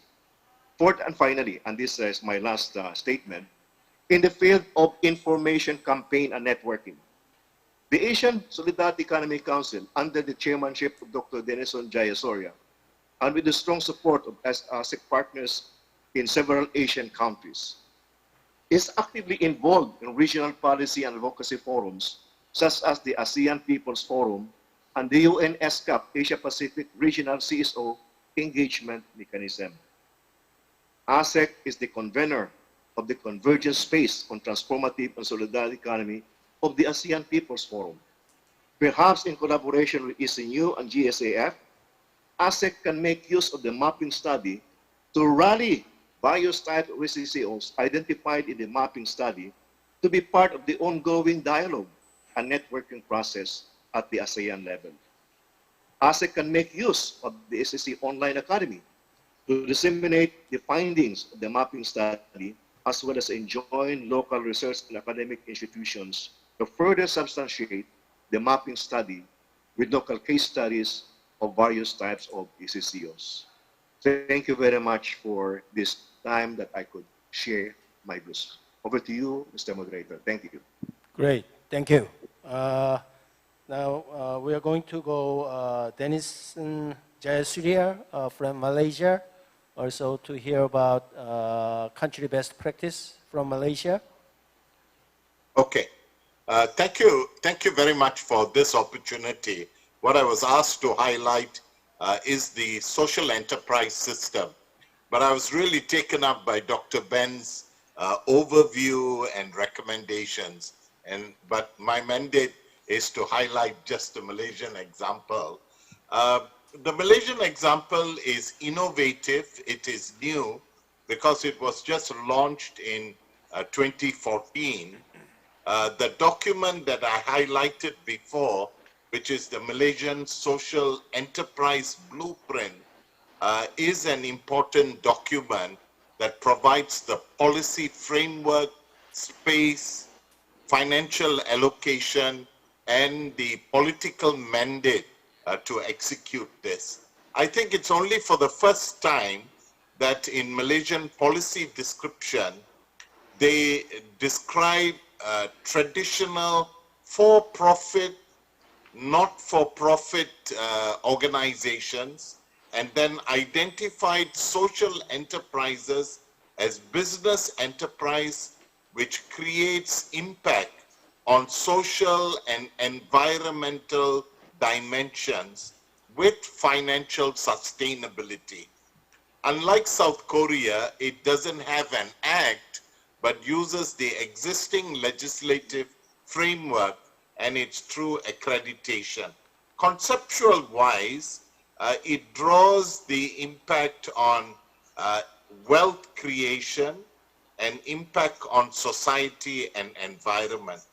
Malaysia recently, in the post-COVID context, launched a 10 million impact matching grant, which would then mean that the business organization or a cooperative or an NGO would have to raise the matching amount to a maximum of 250,000 ringgit, which then shows its ability. The criteria for the accreditation has a social mission, which is social and environmental. It has a business model, which must generate income and profits, and it must impact the poor and bottom 40 community. It doesn't emphasize on democratic governance, but most of the social enterprises that I reviewed have strong connection with the local communities and operate on an accountable and linkage. They have 3 levels of accreditation, and that's listed down, with the final leading on to tax exemption. And that is very attractive for a business for the profits it generates and so forth. Let me conclude with 5 observations why the social enterprise stands out. One, it's really young people driven initiative. So it uses technology, it's young people, and so forth. There's a lot of energy, there is consciousness for community. Second, there is a strong innovation element to look at the problem, to find ways that it can impact society in that way. It has this enterprise or entrepreneurship dimension that I highlighted before, that it's not dependent on grants, but that it will generate income and so distribute it in a way. Fourthly, it is solutions oriented, so it's dynamic. Sometimes the cooperative that has similar objectives is too large, or the decision-making process is so complex that it's not able to move. And finally, it tends to draw close parallel to the sustainable development goals and the potential to localize to local communities, but still bring out the social impact. In Malaysia, it's still at the early stages, so if one compared it with South Korea that has a legislation, it has procurement policies, it has funding methods, and the circle in Korea is very much larger. It shows that there is a potential, and as how Ben highlighted before, this is a model that we can bring to ASEAN, as Ben highlighted, ASEAN, the 10 member countries, to look at alternative, viable, more sustainable, inclusive economic models, rather than over-dependency on big multinational companies, but let it be more homegrown and bottoms up, as it were. Thank you very much for this opportunity. Great, thank you. Now we are going to go to another country best practice. Eri Trinurini from Indonesia. You also have 5 minutes to talk about the country best practice. Thank you very much for the opportunity. Good afternoon, everyone. I would like to share the best practice related to the strategy of transformative strategy for PHO and SSEOs. I give the title, A Journey of the Bina Swadaya Foundations from a Movement to a Social Enterprises. But actually, if you want to dig more deeply, this is not the journey of the organizations, but this is more the journey of the missions. So the first era of Bina Swadaya has been started in 1967 with the establishments of the social farmers development. So in that year, I was still 6 years old. But the witness of all the history is Mr. Bambang Ismawan. He was attended our discussions, but currently he could not attend these sessions because he has another meetings. So Mr. Bambang is always the founder of the ASEC, ASEAN Solidarity Economic Council. So this foundation is established to support the activity of Pancasila farmers movement. So if we remember the triangle of the analytical framework, it is like the collaborative of two PHO. The PHO with the type of social democratic, this is a movement, and then collaborations with the foundations, social farmers foundation. So this is because the movement was more active in the advocating, and they don't have like the managing the transactional services, providing social development services. So at that time, in the 1967, the PHO were collaborated between the movement and another PHO. And then the second era was started in the 1974. So it was under the centralistic government of President Suharto. They regulate the amalgamations of the mass organizations. So this including the Pancasila farmers movement. They have to be merged into one organizations. They call it Indonesian Farmers Associations. So the consequence of these amalgamations that the foundations of social farmers development has to be closed. So, but however, the founder, one of them is Mr. Bambang Ismawan, would like to continue the missions by establishing the new organizations or new foundations. They call it Bina Swadaya.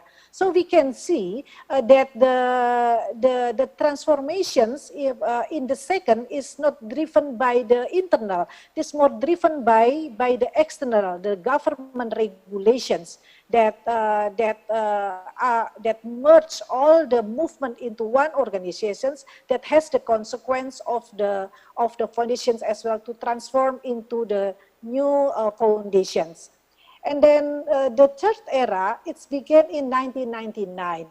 So that the development of in Indonesia become more better, yeah, with the increasing of the economy and the better situations in the macroeconomy, and then less donor as well working in that social development. So then the Bina Swadaya has to think that to be more self-reliant, not depending their activities to running the program from the donor. That would be more like the self-reliance, self-financing in promoting their mission. So in 1999, this is the internal driven reshaping from the social development foundations into the social enterprises. So this movement, this transformation has been remarked by establishments of the business units like the Trubus Swadaya, who managing the agriculture magazine,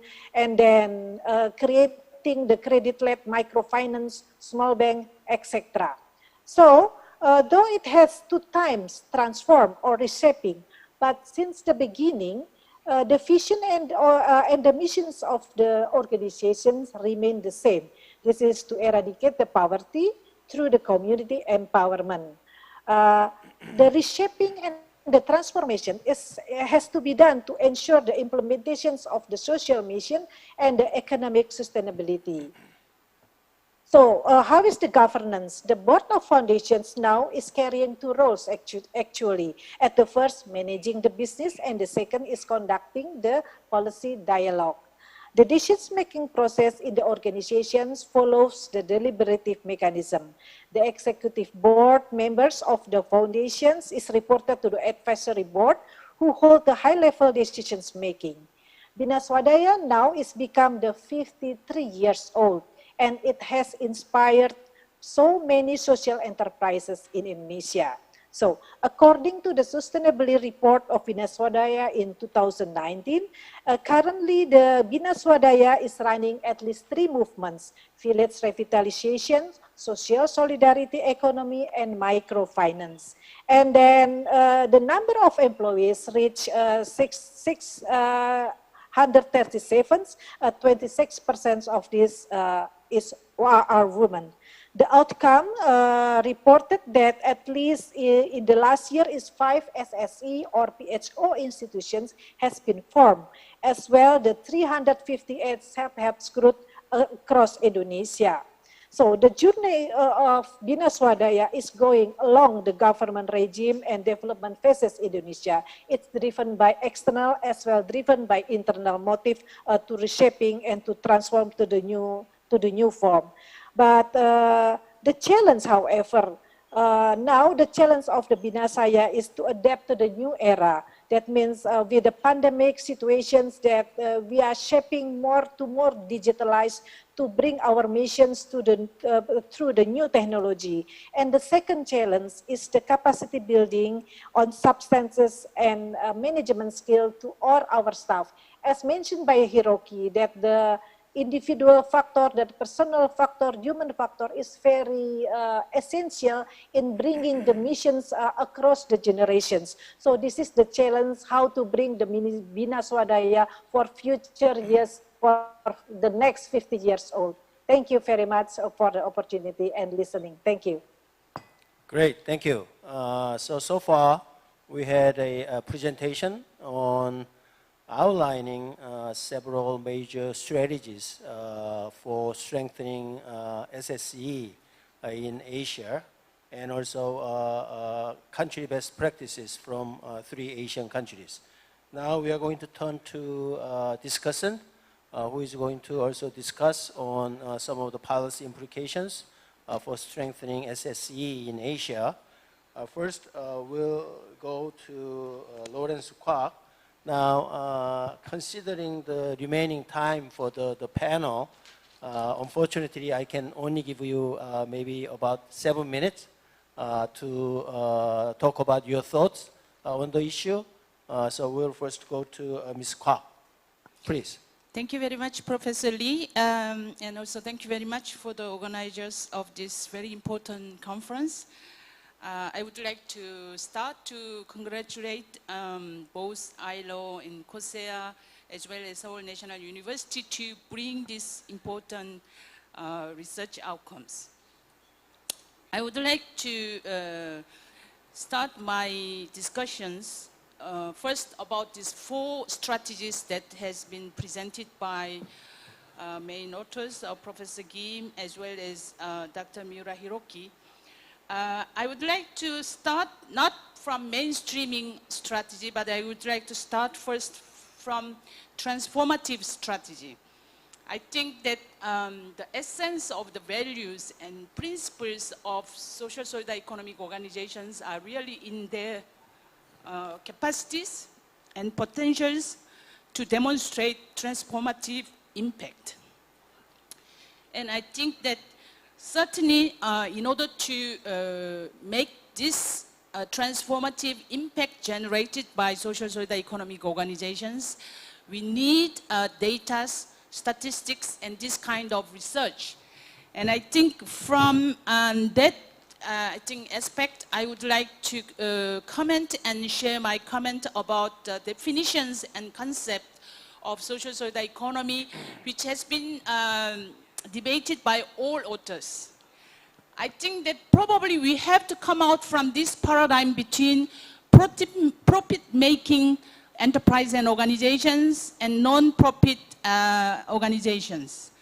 I think that social solidarity economic organizations' characteristics are not either a profit-making or a non-profit-making, but probably limited profit-making enterprise and exercise, because it is chosen voluntarily and intentionally by social solidarity economic organizations, guided by their values and also guided by their social missions, that they are integrating wealth distribution in the process of generating wealth and in the process of organizing of their economic activities and services. So it's unlikely to the main paradigm of our economic growth, which generally advocate for first development or growth or generation of wealth, and then we will distribute it. Social solidarity economic organizations are not taking that perspective, but integrating wealth distribution from the beginning and along all the process of their economic, social activities. So I think in other continents, probably in European continent and even in Canada, very often this is used as a concept of limited profitability or limited profit making, or the, the generated wealth should be limited in terms of returning even to the members who belong to the social solidarity economic organizations. Why I'm saying this is that I think that when we are talking about data statistics available to measure impact and values generated by social solidarity economic organizations, we are always coming back to this limitation of definition.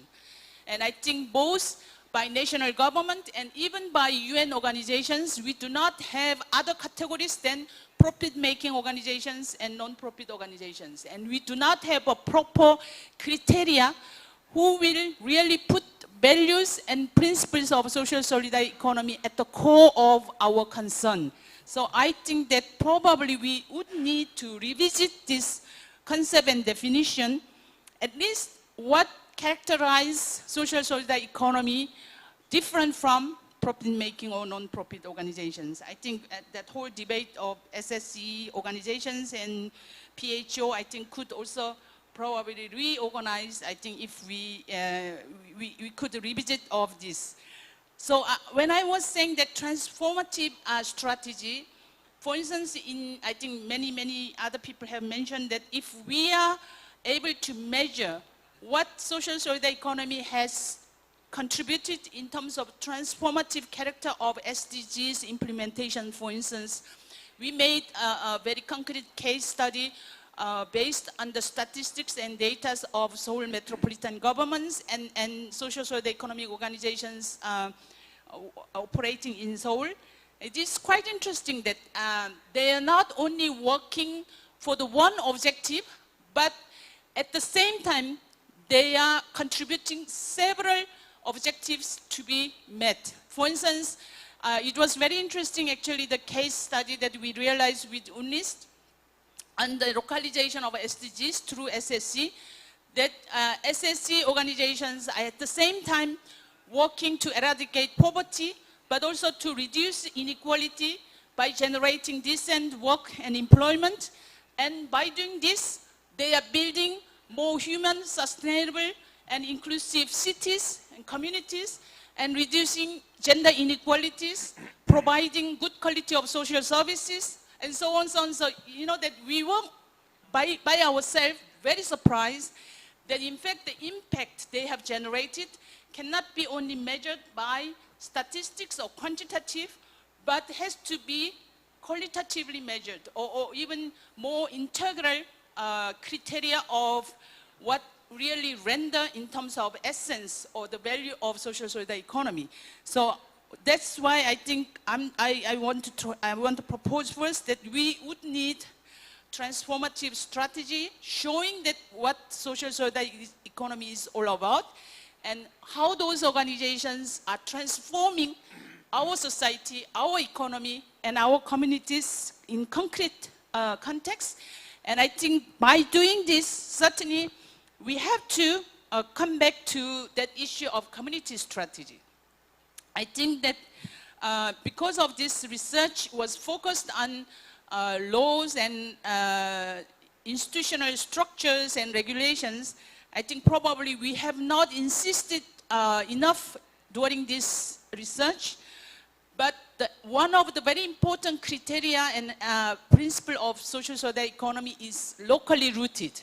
It's really rooted in the need of communities and territories, and they are responding to those needs and demands of communities and local communities. And I think because of that, that transformative capacity of social solidarity economy are coming from that rooted in the local and territorial needs, both in terms of employment generations, poverty eradication, social inclusion, you know, the reducing gender inequalities and providing clean energies and so on and so on. So I think that probably we would need to revisit some of those strategies in terms of community strategies. And one aspect which was not mentioned by all 6 cases, I think in Asia we do have a very important community which is generally called as indigenous populations. Asia is the continent which hosts 2/3 of world population of indigenous people who are really victimized by current development paradigms. And I think certainly social solidarity economy is contributing not only to the ecological maintenance or preservation, but also ecological transformation through those indigenous communities. And for many of those indigenous communities, these social solidarity economy values and principles are embedded in their daily lifestyles and all organization of their community and economic life. So it will be very interesting actually to include also some of those communities which are not mentioned during this research. The last point that I would like to speak is that when we are talking about policies that needed by the government to support or to promote social solidarity economy, I think we are still, I have felt very much during today's conference that we are still having very top-down approach. I think this morning, I think one of the professors have asked what kind of public policies do we need to promote or to mainstream social solidarity economy. My response is, please first sit with the actors and organizations of social solidarity economy and listen to their needs. And I think very important response is co-creation process of those public policies with the people who are concerned, who know about what are their difficulties, what are their obstacles, and what they need should be the very first process, first step of co-creation of public policies. And I would say that because of that, I think the role of local government is very important. And then I think we have seen very clearly in the case of Japan's study. For me, it was very interesting. And as far as I know, even in China, the current development of social economic organizations are not driven by central government, but it's by the local governments such as Shenzhen, Chengdu, Beijing, and some of other local governments. So I think that link between co-creation of public policies, which are rooted really in local and territorial ecosystem, could be one of the aspects probably we have to think about it. My last point is about civil society strategy. Of course, I think if we would like to mainstream social solidarity economy organizations, we need this alliance building or networking with civil society. And I think it's not for the purpose of social solidarity economy organizations, but it's for the sustainability of our society and our economy, which is no longer able to respond to the need of majority people, but we need to have a wider transformative movement with civil society or with social movements if we would like to really achieve what social solidarity economy organizations are striving for. So for me, to scale up of social solidarity economy or to build sustainability of social solidarity economy, the response is certainly in this wider alliance with the citizens, with the civil society, with the communities, where we have to find probably some key response of mainstreaming strategies. I would like to stop here and then, okay, yeah. great. Thank you very much. Thank you. Now we'll go to next discussion, Max Blavkovsky from OECD. Max, are you ready? Yes, hello. Good afternoon, everyone. Professor Lee, Professor Kim, distinguished speakers, it's a great pleasure to be here, and thank you very much for inviting the OECD to this event and sharing our. I believe this project cannot come at a more timely moment, because this is a moment where we're all post-COVID moment, and it's a right moment to cherish the social economy and the things that it can bring. As you know, the OECD is working a lot with the policymakers around the world.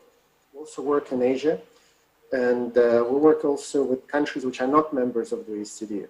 For example, I worked with the ASEAN Secretariat, specifically on the ASEAN SNU Policy Index, where we have a big section devoted to social economy and social and inclusive entrepreneurship. And it means that there are a lot of standards that we can develop together with the policymakers in order to promote it. The recent OECD note on social economy and COVID have highlighted the importance of social economy in mitigating the crisis. It also highlighted its role in the post-crisis elements, where it can create a more inclusive and a more sustainable economic development in the future.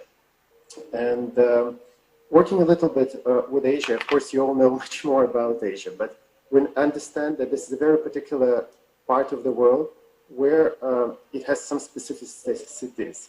One of them is that what we have seen is that the economy is, has a lot of informality, and this has been addressed in the presentations. As well, there's a very particular cultural aspect.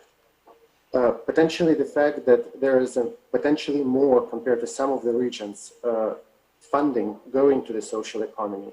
It creates a new innovation that social economy actors can develop and promote. What we have seen from the presentations that there is a great variety of different forms of social economy, and it's true that what we see in the other parts of the world, it's very coherent with that. And here I come to some of the policy, maybe suggestions, recommendations I would like to highlight. As we have seen, there is a very big diversity of various various forms. And one might potentially think, should we not all create one standard? And our general advice is not to go to this, because each country has its very particular way of things are going and very particular ways of organizing. But what we see is that there is a need potentially to open up the thinking about different forms that social economy organizations can take. And we spoke during the previous discussions about the role that social enterprises are starting to play in the region, and that they are taking different roles. As you know very well, very often they can take a for-profit model and non-for-profit model. And it calls for open debate of which forms social economy could take. And maybe many of the normal traditional players of economy are moving towards this social economy spectrum, where, for example, the inclusive businesses and others. So what we will probably see in the future is this mixture of different models, where social economy could have a much more important role to play in the future. As I said, we work a lot with the policymakers, and one of the things that we have noticed speaking with policymakers is that very often they lack knowledge and data. And here I would like to echo the comment of Ms. Clark, who just mentioned that there's a big importance of cooperation of policies together with the social economy. I would strongly advocate the need to create platforms for discussions with the policymakers at the national level, but also even potentially much more important at the local level, where working together, we can put resources together and make the elements work and make policymakers take decisions which are much more relevant for the local economy and local social economy organizations. I also would like to mention that although we don't have a clear proof that the more complex the social economy ecosystem is, the more social economy organizations there are, that they are better. But we have an understanding that generally the more developed is the institutional scheme of the country, the more comfortable social economy organizations are feeling there. And the good example precisely is Korea, where since few years, a number of policy instruments, strategies, organizations that have been created have promoted this very vibrant society and better understanding of how government can support the social economy. That's why our general advice would be also to, speaking about the mainstreaming strategy, also for the social economy, to advocate that there is a specific mandate given to different organizations and that the different parts of the government also coordinate between them. As you have seen, some of the social economy actors are very often cooperatives, but sometimes those are private entities and they're managed by completely different institutes. It might be an economy of Ministry of SMEs on one side, the Ministry of Social Affairs on the other side.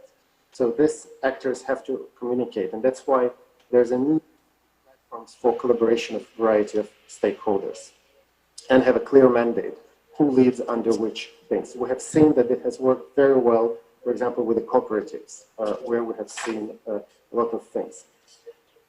Again, we do need to collect more data, and one of the things that I would love to hear and see more maybe from this research is the fact of getting a little bit more data on the impact of social economy organizations and how impact that they create could be maybe somehow highlighted. Well, I just wanted to finalize by suggesting that we as the OECD would be very happy to contribute in the future, potentially with any additional research in this area. And we have developed a number of tools which can be very relevant. We have dedicated in-depth country reviews which look at the ecosystems, and we have free online tools which could be used in order to promote the dialogue between different stakeholders. But specifically, what is interesting, we're now launching a new project specifically looking at the legal definitions of various social economy actors across the world, which would include Republic of Korea in the future. So I hope in a year or and a half, we will be able to share some more concrete results, and we'll definitely integrate these findings. So thank you very much for this very interesting research, very interesting findings. I found a lot of new things for me, and I think it's very useful. And I would like to thank Professor Lee and Professor Kim for this opportunity. And we'll be happy to showcase any work we can do in the future. Thank you. Okay, thank you. The next discussion is Upki Kim. You also have 7 minutes. Yes, please. Thank you very much, Professor Lee. Good afternoon, good evening, good morning to all there in Seoul and also online. Thank you for this opportunity for the International Trade Union Confederation Asia Pacific to be part of this interesting conference. We are representing effectively 60 million workers in 59 trade union national centers from 34 countries in our region, including 5 target countries of this study. First of all, I would like to gratefully appreciate the importance of the study findings, which make us trade unions equipped with a much clearer organizational and institutional landscape with great diversity, complexity, and potential of the social and solidarity economic organization with 4 institutional strategies to promote them in Asia. These findings and strategies would be of great help for trade unions in those countries and also others, I'm sure, to cultivate the ground for or strengthen their interaction with SSEOs for shared concerns, such as decent job creation, redressing inequality, in particular in terms of income, gender, accessibility to public goods and services, including care services, and climate conservation.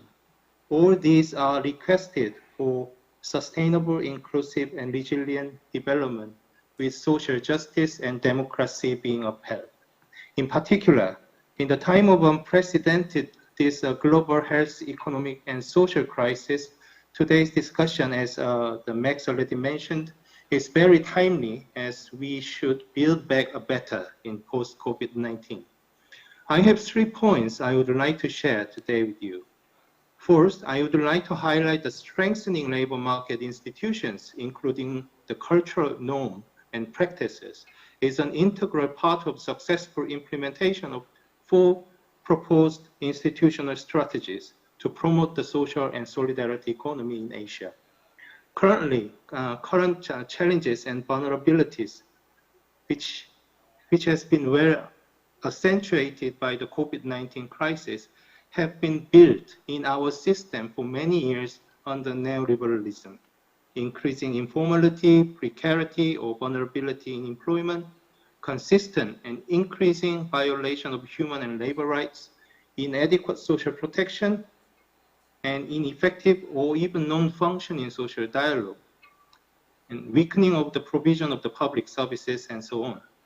Collective rights and social solidarity, value of social solidarity has been undermined greatly. Labor market flexibility with the decline in unionization is also a main factor, actually a major factor to explain the increasing inequality for the last 4 decades. Obviously, any SSEO cannot be outside of the governance or application of the fundamental principles and rights at work to realize their objectives. Unfortunately, in this regard, I would like to share that according to the ITUC Global Rights Index, which is published every year, and according to the publication last year in 2019, Asia and the Pacific has the 2nd highest index point of the violation after the Middle East and the North African region. 91% of the countries excluded workers from the right to establish or join a trade union. 21 countries out of 22 surveyed countries violated the right to strike, and all 22 countries, we can actually see the serious cases of the violation of the right to bargain collectively.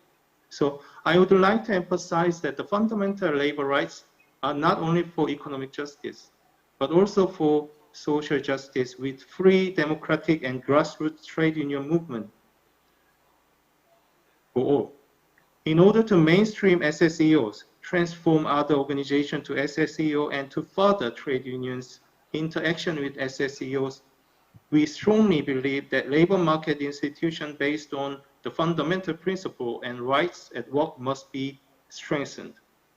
Second point is a pragmatic approach to use this study for groups of vulnerable workers, which already is quite similar point as Benjamin already mentioned in his intervention. I know that there were already questions regarding vulnerable workers who cannot exercise their rights, such as informal workers, outsourced subcontract workers, domestic workers, disguised workers, and platform workers, and more out there, you know. For example, in Korea, there are more than 3 million indirectly employed workers with limited or even no right to bargain collectively, and more than 2 million workers in disguised employment relationship who cannot exercise their fundamental rights as a worker. Increasing fragmentation, informality, precarity has made it more difficult for trade unions to organize workers to represent them for their interests. SSEOs, SSEO, however, provide an opportunity for vulnerable workers to form their own organization to use their associational power resource to pursue their interests. However, they have been normally facing resource constraints as a vulnerable worker, you know, as well as institutional barriers for them to exercise their rights fully. Whereas trade unions have more structural institutional power resources despite continued attacks on us, but with more resources to work together with those SSEOs or vulnerable workers. For example, I can give you an example about the SEWA in India, Self-Employed Women's Association, and also Independent Democracy of the Informal Economy Association in Cambodia for informal workers. They are affiliated with one of the trade union national center, and they provide all the necessary services to not only for their members, but also other informal workers. I'm also aware that there is a similar activity using cooperative or mutual aid association have been developed in Korea. For a medium term in this cooperation, or for medium term or as an intermediate measure, there is a clear mutual beneficial relationship between the trade unions and SSEOs of the vulnerable workers. To increase their representation and also to increase their voices in the society. But in the long term, I strongly believe that this collaboration should move towards social and institutional reforms for all workers to enjoy their rights and legal protection, as well as formalization of informal economy. Last but not least, I would like to highlight that the ILO Future of Work Declaration, as mentioned in the introduction session. This declaration reaffirmed the importance of enabling environment or adequate institutional ecosystem for cooperatives and the social and solidarity economy to generate decent work, productive employment, and improved living standards for all. I'm sure the declaration's human-centered approach is definitely an important guidance also for SSEOs with the social contract, including universal labor guarantee being reinvigorated.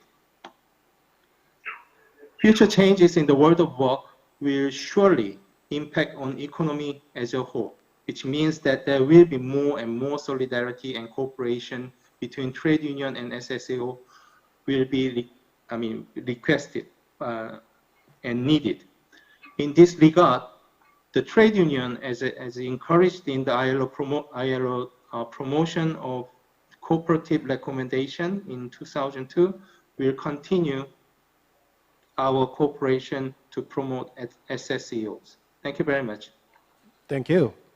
The next discussion is Dong Lee. If we are ready, please.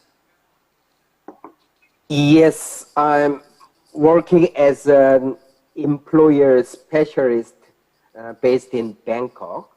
I'm providing support to employers' organizations in ASEAN countries. So, well, I have asked my employers' organizations in the region, but they are not well aware of the social solidarity economy or social enterprises. It's not a familiar concept to them. So, well, anyway, I have discussed with them. I captured their perspectives about the SSE. So let me tell you some of their perspectives.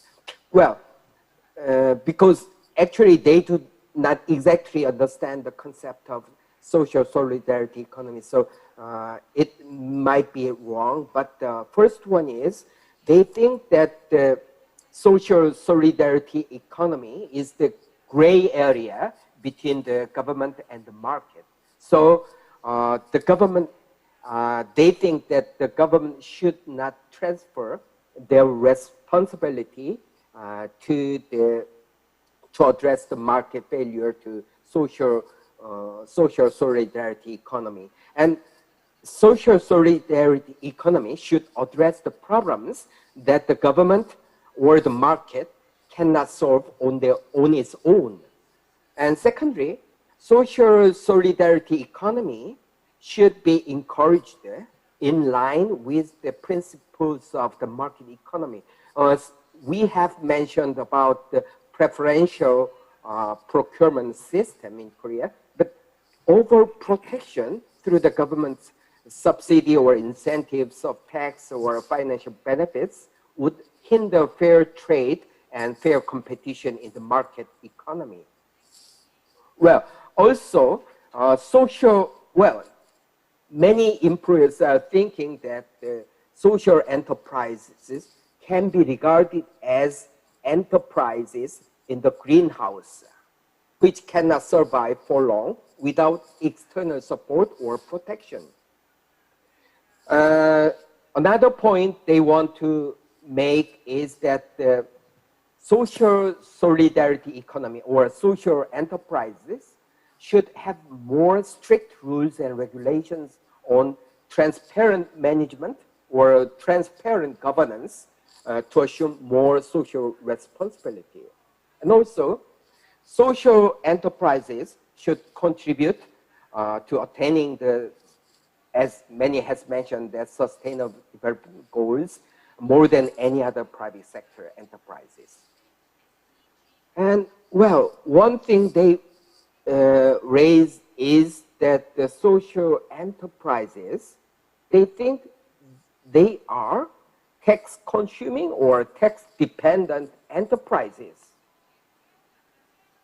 Well, after a certain period, we have to have social enterprises that are becoming more tax making or tax paying and employment producing enterprises. And also, as Benjamin has mentioned, social solidarity economy should contribute to the formalization of the informal economy. This region has a large portion of informal sector. So this social solidarity economy should contribute to the formalization of the informal sector. And there is also an increasing need to set up an umbrella organizations which deals with policy issues and cooperation with private sectors. Well, we have to discuss with the employers' organizations how to, strengthen the institutionalization of this social solidarity economies.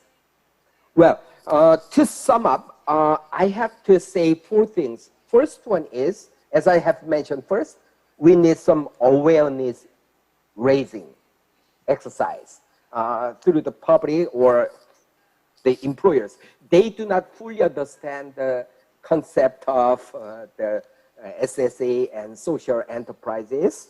And secondly, we need to, well, nurture, bring up some, well, social entrepreneurship. Social entrepreneurship is important. They have to figure out some business models, successful business models in the future.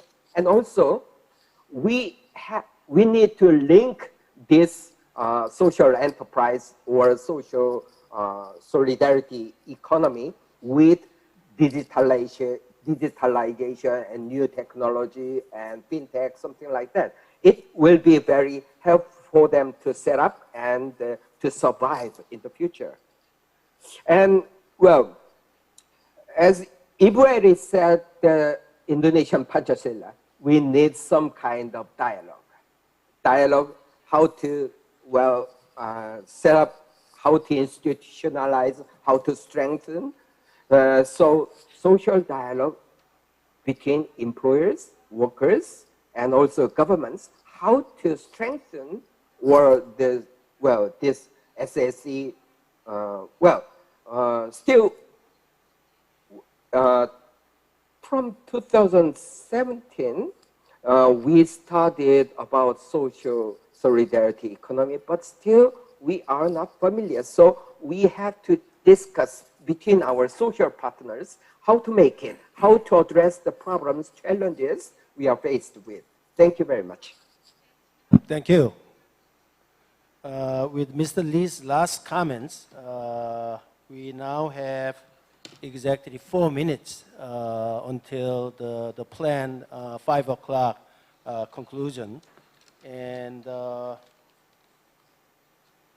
thankfully, we don't have any questions from the YouTube, and I think the audience knows we don't have a lot of time. So I think we can conclude the session. Now, before we conclude the session, maybe I should ask Professor Kim, if we want, as a way of response to some of the comments made, if you'd like to make a very brief statement or response, 2 minutes, please. 2 minutes. Very much for your comments. Your comments are well taken, and we'll try to further develop our collaborative research. I just want to add to Ben's 4-point suggestions about the future, what to do in terms of capacity building, in terms of further research, in terms of role of Korea Social Enterprise Promotion Agency and the role of ASEC. These 4-point suggestions are also very well appreciated. I fully agree, but I would like to add that academia and higher education can also play a role here. Seoul National University is a co-organizer of this conference. We do research and we teach, and we have a lot of buildings. What I mean is that last time we hosted ILO SSE Academy 2-3 years ago. Asia Center, Seoul National University hosted ILO Academy, and somebody approached me and thanked a lot, but I responded, well, these buildings on the campus, on SNU campus, are all built by tax money, so we need to pay back. So it's our honor and very pleasure to host ILO SSE Academy. So to wrap up, please keep in mind that higher education can also play a role in this practice, in this area. And it was my great honor and pleasure to be part of this conference. And I look forward to keep participating in this very meaningful collaborative endeavor in the future. Thank you very much. Thank you. Thank you. As I see today's program, I think we started with mapping SSE in the Asian region. But in the session 3, we are just concluding. I think we just began navigating ways of strengthening SSE in Asia. And I hope today's session, today's conference is the beginning of a collaborative, a strong networking among the Asian countries. I'd like to thank the participants, all the participants in the session 3, and I would like to conclude the session. Thank you.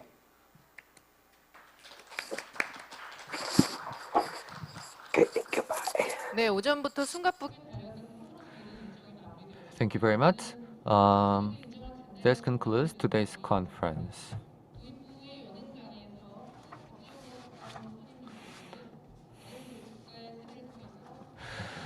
So today in the introductory presentation, Dr. Park talked about the comparison of legislation on social and solidarity economy and implications for Asia. And Professor Kim of SNU talked about the mapping approach, the common grounds and differences among the 6 countries in Asia. And in the session 1, we have shared the SSE mapping of 3 Northeast Asian countries. In session 2, mapping of Southeast Asian countries. And in session 3, we have shared 4 institutional strategies to strengthen the SSE in discussion from various panelists from the SSE sector, OECD, ILO, and the ITUC. I hope today's conference served as a great opportunity to enrich our discussion to strengthen SSE in Asia. Thank you very much for all researchers and participants who have joined us online and offline. I hope we can have offline conference with the pandemic over soon. Thank you.